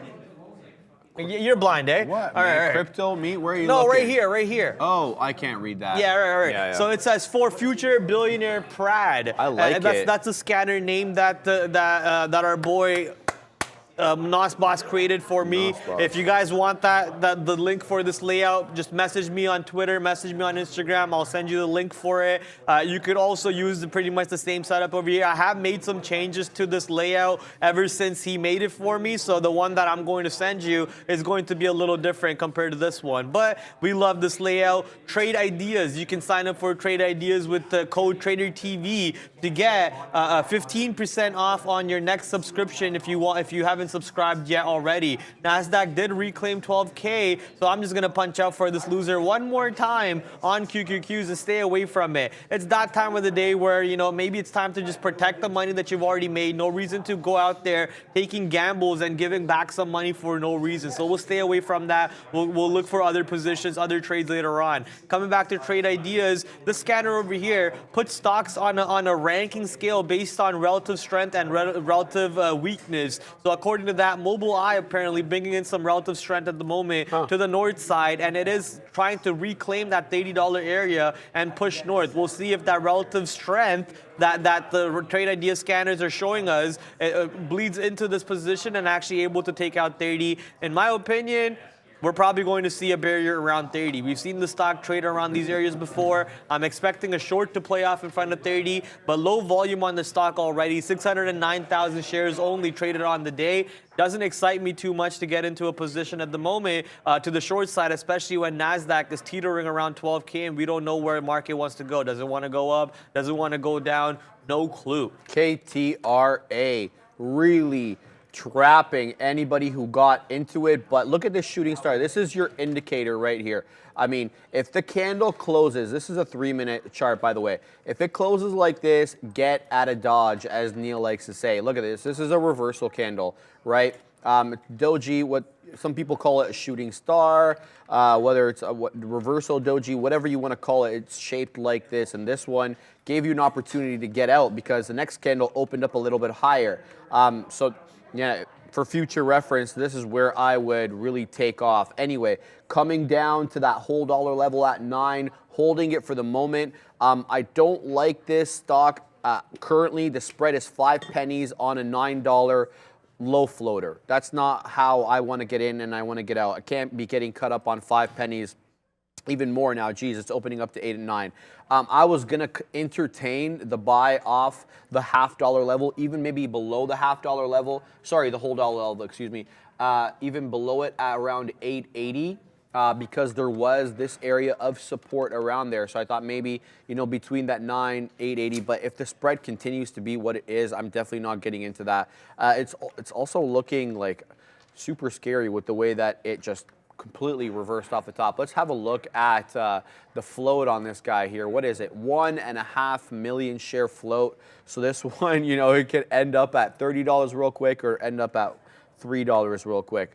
KTRA, definitely a mover nonetheless. 35% now. It's what it's up on the day. Let's go have a look at what AMC is doing. Yeah, we talked about it making a newer high through that break of 846 or so. It definitely didn't do that. In fact, it's created a lower low and a lower high. So this one looks like it's primed to the downside. The only saving grace so far has been this 50-period moving average that it's bounced off, I want to say 4 times now. This will be the 4th time if it bounces off here. So if you're inclined to play the wave or play the range, the tops and the bottoms, this is your entry right here.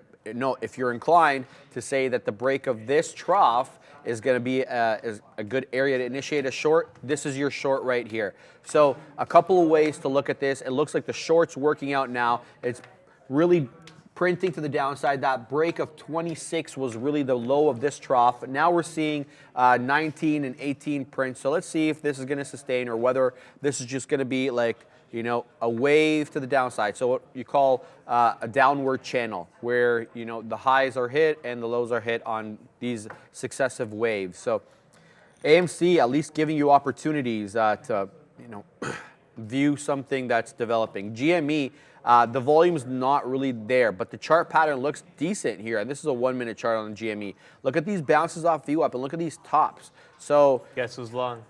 you're long GME. Proudly, look, you take it off VWAP.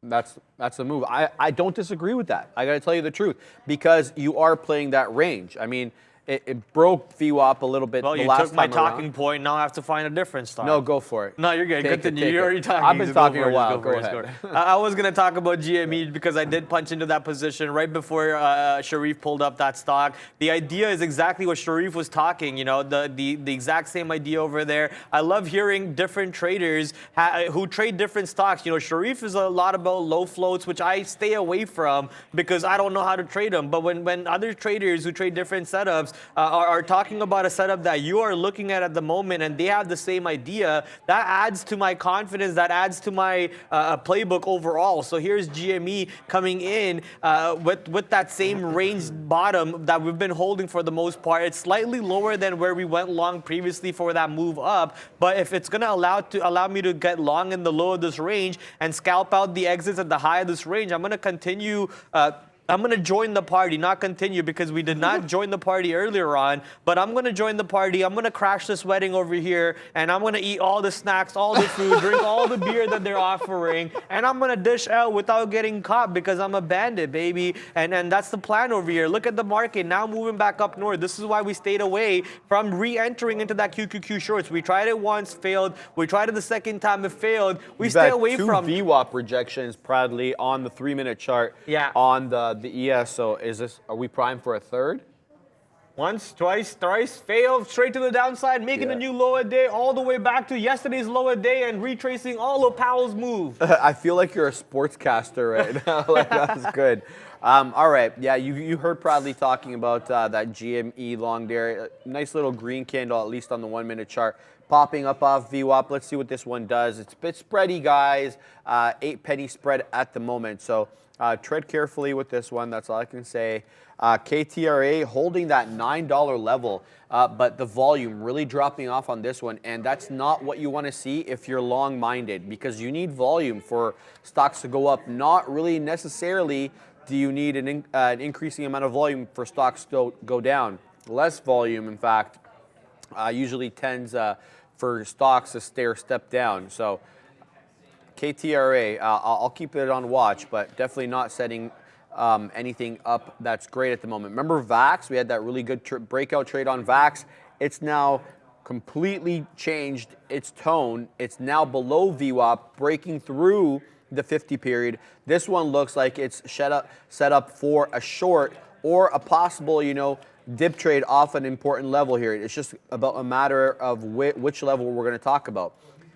I personally see the $3 level being the better level here, given that we're at $3.40 at the moment. There are areas of support above $3, namely $3.25. There is this peak here, which corresponds to this trough there. So there's going to be a good amount of action at that $3.25 level. And when you look at the corresponding volume for those time periods, there's quite a bit. So that means quite a bit of shares have been traded at that 3.25. So I think 3.25, possibly 3, but I don't see much areas of support from the 342. Many areas of support from the 342 we're currently trading at now to that 3.25. So you could have a 20 penny move to the downside, realistically speaking, here on VAX. Who knows if that will materialize? Either way, I think this is when is hard to short. No, VAX is easy to short actually on this platform. I don't know how it will be with your broker, but I don't think it's too bad. Coming back to AMC and GME quickly, it looks like that thesis that Bradley had for that VWAP bounce on GME's materializing, at least for the moment. 244 is 2644, excuse me, is where VWAP is at, and looks like we just printed some in the 70s. So a 30 penny winner. Bradley saying he just took some out. Yeah, I already took some out on that pop over there. Beautiful pop coming in on GME. You got to love it, right? When the profits are rolling in, take your scalps. And Sharif was saying this earlier to me, hold some for the dream and just in case it does happen. But, that whole idea of holding some for the dream kind of screwed me over this year a little bit. Did it? Honestly screwed me over a little bit this year. So I'm actually getting ready to go back to how I used to trade, which is if I'm giving a stock 5 cents of risk and if it's giving me 30 cents of profit, I'm going to be out of that trade. Forget the dream. Take my risk to reward trades, because then it's very scalable. Because then if it's 5 cents of risk and my shutdown goes higher, my 5 cents of risk is now same 5 cents of risk, but my shutdown's higher, which means I can risk a little bit more money and I can keep repeating that setup. Take my scalps, take my scalps, take my scalps, and exit stage left. I don't care about those dreams anymore. All I care is adding about the money in my pocket. I had this whole idea about, having to paint the chart, paint the candles so I could look good on Twitter, so I could look good on the show. But looking good does not pay you. Trading and taking those profits and scalping your wins will pay you. But I'm not saying that for you to do that, right? You do whatever pays works. you, whatever works for you. If trading for the dream works for you, do that. But for me right now, I'm scalping my wins all day, and it has been paying me every single time of the day so far. Only about 3 negative stocks, 4 negative stocks, and barely any real money lost on those. Costco, Pinduoduo, GME, MRK, Apple, Microsoft, all winners on the day for me. And when the board changes over there to see how much units per share will be made per trade, you'll see that Costco has been an absolute monster for me. Currently, Zscaler is getting ready to join the losing trade baskets for me. It was a 30-cent winner, and I had to order it. Sadly, the order never triggered, and they didn't give me my exit on that position. And now Zscaler getting ready to go up to 143, most likely going to lose on this trade. Already up 7%. I figured, hey, it looks like a little bit of a resistance around 143. Maybe we reject 143 and pull back, but that doesn't seem to be the story as the market's moving straight back to VWAP. NASDAQ at VWAP, S&P 500 almost back to VWAP, UVXY actually breaking VWAP to the downside, and Zscaler leeching off the market move and ripping to 143. Yes, sir. Just finishing a quick thing here. There we go. Okay, now, VAX. Still pulling down lower. I want to see what it's going to do at the 325 area. I'm really interested to see if we get a period of upward retracement. We're now below the 50 period moving average, and we've closed below it, and we're about to close below it again. So this is possibly a decided trend change. So, and this is something that I've struggled with at times, which is to forget about looking for areas where I can go long if I was long inclined previously, and start to say to yourself, well, you know, what's the right short setup here? Because, you know, sometimes you just get fixated on like, okay, well, it's dipped below here. Where can I get it long? Well, why are you looking for the long? Why are you not looking for the short? So that's been a challenge for me at times. And right now I feel like I'm waiting for it to pop back up, possibly maybe to VWAP here at 353, let's say 350-ish area for a possible shorting the pop scenario. So that's what I'm looking for. Concurrently, I'm looking for that 325 bounce. See, I'm no bias here. The stock is going to do what it's going to do. My job is to kind of interpret what it's doing, right? And then to act upon that. And that's what I'm trying to do here, trying not to have any biases, but to be aware of the scenarios that I believe could take place. There we go. We're getting a bit of a pop. I'm looking for, you know, a test of that $0.50, even if it breaks through that $0.50, if it gets up to maybe that 360 level, and then I get a nice move back down, that's when I'll be punching in short onto VAX. Easy to borrow. What's the float on VAX, Bradley? Let's have a quick look here. Company profile. Scroll down, down, down. 49 million, so 50 million shares, 49.5 million shares. So this one, not a low float, medium float. It could move aggressively. I'm not telling you it can't, but it's not as likely to move as one of these 7 million or 2.5 million share float. Those ones can move in a hurry. So that's the situation on VAX. Let's set up some dip trades here on, for the short. So let's go for the short first. The short I want to take in the mid 50s. I want it to break VWAP, but then kind of wick above it, then kind of back down. That's what I'm looking for. So let's go ahead and put a short for 355. And we'll go full position on that. So that's what the short will be waiting for. Concurrently, I'll sit at 325 looking for that bounce. This one I'll take with half the amount of shares. And the reason is because we're in a downtrend right now. So the trend is against me. So I'm taking a counter trend position. If I'm doing that, I need to be able to manage my risk. And managing my risk in this scenario is one, having a really definable stop, and two, taking half the size. So we're going to go ahead and we're going to put a long for 325. And because we got, no, I can just do it like this. What am I doing, Bradley? I'm so silly. 325, and we'll take half the shares at that instant. So we'll see what this VAX is going to do. By the way, it's done how many? It's done 6 million shares.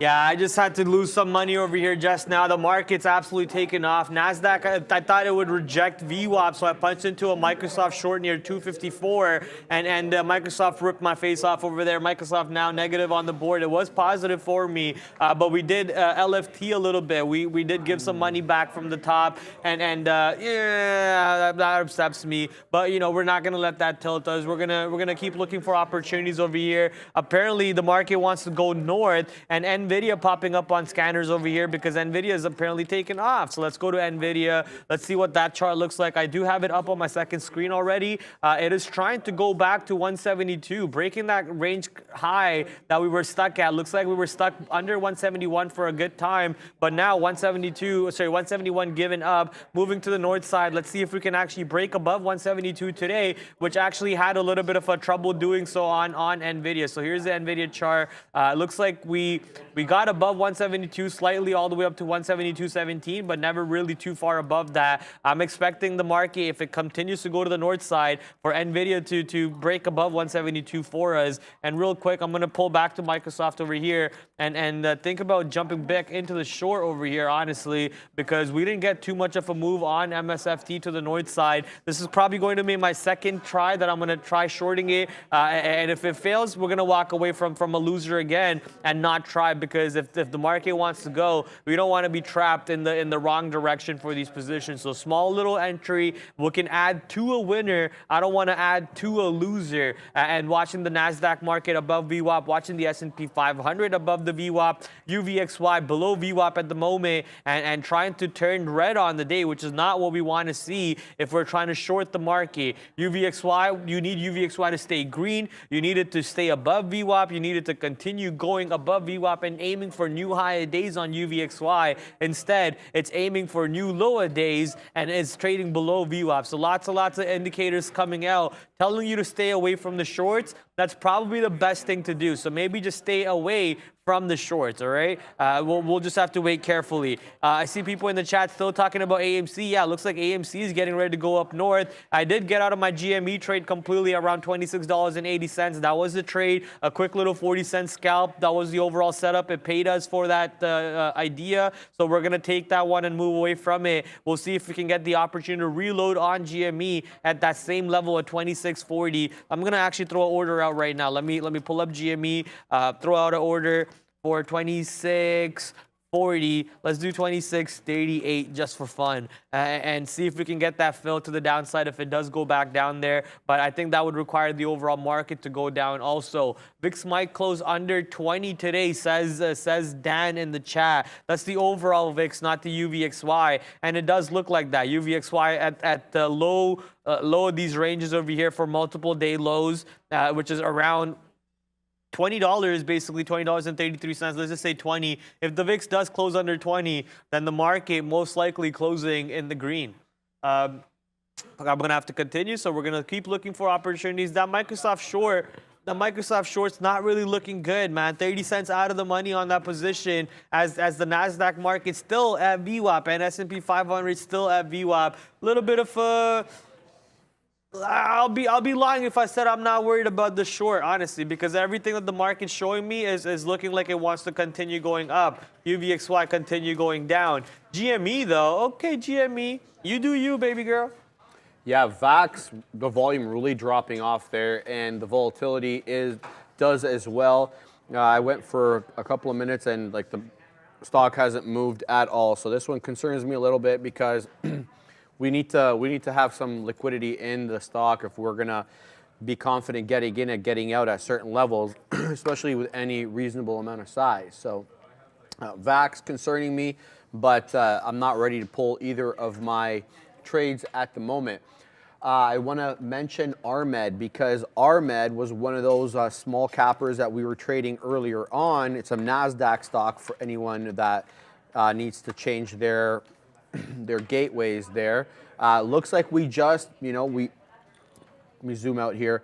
We made a bit of this has been a kind of like a triple bottom here, that 280 level for all intents and purposes, except for this, superficial wick over here down to 78. 80 has been the level.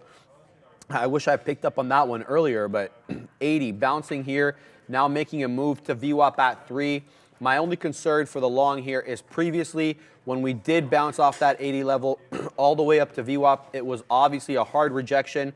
So I'm more inclined to initiate a short around 305. I would give, if you're going to initiate a short here, give yourself to the break of this peak, which happens to be that 306. If you can give more risk, give it to 310 or so, then the trend has changed. I'm looking short here, so I'm going to go ahead and take a half position short.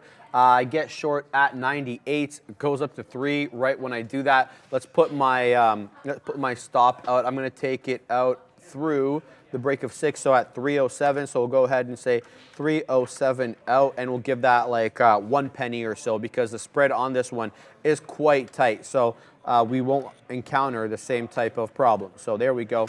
We'll give that one some room to materialize. We'll see what it does. At the same time, we can look at VAX and just appreciate how unvolatile. What's the word that we came up with? Involatile.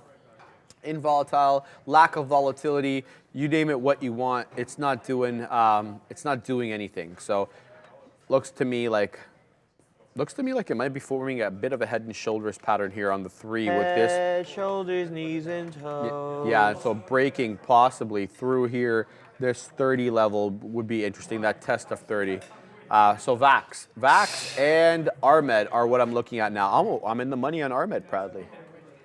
Arun over there complaining that he's heard the song Head, No Shoulders, Knees, and Toes too much. Hey, I have a niece at home, so like that's all I hear now. Wait till you have a kid, I guess, and you're gonna be real tired of Coco Melon, all these other nursery rhymes and stuff. It is absolutely mind-numbing. Coco Melon, whoever created Coco Melon, I'm gonna have to find you and hurt you a little bit because you are killing my brain cells low key. That I want to is, just is pause like you crack for here. for kids. According to Dictionary and the Oxford Dictionary and dictionary.com and Merriam-Webster, there is a word called involatile. Yeah, that's what I said. So involatile. someone in the chat said non-volatile. No, So I'm like, no, involatile, yeah. it's involatile.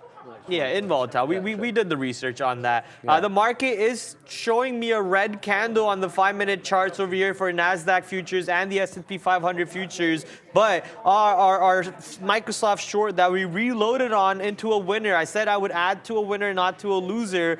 We added to a winner, and we killed our average a little bit, and now we're 20 cents out of the money on that position. So not liking it one more time. We're going to continue, looks like, giving back money on Microsoft shorts over here as NASDAQ wants to stay green. NASDAQ up 0.05% on the day, exactly at VWAP, but the S&P 500 still red on the day, but only down 0.05%. So a little bit of opposite direction on the market over here. You know, barely down NASDAQ, barely down S&P 500, barely up NASDAQ. UVXY also barely up on the day, only up 0.5. Waiting patiently to see if we can get a nice little pump over here. What's up, brother? Bradley, can we have a look at and see what the knockout stages is going to look like based on the teams that have advanced so far? Go for it. No, I mean, you're always the one that pulls it up on Google. I don't know, like, where to pull it up. I do have it There up we go. already. Can we go to Bradley's screen? So let's go. bracket. Oh, that's what I was looking for, the bracket. Okay. So All right. Netherlands, USA, Argentina, Australia, Croatia to be decided, France, Poland, England, Senegal, Morocco to be decided. Okay, so it is Croatia and Morocco that advanced from that group. Okay, Yeah. perfect. That's awesome. Shout out to Morocco, a fellow North African side, for making the knockout stages. Always want to rep North Africa. Pumped for you guys. And yeah, some great players on the Moroccan team. Hakim Ziyech plays in Chelsea. You got Ashraf Hakimi, who plays at Paris Saint-Germain, one of the best right backs in the world right now. At a good, like, he seems, him and Mbappe seem like they're best friends. So some really good players on Morocco, and sending them the best of luck there. So pumped that I can't believe Belgium did not make it out of the group stages. I felt that Belgium was an overrated team going in, not because they don't have quality players. They do, obviously. I'm not even going to try to dispute that with anybody, but I felt that their style wouldn't work well with the teams that they had in the group. They're not a necessarily fast team. They're very more like methodical, build from the back and move up using triangle passes type thing. They don't really have the speed to get up there and to challenge. And that's why I saw Canada give them a rough time, right? Even though Canada performed very poorly against, who was it? Croatia. And, didn't perform as poorly today with Morocco being 2-1. But I think that Canada is a whole different set of games. Anyway, Morocco, shout out. And Belgium, not surprised, not going to lie. All right, Armed breaking below our entry here on the short, got to as low as 293. This one rejecting off, it's breaking 3, don't get me wrong. It's breaking 3, but that 304 seems to be met with a lot of sellers through that break, especially the VWAP and the whole dollar being very close to one another. That's always kind of like it's a good thing if you want to rely on that level for whatever. So 304 and is the high there on this peak. 302 is where VWAP is at the moment. Looking to take some out, possibly through this break here of 292. In fact, let's go ahead and put some to cover 292, and we'll put a 10% stake there. It's got to make its way down though, Bradley. I may have to actually re-look at where I want to get out on some of these levels, because the range, it's not giving you much to work with. 80 is the bottom and 304 is the top. That's 24 pennies of range. So I may have to start scalping some at larger quantities a little bit higher up than I would like. Sorry, I had to do some stuff for our Discord server over there. We're actually trying to make it a little bit more interactive for our viewers. So we just now turned on the poll feature, which was suggested by one of our viewers based on another server that they were in. So thank you for that suggestion. Blind Jedi and myself are trying to get that suggestion implemented into our Discord server. Jedi over there, we love you, bro. Blind Jedi, Bear vs. Bull, the best moderators. Blind Jedi absolutely killing it on Discord. Bear vs. Bull absolutely killing it, slaying it on the YouTube chat. And YouTube beauties are helping me out every single day with that moderation stuff. SPY, I had to order to get short SPY on the break of 407 just in case the market curls back south over here. And that did trigger me into a position which is now 10 cents in the money, 15 cents in the money. Let's see if we can get the market flushing over here for ourselves, win on the SPY shorts, and then if the market is flushing, there is another short on board that we have that we would love to see it flush. So here's Microsoft in the money finally with SPY 20 cents in the money, Microsoft 4 cents in the money, waiting for a nice flush in the market to help us out on these shorts and waiting for UVXY to continue riding back to the north side. So we'll just have to see what happens patiently to these trades. Also, since I was talking about Discord, I might as well pump our Discord a little bit more. Guys, I would love to see our Discord a little bit more active. You might be wondering, what is the point of Discord when we already have the YouTube chat? It's for offline conversations. When the show is not online, before 8:30 and after 4 o'clock when we're not on the show, it's a place for you guys to have conversations, prepare for the market the next day or even pre-market, share your ideas with each other, share your trades with each other, and get peer reviewed. If you were in school, you know peer reviews, how they work and how they help each other all the time. So get peer reviewed by each other from your trades. I see a lot of people talking about their trades these days in those conversations, so I love seeing that. Earlier in the day when I used to scroll through Discord, it would take like maybe 2 or 3 scrolls to get through the end of Discord. But now if I scroll through Discord, it takes multiple scrolls to get through the end of Discord, which is actually making me very happy. So go join that server, share your ideas, share your thoughts, have fun in the conversations in there. Do !Discord to sign up for that. Real quick, let's go do some super chats once again, because we might have missed out on some of you beauties over there who have been supporting us. So we covered most of these. Okay, here we go. Ricardo Fern, I'm from the 305 and coming to Toronto in March next year. Any chance to visit the studio? Obviously, my friend. Come through, message us on Discord, on Twitter, on Instagram when you are here, and we will for sure get you in through the door, show you the studio. We've shown the studio to multiple people, so no doubt about that. Soldier for Christ coming in with the $10 super chat. Can we support Mikey through Trader TV?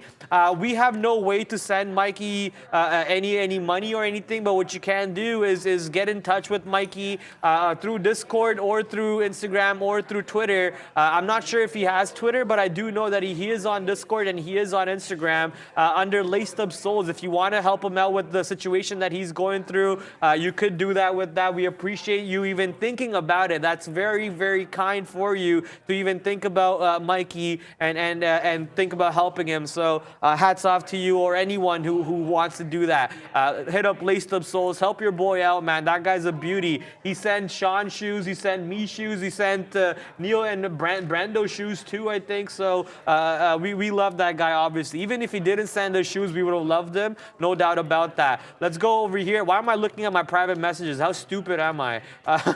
Oh, man, look at the like count today. Oh, my bad. I thought you were tougher than that. Come on. I was more taken back by it than anything.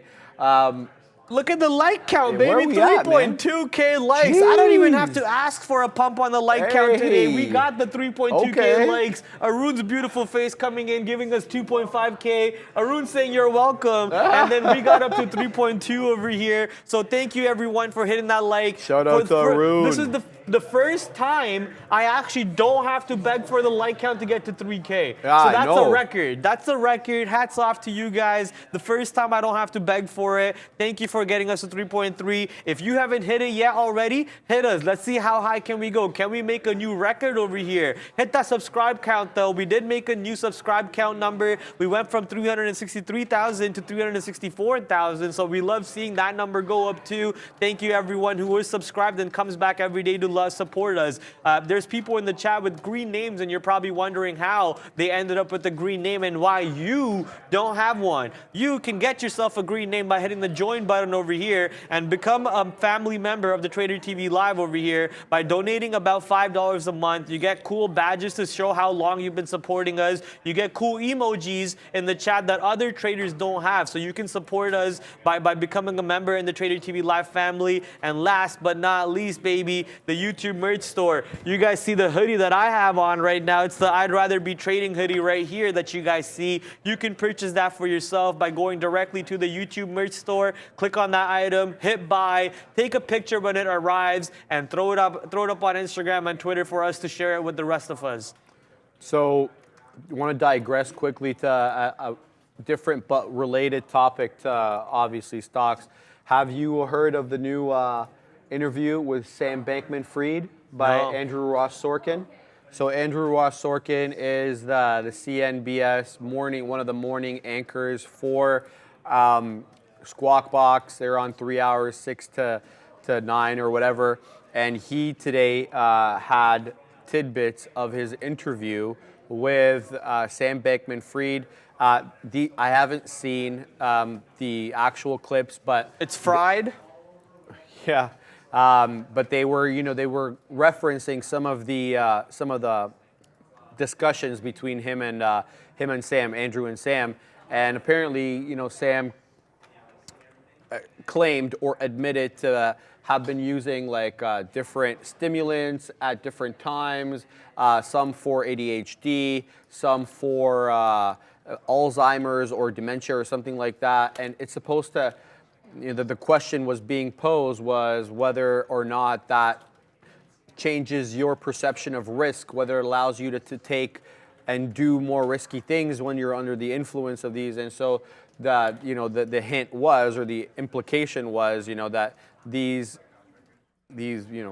drugs were causing him to do that whole thing and to over leverage the company. I don't know if I buy the entire thing, but that seems. The reason why he's doing that is because he's going to claim an insanity. Yeah. So Sean is saying that he's setting up for a legal defense where he claims some sort of temporary insanity as a result of consumption of these medications, this and that. So. However you view it, Andrew Ross Sorkin asked him, he's like, do your lawyers want you to be speaking right now? And he said no. But, one has to question if this is not part of a bigger scheme and plot to keep him out of jail or to reduce his jail time. Or it's just it's a wacky thing. But anyway, I think it's going to be super interesting to watch that interview because up until his interview with Andrew, he was not answering any, specific questions with respect to fraud or respect to how the money was moved. I mean, one of the other reporters, Kate Rooney, flew down to the Bahamas to interview him, and she got nothing out of him, essentially, except for what he had already said in his Twitter statement. So this is kind of new information coming to light. One of the constant running sagas. It's relevant because crypto is relevant, and he was kind of the prince of crypto, so to speak, right? And there's going to be more implications, I think, Bradley. I don't know if we've seen the end of it, but there seems to be a bit of a domino effect in the industry at the moment with other exchanges and crypto companies going under. All right, back to the current trading at hand. What I did was on VAX, if Coinbase goes under, I think Bitcoin is dead. I don't know. Look, I just feel that there is a big cult following for Bitcoin. Some people who really believe in it and some people who really look at it as like the future. I think those will be the holdouts, right? I think Bitcoin survives as an entity. If all the exchanges die and you're holding these coins, where are you going to liquidate? Where the money's going to come from? The old way, which is through digital wallets. Right? But there's no exchanges. You're not. But you send directly to somebody using the digital wallet by knowing their digital wallet? So you're basically you're trading with like a select few people where this currency doesn't mean anything anymore at that point. I don't know how it's going to work exactly. I'm not a Bitcoin buff, or I don't know the technology as well, but I feel that it exists even after these big exchanges go under, and maybe it goes on a hiatus for a little bit. Yeah, kind of like goes on the dark web and just trades on the end by itself over there, decentralized platforms over there. I mean, the fear among some people is that governments are looking to print digital currencies so that, and then here come the tin hat theories, right? That the money could expire if you don't use it so that they can control who has wealth. I mean, these are more tin hat theories, but the more realistic thing is that they can if the money is digital, if printed by the government, they can see how you spend it. And I think that puts a lot of people in an uneasy feeling or an uneasy position where the government's able to track where all their money is spent. So I think that these currencies or these entities or whatever you want to call them, commodity, whatever they're not commodities, sorry, like whatever it is, they're going to have their people, they're going to have their following, because there's going to be that group of people that don't want the government to know what they're doing. They don't want that expiration, or even if it's just go down. Anyway, okay, so that's the talk for now. With respect to the shorts that we have, neither of them are, they're not doing that well. VAX is a few pennies out of the money here. Where did I get short? I got 35. We're getting 45 prints, so I'm about 10 pennies out of the money on VAX. I've got another order here as a dip trade. It's like a dip trade for short, so it's to the long side. It's to the high side. I mean, 355. I'm looking to add another position on VAX. Look at GME. It's moving. You wish you were holding that long still, huh, Brad? You paper-handed trader. We're getting a move to 27 now on GME once again. We're breaking out of the range. The reason why I'm looking at GME is because I looked up at the chat and Michel Herbert, our boy from Quebec, Ontario. It's in Ontario, right? What? Quebec's in Ontario, right?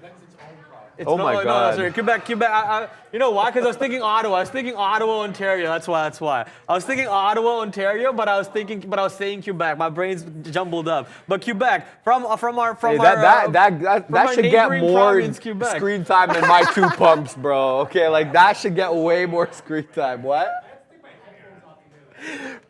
Arun said he had to take his headphones off to make sure he heard right. Listen. Here, I'll tell you why I got confused. So on the way to work, I saw someone tweet it at Sean and myself, and their location said Ottawa, Ontario, right? But the location on the Twitter, it said Ottawa, Ontario. Yeah, so it's on the border with Quebec. In my head, though, I'm saying Quebec, but in my head, I'm playing out that location tweet that I saw, which just said Ottawa, Ontario. All right. Yo, chill. Let me explain this. Let me explain what happened in my head. Let me explain what happened in my head, okay? So I got confused. This is great. Right? There's a checkings and a savings. It takes 24 hours for the memory to transfer over into my permanent bank over there. Okay. I messed up, okay?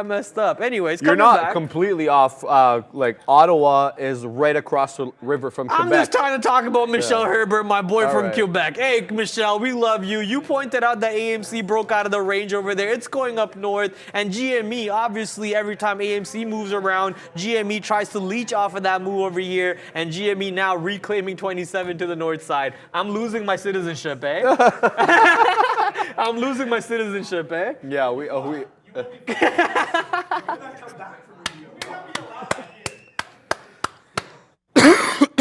Yeah, they're gonna thank God I didn't have to do my citizenship exam to get my citizenship. I was too young, but my mom had to do that exam. My dad had to do that exam. My brother, sister, everybody had to do that exam to get their citizenship. I was too young for it. You know, imagine if I had to do it. I was like, all right, Brad, you're going back to India while your family's sitting. Yeah, I just remember that they were asking like, how many levels of government are there? Who's the head of state? Who's the head of government? It was like an introduction to like political science class, or like what do we call political science like in high school? Geosci, poli-sci, geosci. But like in high school, it was called social geology, studies? social studies, right? yeah. That's what we called it like in grade school, right?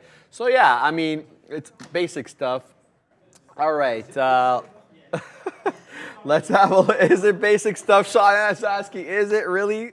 Because Pradley obviously making us all chuckle here, but obviously we're just joking with him. Now, GME and AMC moving here, guys, retracing a little bit, but they did create a higher high. So this one Yeah, you know what? I kind of fell off the radar here with AMC. Started focusing on VAX and RMED, but this one created a higher high. So this looks like a trend change to the upside now.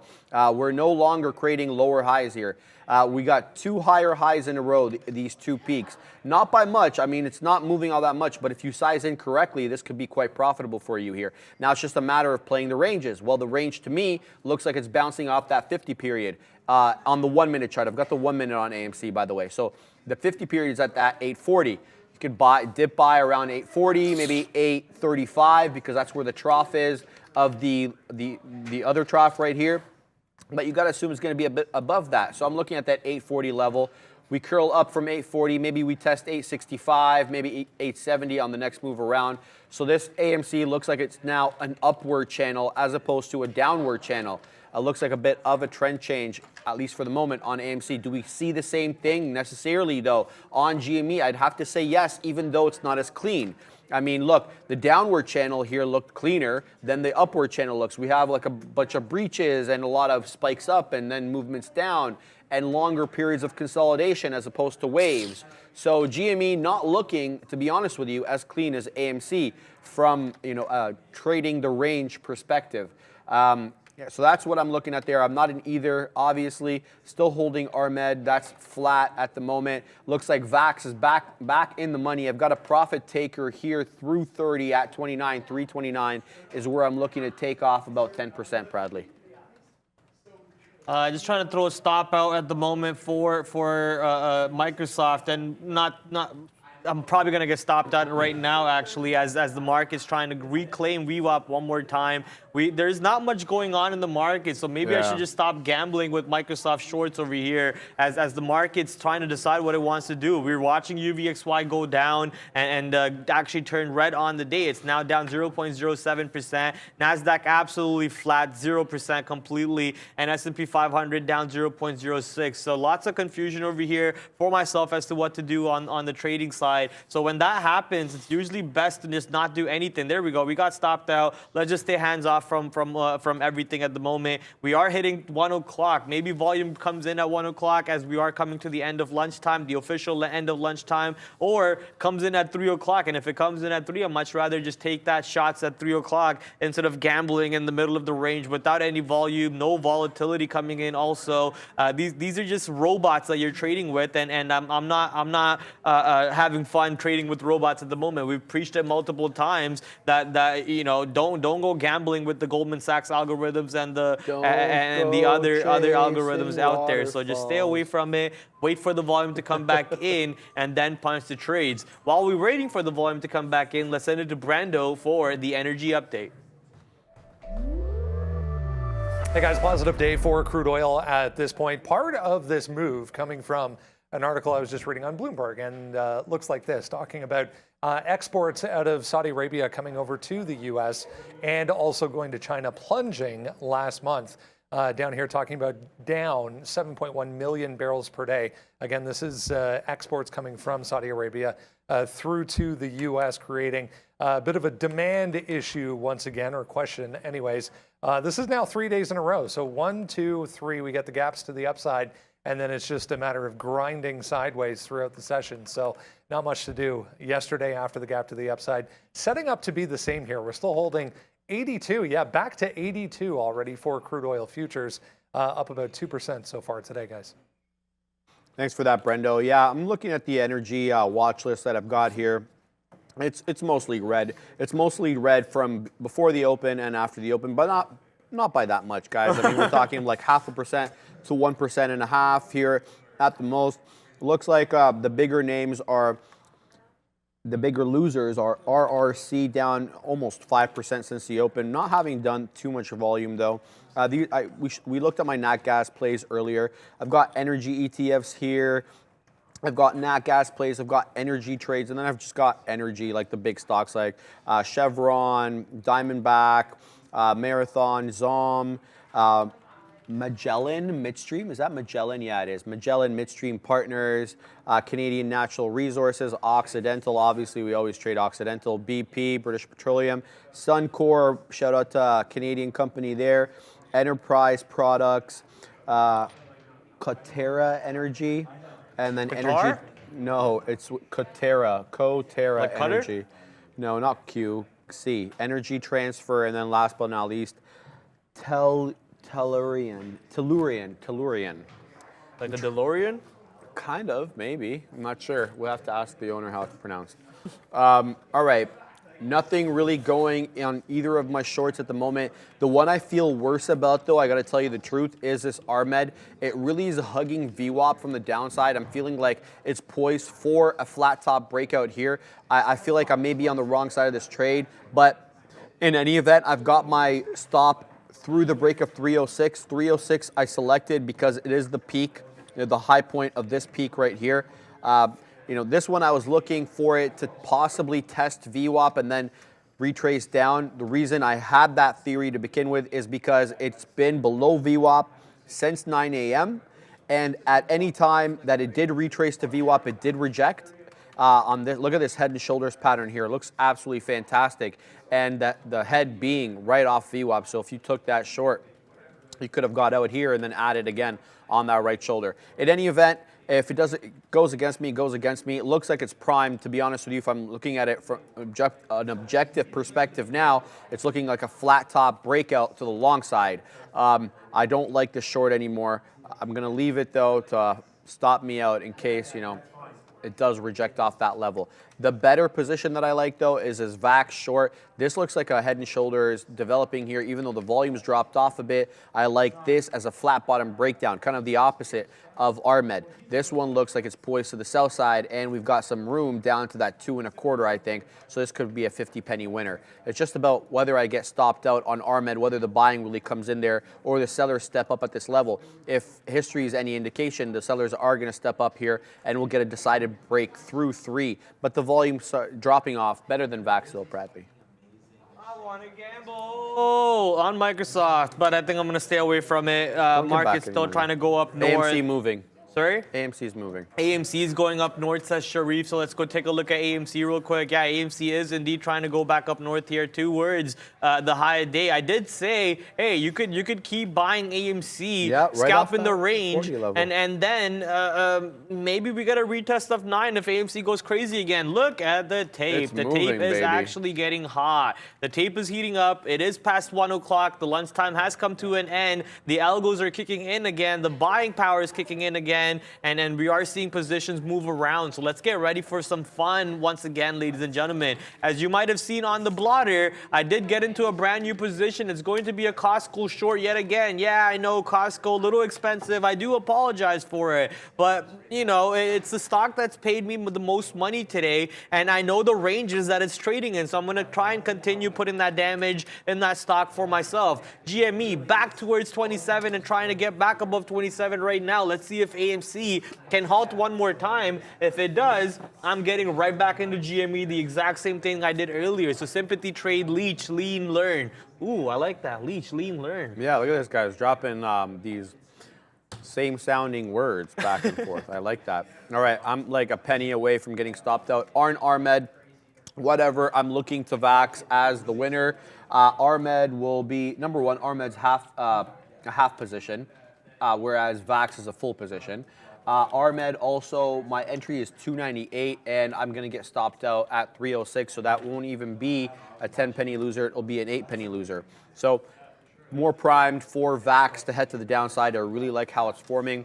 Don't turn on me now. You've got a beautiful head and shoulders forming here with a flat bottom breakdown. I want to see the break of that neckline and to head south, maybe even to 3 right away. That'd be great. I've got profit taking level here through the break of 330 at 329. So that's that. AMC doing exactly what we said it would do. It's holding the 50 period. It's an upward channel up.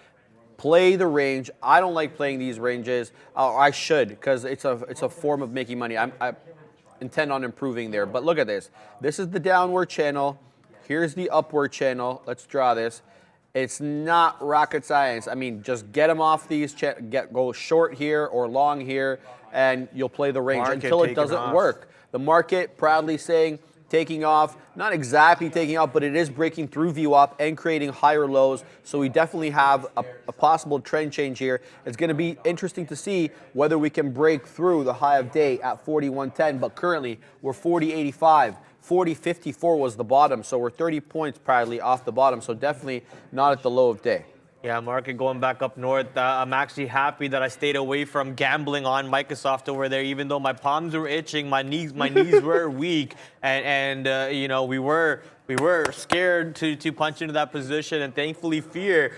You know, what does Michael Jordan say? Fear is just an illusion or something. Is that a Michael Jordan line? I don't know. Fear is just an illusion. It's useless for you. But then there's also the other side of thinking where a lot of people say fear is good. It shows you where the limits are. It shows you where you need to draw the line. Right? I personally have yet to wrap my head around how I feel about fear, but that fear emotion kicking in and stopping me punching into that Microsoft short for the third time and saved me, because now market moving well up to the north side from our previous levels where we were thinking about taking those shorts on SPY, on MSFT, and now look at the market, S&P 500 in the green, NASDAQ in the green, and UVXY continuing to go to the downside. Fear is the mind killer. Is that from the movie Dune? I see you put dash Dune, so I'm guessing that's from the movie Dune or from the book Dune. I know the movie was made off of a book, but the idea is you know, however you look at fear, you might look at it as an obstacle that's just an illusion, it doesn't really exist, or it's something that you got to get over, or you might want to look at it as something that's there that helps you from getting destroyed. However you want to look at it, just make sure that it helps you make the right decisions, and I'm glad it helped me made the right decision on that side. Stayed away from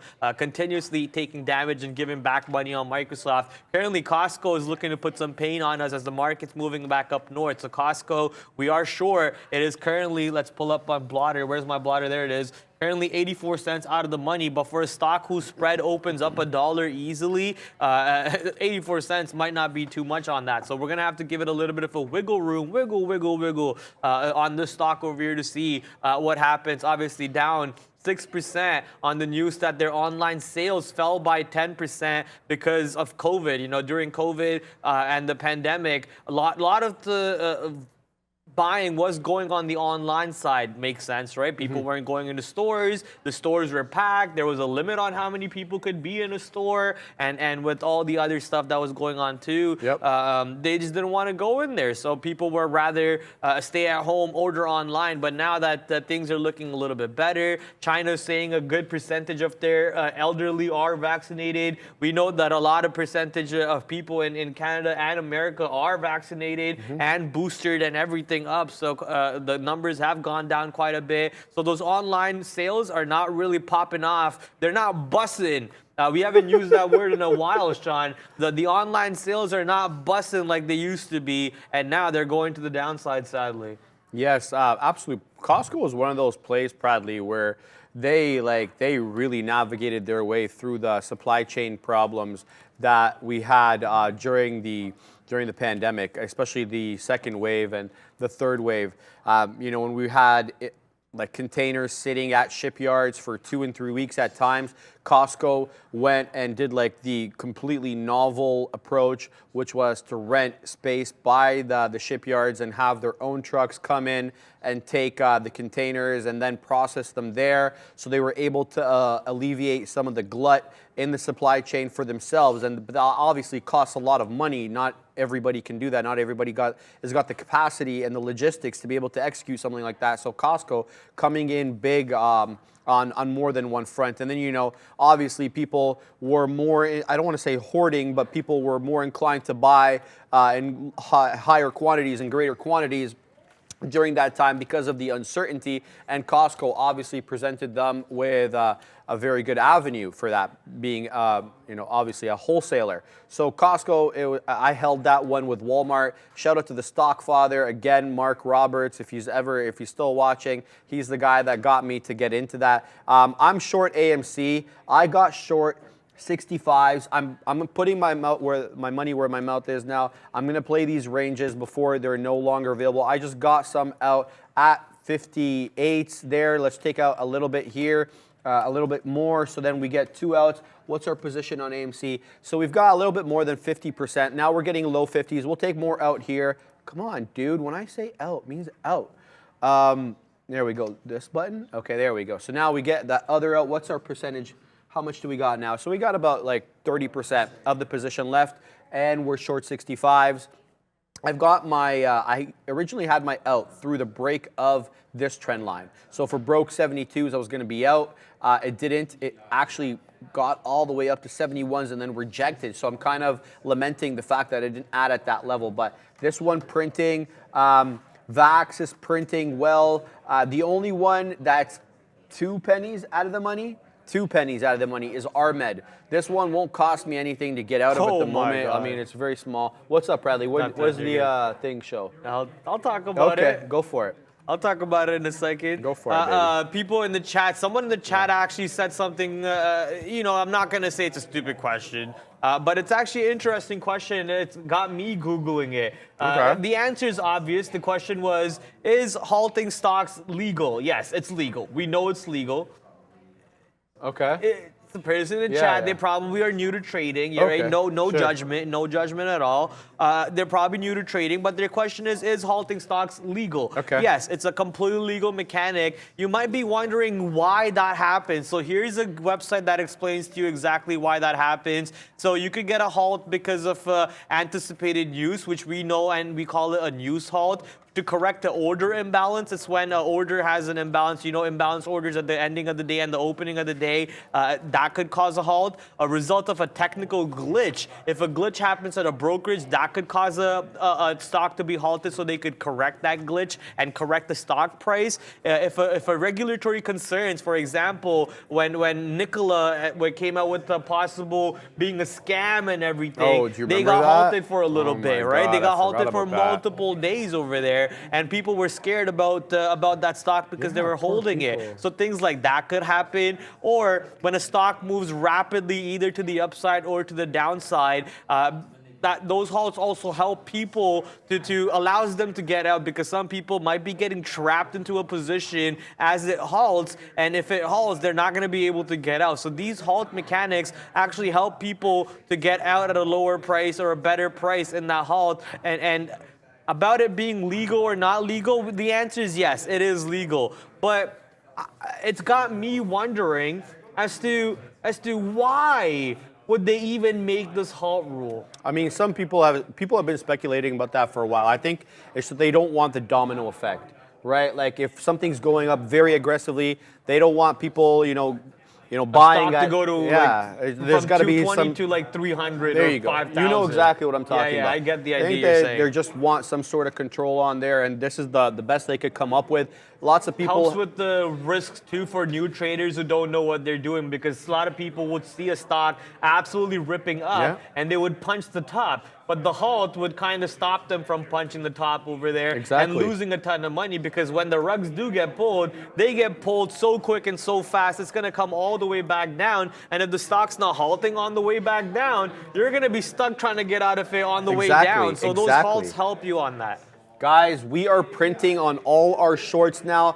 We got some out on VAX here through the break of 29. We got bottom wick here at 21 on VAX, so that one is printing for us. Let's de-lever a little bit here because we're still holding 80%. So I'm gonna have to take a little bit out. There we go. I take a little bit out and I'm holding 60%. This is what I mean by range trading, guys. Here's the short. At the high end of the range, cover to the down end of the range. Guess what? We're bouncing off the trend line. What a surprise, right? This AMC is presenting you with a really low risk type of trade at the moment. The way I see it, you get in at these ranges, make sure you size in appropriately based on your risk management, your risk tolerance. You get in here long, you get out there short. It's giving it to you over and over for the last, I want to say, going on 2 hours until it doesn't. So take advantage of it while it lasts, because it may not last for a while. It took me, let's see how many times, once, twice, 3, 4, 5, 6 times to get convinced to get into this. That doesn't reflect well on me. I'm telling you, it's okay. Truthfully, It's right? okay. The fact of the matter is, I got in and I made money on it, and I'm Exactly. happy. But I should Exactly. be more present to it going forward. Obviously, that's my job, and I need to be better. VAX continuing to print lower. I love how it's broken this neckline here. I'm looking for a possible retracement into 3. That's, you have to assume, is going to come near that whole dollar level. This is the area where we talked about, though, earlier. If you recall, if you were here on the show, I said I want to see how this one acts at the 3 1/4. We're literally at 3 1/4 now. So if this one starts going buck wild and bouncing off here because of this area of support, look, we got this peak, the high of this peak here, and then we have the low of this consolidation area all at 325. That concerns me. So what I'm going to do is I'm going to change my out to break even here. Maybe I'll give it a couple of pennies more than break even. What I'll do actually is I'm not going to take any out at this level. 6 penny spread, no way I'm going to do that. I'll just adjust my stop. My stop will be through to 337. So we'll go ahead and put 337, and we will cover our position, and we'll give it we'll give it 3 pennies just in case. What the heck? I think this one's headed to the downside, though. Just putting my stop just in case. RMED, I'm out of that. That one stops me out, so that one I'm red on. That one, yeah, very, very small red position because it was only a 6 penny loser, and it was a half position, recall, because we were taking it against the trend. And that's why I took the half position against the trend. AMC still bouncing off baby. that. What's going up, Bradley? We're killing it right now on these shorts. We're killing it right now on these shorts. Market's pulling back up, and this is the gamble that we wanted to be a part of. We punched into that Microsoft short. We also punched into an Apple short. Microsoft now 73 cents in the money. Apple 50 cents in the money. Let's take some size out on this bad boy. Bang, cover. MSFT. Let's take some size on that one too. The shorts are back in play, baby. Ladies and gentlemen, 90 cents in the money on Microsoft. I just want to quickly say something from Sam Troy. Sam Troy sending a super chat saying, Sharif is rad. We love him. Love Prad the Rad too, of course. Love you long time, boys. Really appreciate that. You know where that one's $20 from? Canadian super chat. What? You know where that one's from? We love you long time. I don't know this movie. Is that Dumb and Dumber? No, it's from Full Metal Jacket. I don't know that one. That's where Me Love You Long Time's from. Yes, sir. Me Love You Long Time too. The market is back into being red. UVXY popping up, and the shorts. Full absolute dunk right now on these shorts for us, taking profits. Let's go, baby. And Sam, thank you, brother. We miss you. If you ever do come back to the office and visit us again, let us know. Would love to see you. The power is back in the shorts, ladies and gentlemen. So the wins are coming in again. Let's get these bread. Let's get this money.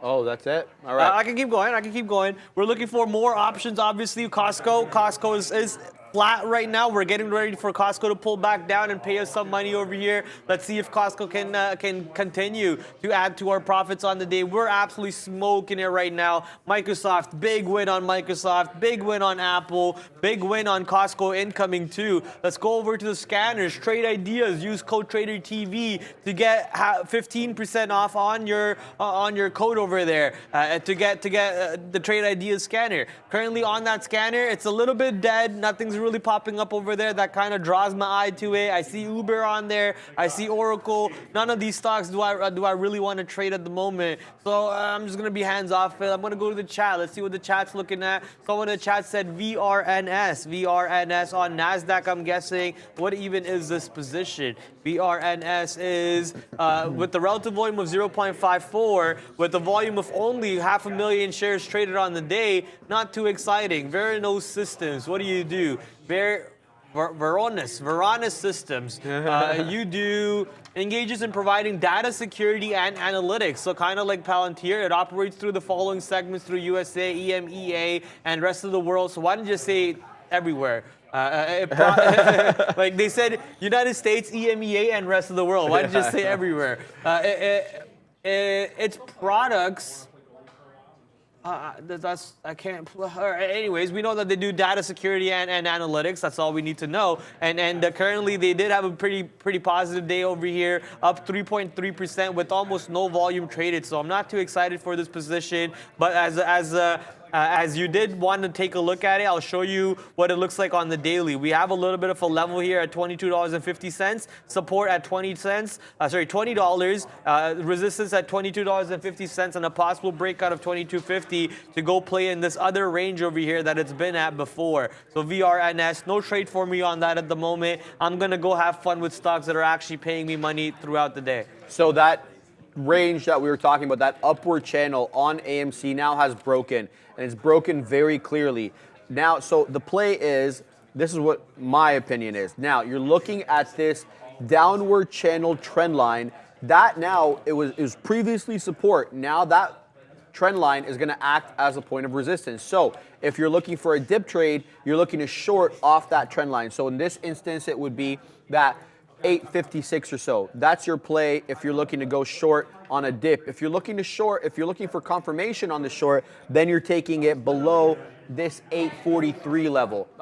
If you were to ask me which one I prefer, it's always this dip here because there's more reward and lesser risk. I'm going to give this one way less risk. Whereas if I get short here, I'm likely to give it to the trend line for risk, right? So in this instance, I would like to get short at this trend line. I think Bradley's right. I think the short is back in play on AMC, possibly still up 17.3% on the day. But careful, because it is above VWAP, and you know how these stocks are. I mean, if they're above VWAP, in my opinion, they're more upward inclined. So VWAP currently at 813 or 814 or so, but you could have a test of VWAP, and that would be a completely acceptable move in this instance. You get a break of that downward, that upward, trend line in the channel, and then you have a retracement into an interesting level, whether it's the whole dollar level or VWAP, what have you. But I think that this, it looks better for the short. RMED, this is the one that kind of like tore our face off, but I knew that we didn't lose much on it. I'm just saying tore our face off because of the speed in which it came up through that flat top here. That 303, that was a really good one. I know I was just too stubborn to switch from the short to the long in this instance, even though it looked like a flat top breakout through VWAP. It was clearly different than this test of VWAP. Here, you only have a couple of candles touching VWAP, and then you have an aggressive retracement back down to day's lows. In this instance, you had 1, 2, 3, like almost 15 minutes of, trending below VWAP with higher lows, continually higher lows, kind of creating a bit of a triangle. Like here's the triangle that I'm talking about, so you guys can visualize it. This is the bottom, this is one of the sides. No, that's not what I'm looking for. Where is it, Bradley? There we go. This is the bottom side of the triangle. This is the flat portion of the triangle, the test of VWAP. And then you have this side over here. So this upward, there we go. This upward trending upside down triangle, and then the break of the base, right? That's the base of the triangle, and then upward there. So that one, missed opportunity. VAX, still printing well.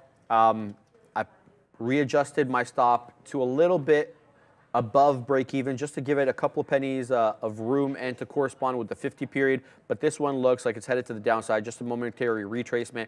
Only thing I don't like about this one is the volume is really dropping off. And, I'd rather it be a bit more liquid, but not really reflecting here in the book about a 1 penny spread, which is not bad for a stock that is this illiquid as VAX is at the moment. Still up 25%. But below VWAP. That's what I like about it. Below VWAP, it's a small capper. I like this one to the short side. Sorry, you're good. I'll take it. I just have to do something for Discord server over there. We are coming back to only, what's the math over here? 30 minutes, 35 minutes or so left on the show between Sharif and myself. So make sure that you are, I'm not begging. Thank you for getting us to the amount of likes that we already got to. I appreciate that. But there you go. That's what I was trying to do. We're trying to get some more likes. Obviously, more likes, the better. It helps out with the YouTube algorithm. We appreciate every single one if you have already hit that like button. But if you haven't already, please check the down below on the video to see if you have or not. Remember how Sharif was talking about he has a channel on AMC and how it shouldn't take him 13 million times to recognize that channel and then to get into that trade? I understand what he's saying. I had the same type of mentality in my head when I saw GME. We took the GME long. We exited at the highs. We got back in at the low over here, the low of the range. But we got in basically at the worst time that we could for that opportunity. We saw this happening. We stayed away from it for the first 5-minute candle, the next 5-minute candle, the next 5-minute candle, the next 5-minute candle. So basically, it took me 30 minutes for the stock to do what it was doing, for me to recognize that pattern, and I missed out on a ton of opportunities to make money on that. So it does suck you know, it's your job to sit here and look for these opportunities when they do show up and you don't take them. It does, you know, upset you. It does make you a very, very like, what am I doing type of feeling. But that's okay. As long as you took the trade, eventually you did it. You understand the setup, and the next time you see it, you're going to be able to catch it earlier on, right? There's actually a person in the chat that I talk to sometimes. They message me, and they recently messaged me saying they were being very harsh on themselves about their trading day. Very, very harsh on themselves. And I was saying, hey, this is not going to help you improve your trading. You're not going to get better by being harsh on yourself.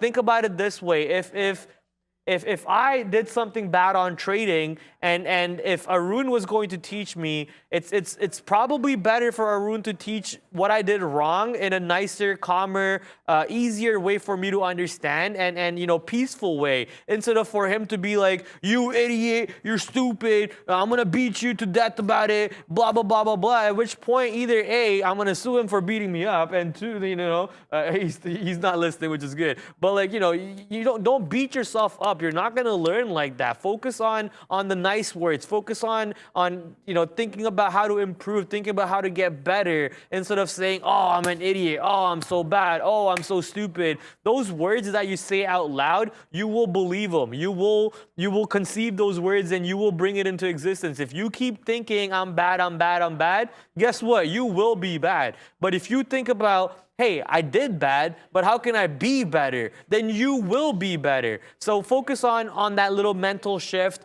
for anyone who's struggling with that. Hey, I'll be honest, I'm struggling with that myself. There's plenty of times where this market beats me up, and I literally go home crying on the bus going, oh, I'm the worst trader. I'm the SHITTEIES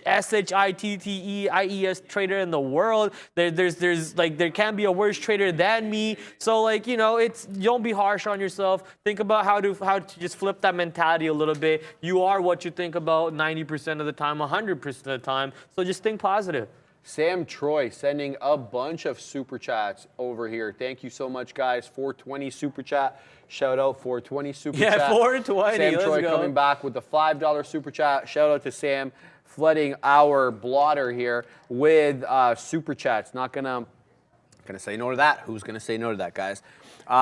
The only position that we've got left on is VAX, and it's still in the money. We're holding 60% of this position, and recall that we've adjusted our stop to break a little bit above break even, but this one still looks prime to the downside. I think it's a momentary retracement here, but we're still, what are we, 9 pennies in the money. So this one, not too bad. What else is moving, Bradley? Real quick, because I had for like it. a full-out rant about how to treat your mind and so on. Yeah. Bears vs. Bull threw a quote in there that I really liked. Criticism, like rain, should be gentle enough to nourish a man's growth without destroying his roots. Says apparently that's from Frank A. Clark. So yeah, you want to be, you know, gentle with your love and your care and your nurture towards yourself. This is the one man's job. You are the trader. You are your risk manager. You are your own psychologist. You are your own key puncher. So as a business, because this is a business, you are playing all the roles in that business. Yeah, so that's not an easy thing to do. So focus on one thing at a time and slowly get better and better and better. Yeah, I know. I got to build on that. And one thing is, be kind to yourself. Yeah. In this long endeavor of, you know, making this your full-time profession, it's going to be filled with like a lot of stumbles and missteps and a lot of just, you know, frustration. Don't get down on yourself. Just reassure yourself that this is the process, and it's about, you know, putting in the work, putting in the time, and having that commitment, and then you'll come out on top. But yeah, just be kind to yourself in situations where you may not have performed the best. What did I do with this chart, Bradley? Why is this chart moving on its own? There we go. Let's move back that AMC chart. AMC retracing a bit, guys. That bottom, I wonder if we're going to make it back up to this trend line. I would really like to see us trend up to this line, and the reason is because I want it to act as a resistance line so that my technical analysis books can be right. That's the joke, obviously, tongue-in-cheek. But anywhere near there, I'm looking to short. I still like the short on AMC, even though it's retraced a bit. VAX continuing to head to the downside. We'll take more there in the mid to low 20s. I'm looking to de-risk a little bit more on VAX, but nothing really moving. Even RMED, that big boy move that RMED made through VWAP, it looks like more like a shooting star candle. It looks like a short-lived rally through VWAP to what was that? 330 it made a high of. So like a 30 penny move, if we can't sustain that, and look at that. Look, it's a huge wick. The body of the candle is around 315. So we need to see some more consistency from this one. Maybe something off a dip off VWAP possibly. I don't know. This one not really presenting me with many opportunities at the moment. So I have not too much to look at, Bradley. I'm just trolling Jacob over here. Jacob, you should look at the message I sent to Spencer real quick. Look at that message. I'm trolling Jacob, who's another trader on the floor that we have. What else am I going to do when the market's not doing what I wanted to do? I'm going to troll other people, make some entertainment for myself. All right? I am also. Sideways. Why is my hair so whack? Is this my first time noticing this? I was going to say, I was going to tell you. Bro, how come no one in the chat told me anything? They did. I timed them out. You did? Yes. And you didn't tell me to fix my hair? I didn't want to be rude. Bro, what is this? That's because I had my hoodie on the whole time because it's windy out there, man. It's windy. You should know how your hair looks, bro. I don't know my hair was whack today. What, bro? Look what Bears versus Bull says. Oh, they did. Oh, they did. No, they did. I saw them. I timed out a couple of guys because they're talking smack to you. That's probably why I didn't see any. I was wondering, bro, what? I'm just noticing this. I'm just now seeing this. Wow, this is whack. This is whack. Hey, but you know what's crazy right now? The market's actually pulling back. Our shorts are continuing to pay us, but GME pulling right back into that range low. I'm kind of worried now because you saw AMC break that trend that Sharif was looking at, clearly breaking that trend and now consolidating sideways. So maybe GME is kind of dead in these ranges. But that being said, I'm not gonna give up on the thesis. That trade worked for us earlier on. We're gonna try for it one more time. Let's get long GME at the low of the range over here. And let's see also what the market's doing. The S&P 500 curling back towards VWAP. The NASDAQ kind of red on the 5-minute chart right now. We are red on the day, but the 5-minute candle that we're looking at is red, but NASDAQ 5-minute candle is green. So we'll wait and see how that one ends up playing out. NASDAQ is red, but barely red, and UVXY turning green again on the day. So lots of moves on UVXY. UVXY is very bipolar. Green, red, green. Doesn't know what it wants to be doing at the moment. Brad needs some snake oil. Yo, I actually put that snake oil in today, but I'm telling you, it's the hoodies. I had the hoodies on every time I went out for like a quick weight break or even coming into work. It was so windy that I would have my hoodie on, and I just kind of forgot to brush my hair. So that's probably the reason why my hair is so whack today. No, it's been crazy windy. So you have an excuse with respect to your messy hair. It has been super windy, and this morning not only do we have wind, but we have like a really cold stream coming from the north. Sam Troy with a third super chat, proudly. Is this a third or fourth by Sam Troy? I think $5, man, $10 already. super chat. Let's scroll up. The previous one, I think we're gone. $5 and then $4.20. This is the fourth one. He sent another one before that. That was like $20-something.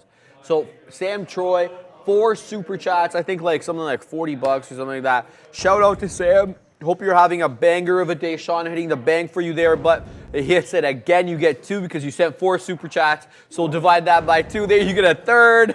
All right. So shout out to Sam Troy with the $10 super chat. All right. GME is trying to go back up north right now, which is good. So we're gonna take advantage of that GME. Why do you have your hood on? Your hair has been on that for 2.5 hours. Like, do you really think it makes a difference now? Now that I've noticed it, it does. Not I've noticed that it does. So we're gonna hoodie. It's gonna be hoodie Prad, baby. It's gonna be T Boogie hoodie Prad in the house at the moment. Waiting to see if we can get this long on GME to play out for us. GME is in the money, 6 pennies, but not doing a whole lot of much for us. Apple looks like it retraced back to our entry. We did get a nice little short on Apple around 148, 148.40s, and we got some size out at 147.50. But here's Apple marching right back to those levels, so not looking good at the moment. Part of me is worried about that short, so let me actually go cover some more of Microsoft short just to be safe. I don't want to be stuck with my full size like I am on Apple, and just in case MSFT goes back up north. And Costco, let's go Costco. I love the stock today. 50 cents in the money, sorry, no, $1 in the money on Costco. We're taking those profits once again. The #1 stock on board for me today, and I can't stop trading this position. Gotta love Costco. I love Costco not only for trading. Yeah, go for it. This is hilarious. Beat Fanatic 312 says Sam Bankman-Fried funneling FTX funds through day trade the world, one super chat at a time.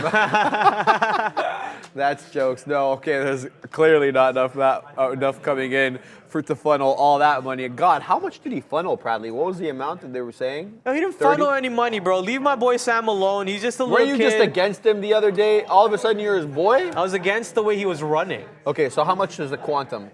What's the amount of money that has said to have been laundered? Allegedly. I'm not following this. I'll be pull it honest, up. I'm Chat, not following it. Fact check us. I'm going to Google it right now while I'm talking to you guys, but what's the amount? I think it's like 30 billion or something. Sean, what's the amount that Sam Bankman-Fried is alleged to have siphoned out of the company? Well, it's between 3 to 10 billion. 3 to 10 billion. Sorry, 3 to 10 billion, guys. Okay. Yeah. Brad, I think might be changing his tone now, right? I love him even more now. Let's go. Yeah, some people are saying 5, 8, you name it, in and around that range. Okay. Yeah, Sam doing all sorts of Sam stuff. For those just joining us in the chat, we referenced earlier the interview that he gave to CNBS. I think you can probably get parts of that online, if not all of it. Not sure. You're going to have to figure that one out. But I'm definitely interested to see what he had to say, Bradley. Yeah, look, like he's just a kid, man. You give a kid How too old much is he? power. He's like, what, 25, 26 years old? That's like it, he's just eh? a kid, bro. He's not Oh, wow. he's not old. He's just a kid who has, connections and ended up in a nice little spot. Yeah. And he had daddy money, and daddy money got put into work for a little bit, and then daddy money got turned into investor money, which also got put into work. And sadly, things didn't work out. So, maybe he was siphoning it. Maybe he was buying Bahama mansions to do whatever that people are proclaiming him He's to do. 30, bro. I'm 32, man, but like You're like, not 32. I'm barely 30. Huh? I'm almost 30. I'll be 30 in You're like a year. 28, aren't Bro, you? I'll be 30 in a year, man. I'll basically be 30 in a year. So what? You're allowed to do this because you're 28? Exactly. I'm allowed to do that too. I should be allowed to do that. Where's my Bahama mansion? Where's my $3 billion guy is investor great. fund? I know. Where's my free money to funnel out of my company? I don't have that. Oh my goodness. Okay. All right. Tongue in cheek, obviously. Ooh. Yo, chill. Then, Chill. well, the chat already knows Pratt's coming back with an engagement ring, so that's just the way it's going to work. Chill. Look, I think Bradley, look at this. AMC retracing close to that The trend line? the trend line, so that could act as a possible area of resistance. Let's see what this one does. We're seeing higher lows on AMC, at least for the moment. Is this just a micro trend, or are we going to get something more sustained here? I'd personally like to be able to see some discernible trends so we can have some, some like fixed areas with which to work. Otherwise, we're just kind of just trying to guess and retape, and that's not my favorite type of trade. Sam Troy sending another super chat. Sean sending you another bang. He sends another $4.20 super chat. Come to BC and okay, I'm not going to read the other part of it. Sean is going to give you something that you need right there. There you go. Now we all know what we're talking about, Bradley. I'll go. I'll come. I'll go. I'll come. Costco is currently pulling down even more, though. Let's go. But the rest of my shorts are actually going back up north because the market's going back up over here. So I'm jumping out of. I'm jumping ship on Apple. Might be the wrong decision. It might be actually reload on Apple instead of jump ship. But I am jumping ships. I'm also jumping ships on Microsoft. GME is 9 cents in the money, waiting for it to go back up north with the help of the market going back up. We're gonna take some more size out here on Costco as we are $1.50 in the money. So let's take some more size out on the COST. Come on. Cross up like $1 just so I can catch that the ask over there. No, go ahead. I was just thought you were crossing saying, up $1. That's a lot. Yeah, I had to cross up $1 just to catch the ask. I mean, I didn't have to cross $1. My right arrow key is only 5 cents, but hitting 5 cents means I'm sending an order at 505.86, which will not get me the fill. So I have to cross all the way up to 505.93, and the easiest way for me to cross up to 505.93 instead of clicking the arrow key 3 times, 4 times, is to go shift arrow key, which is basically crossing up $1 and punching the ask and getting my size out of there. That's what I meant by crossing up $1. For anyone who's kind of new to trading in the chat and is wondering what does crossing up $1 means and why did Sharif say wow? Like, is that a bad thing? Is that a good thing? Yeah. That's what it comes down to. Prad, have you played WoW?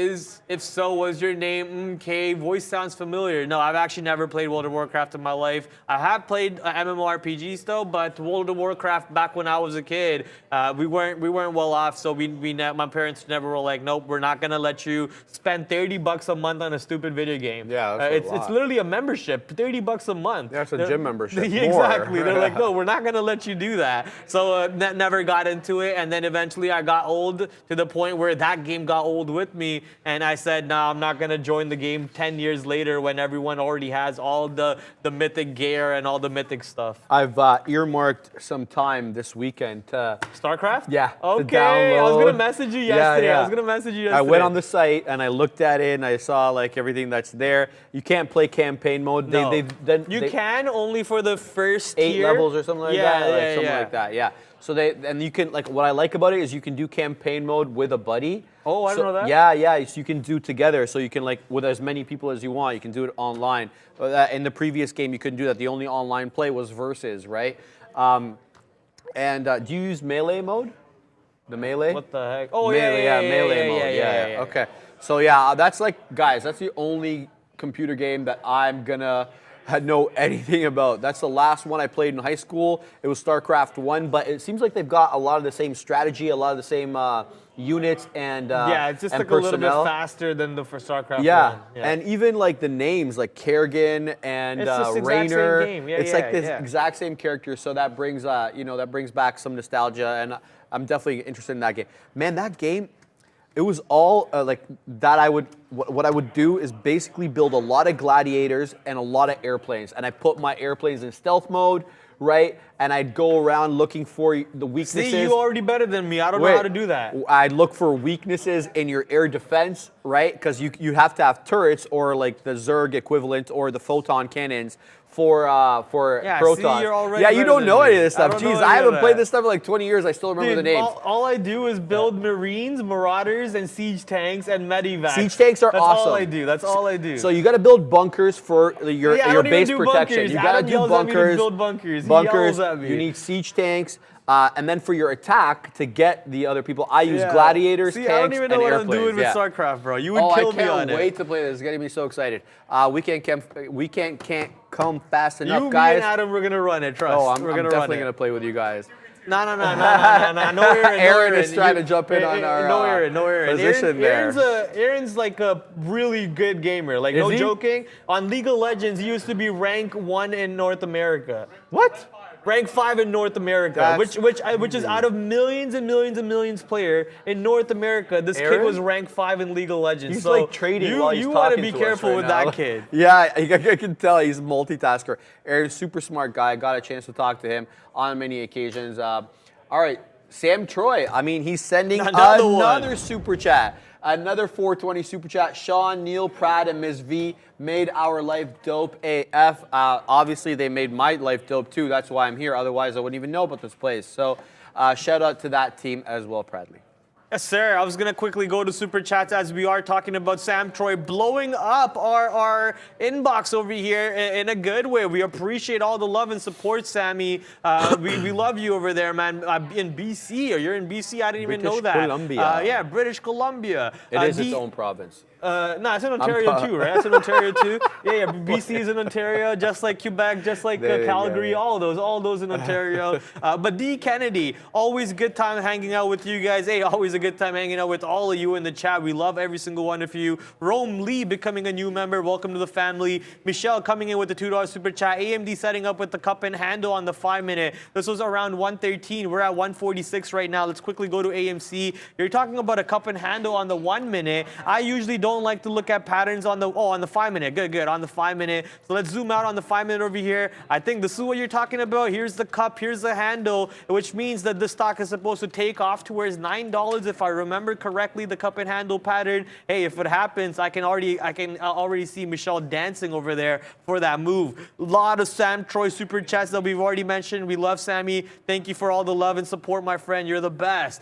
And everyone else who's in here, even if you're not sending a super chat, you're the best too. You know, just showing up, hitting the like, hitting the subscribe is all that we ask for. So if you're doing that, you're part of the family every single day. AMD right now is really baiting me with the carrot on a stick to go short. So guess what I'm going to do? I'm going to bite that carrot, and we're going to see if that carrot's going to be nice and juicy for us, or is it going to be yucky because it has a lot of dirt around it. So we're going to be waiting over here patiently to see this market pull back. Gives us a nice short on AMD. Shout out to Cactus, wants me to look at Tops. Tops is one that we've traded earlier. We had a couple of good trades on that, positive on Tops, but you know, not tradable, at least not from the long side at the moment. And the reason is, look at this. I mean, this was really the only tradable time, and I'm disappointed that I didn't take this, and that is the rejection of VWAP. This is a very clear area in which to get in, right? You place your stop, you place your resting order, near VWAP. You may have to make adjustments as VWAP's price changes if you really want to get it on. But what I do is I get like a couple of pennies right below it so I can get triggered in case it doesn't wick right up there. So the retracement of VWAP here at that 495 level, and it made its way all the way down back to 465. So you could add a 30 penny winner there. It's range bound. Anything long though, we're looking for the exact opposite of what it's doing now, which is straddling VWAP from the high side. It's straddling it from the downside. This one is more short inclined. It's up 56% on the day. It's a multi-day winner. This one was moving yesterday. Let's have a look at the daily chart on Tops real quick. Let's bring that in. Flip to the daily. Come on now. Come on. What's this mouse doing? This mouse is getting crazy on me. There we go. Flip to the daily. Here's the move that we had yesterday. High of day yesterday was 458. We broke that quite easily today. High of day today is 581. This is a multi-day mover. I forget what the news catalyst was yesterday, but it did have a news catalyst. In any event, this is a former runner. Look at the chart. We have multiple days in early October where this one ran upwards of like $5-6 a day. So this one can go, and it looks like it's primed to go at least for the time being. This has done 35 million shares today, guys. That equals its highest share output in October. It's done the exact same amount. And yesterday equaled its second highest in October. So it looks like we may have some more movement on Tops for the next few days, whether it's to the high side or the downside. It looks like we're going to have volatility on Tops, and that's what we're looking for in this business, right? We need volatility. Going back to March, it also had some crazy days, a lot more pricey back then. It's a $3 stock now. Back then it was in the 20s and 30s, almost touching 40s there. So it was a lot. You couldn't scale it as much with a smaller account at that time as you can now. It also had a split, a 20-to-1 split back on September 3rd. That's probably what is accounting for some of the price there, Bradley. Counting for the price. I just want to quickly point out something. Apparently, Nightbot is spamming that the trade ideas discount is 30% off. I'm pretty sure that 30% off discount ended last Monday. This Monday actually, the Cyber Monday. It ended on that day. We only have the 15% off right now, which comes with the code TraderTV. There is no TraderTV 30. So if you saw that little timer message that I have on Nightbot that we have coded. Ignore that for a second, but let me confirm with Justin. I did message Justin just now in our work chat to see if the 30% is still on or not on. So he's gonna check it. I'll get back to you on that. In the meantime, S&P 500 still under VWAP. What is? Like it's like something's like tickling my nose. I was like, what is that? It's like a piece of hair. It was a piece of hair just like between my glasses.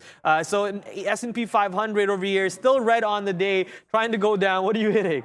I thought you were hitting an emoji. Oh, okay. I thought you were hitting an animation. So did I. We're getting S&P 500 over here going to the downside, down 0.06%. Still rejecting VWAP, but NASDAQ slightly above VWAP and slightly in the green side also. But UVXY is usually what I'm always looking at. UVXY down 0.33%. I see people in the chat still talking about AMC. Oh, wow. AMC is actually trying to go back up again. Yeah. So $8.67 right now on AMC, which means our GME long might be doing good, and actually it's not doing anything at the moment. We're only 6 cents in the money on GME, waiting to see if GME can rise up on to the north side, and if AMC can go test 9 today. Do you think AMC breaks 9? 897 is the high. Do you think it breaks 9? I think if we get into power hour and enough people see it, yes. Okay. Yes, I do think we test 9 on this occasion. I mean, we came up to 897,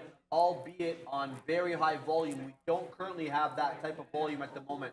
That came in really when the news hit around that 11:15, 11:20-ish time slot. Since that time, volume has really decreased on AMC. Hey, you never know, that power hour can bring any number of surprises. But I'm looking to see if it makes its way up the trend line here. So far, it hasn't, Bradley. Let's see what else we're looking at here. By the way, I forgot to update. Oh, crap. Sorry, guys. I had my mic off. I said I think it makes its way up to 9, but I think it's going to need to do it on more volume because the volume that it reached 897 at was over 5 million shares in a 3-minute candle. Lately, we haven't got really anything over 2.5 million shares. I apologize for having my mic disconnected there. I was just, I want to speak something to Sean, so I muted it momentarily. VAX, I just want to update you on VAX. The remaining 40% of the position that I had, I got out 1 penny above break even, so I'm out of that trade. You know, probably not the best way to select your stops is based upon where your entry is. I don't think that that's the best method to have because then your entry has to be spot on level-wise. But in this instance, I didn't want to give anything back and I had scalped a little bit out. So I was like, okay, you know what? I'll just give it to break even. But the better level would have to given it to VWAP. I think that because this is a break south of VWAP play, that you got to give it to at least VWAP because VWAP is the key level in this case. I mean, the only reason I got short here is because this one was a runner, a small capper, up on news, up on a lot of volume, showing up on scanners, and then it dips below VWAP. So to me, it's a short at that point. When it retraces up to VWAP, that's when I got a question, is this still a short or should we be more long-minded here? In this instance, I didn't give it to VWAP. I gave it to my entry. So we'll have to deal with that. Nothing really going on in my world, Bradley. I think RMED is starting to make a bit of a move as well. Let's flip back from tops. Yeah, RMED looking to test high of days. I mean, high of day technically is 330, but we're at 320 right now.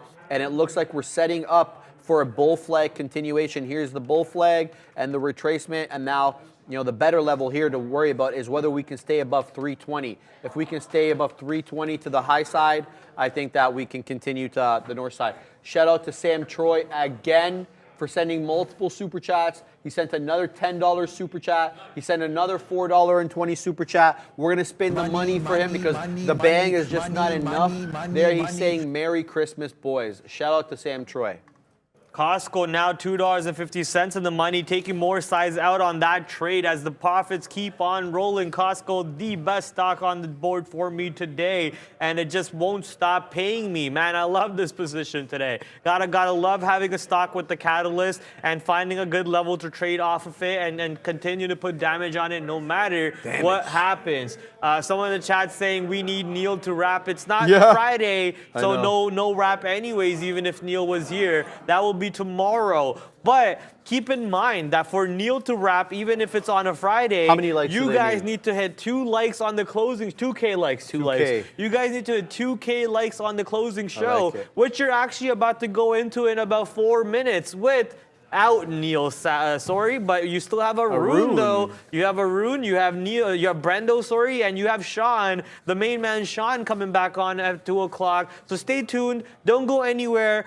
Maybe go get some snacks, go for a quick washroom break, come back, 2 o'clock, the closing trade, the closing market starts, and 3 o'clock, the power hour fun will begin. And actually, I'm gonna stick around to see how Sean is going to react to his package over there that he received. So I can message him. He's not around. I can message him if you're going to open it. But you know, I'm excited to see how Sean's reaction is going to be. And make sure you're smashing the like on the closing show. Even though it's not a Friday and Neil's not going to wrap today, make sure you smash the like on the closing show, because if you help us get to 2K on that, the YouTube algorithm will appreciate it. We will more than that appreciate it for you guys. And coming back to you guys real quick about the Trade Ideas scanner, it is actually 30% off still. So looks like that 30% deal is extended a little bit longer, up to probably tomorrow. So we'll update it tomorrow.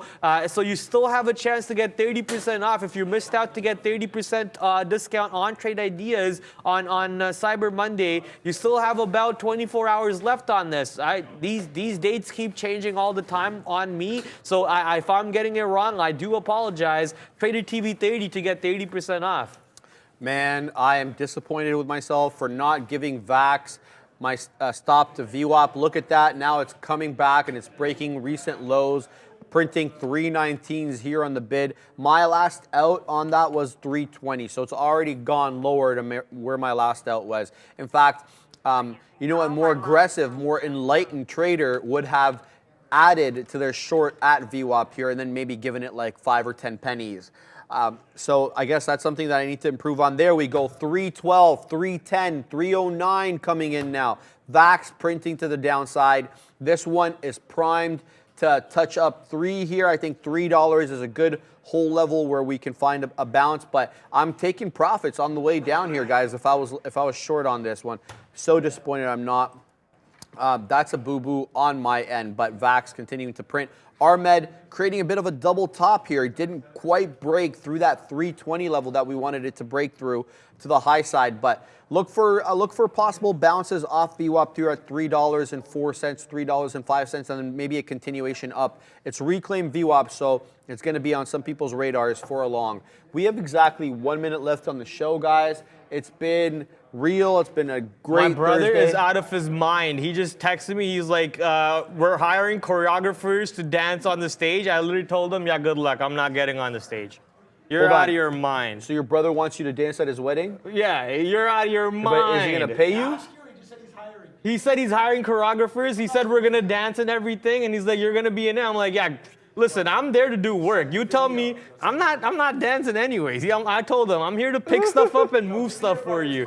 Yo, nah, chill. Look, the show's almost over anyways, guys, so we're gonna wrap it up over here. Beautiful Thursday, beautiful post-Powell day. We're gonna coin yesterday as a Powell day. Yes. What was yesterday's date? November 30th, 2022, officially Powell Day. The post-Powell Day, still a very good day for us on the market. We had lots of fun, and I'm sure you guys will have more fun on the closing show, which is coming up now.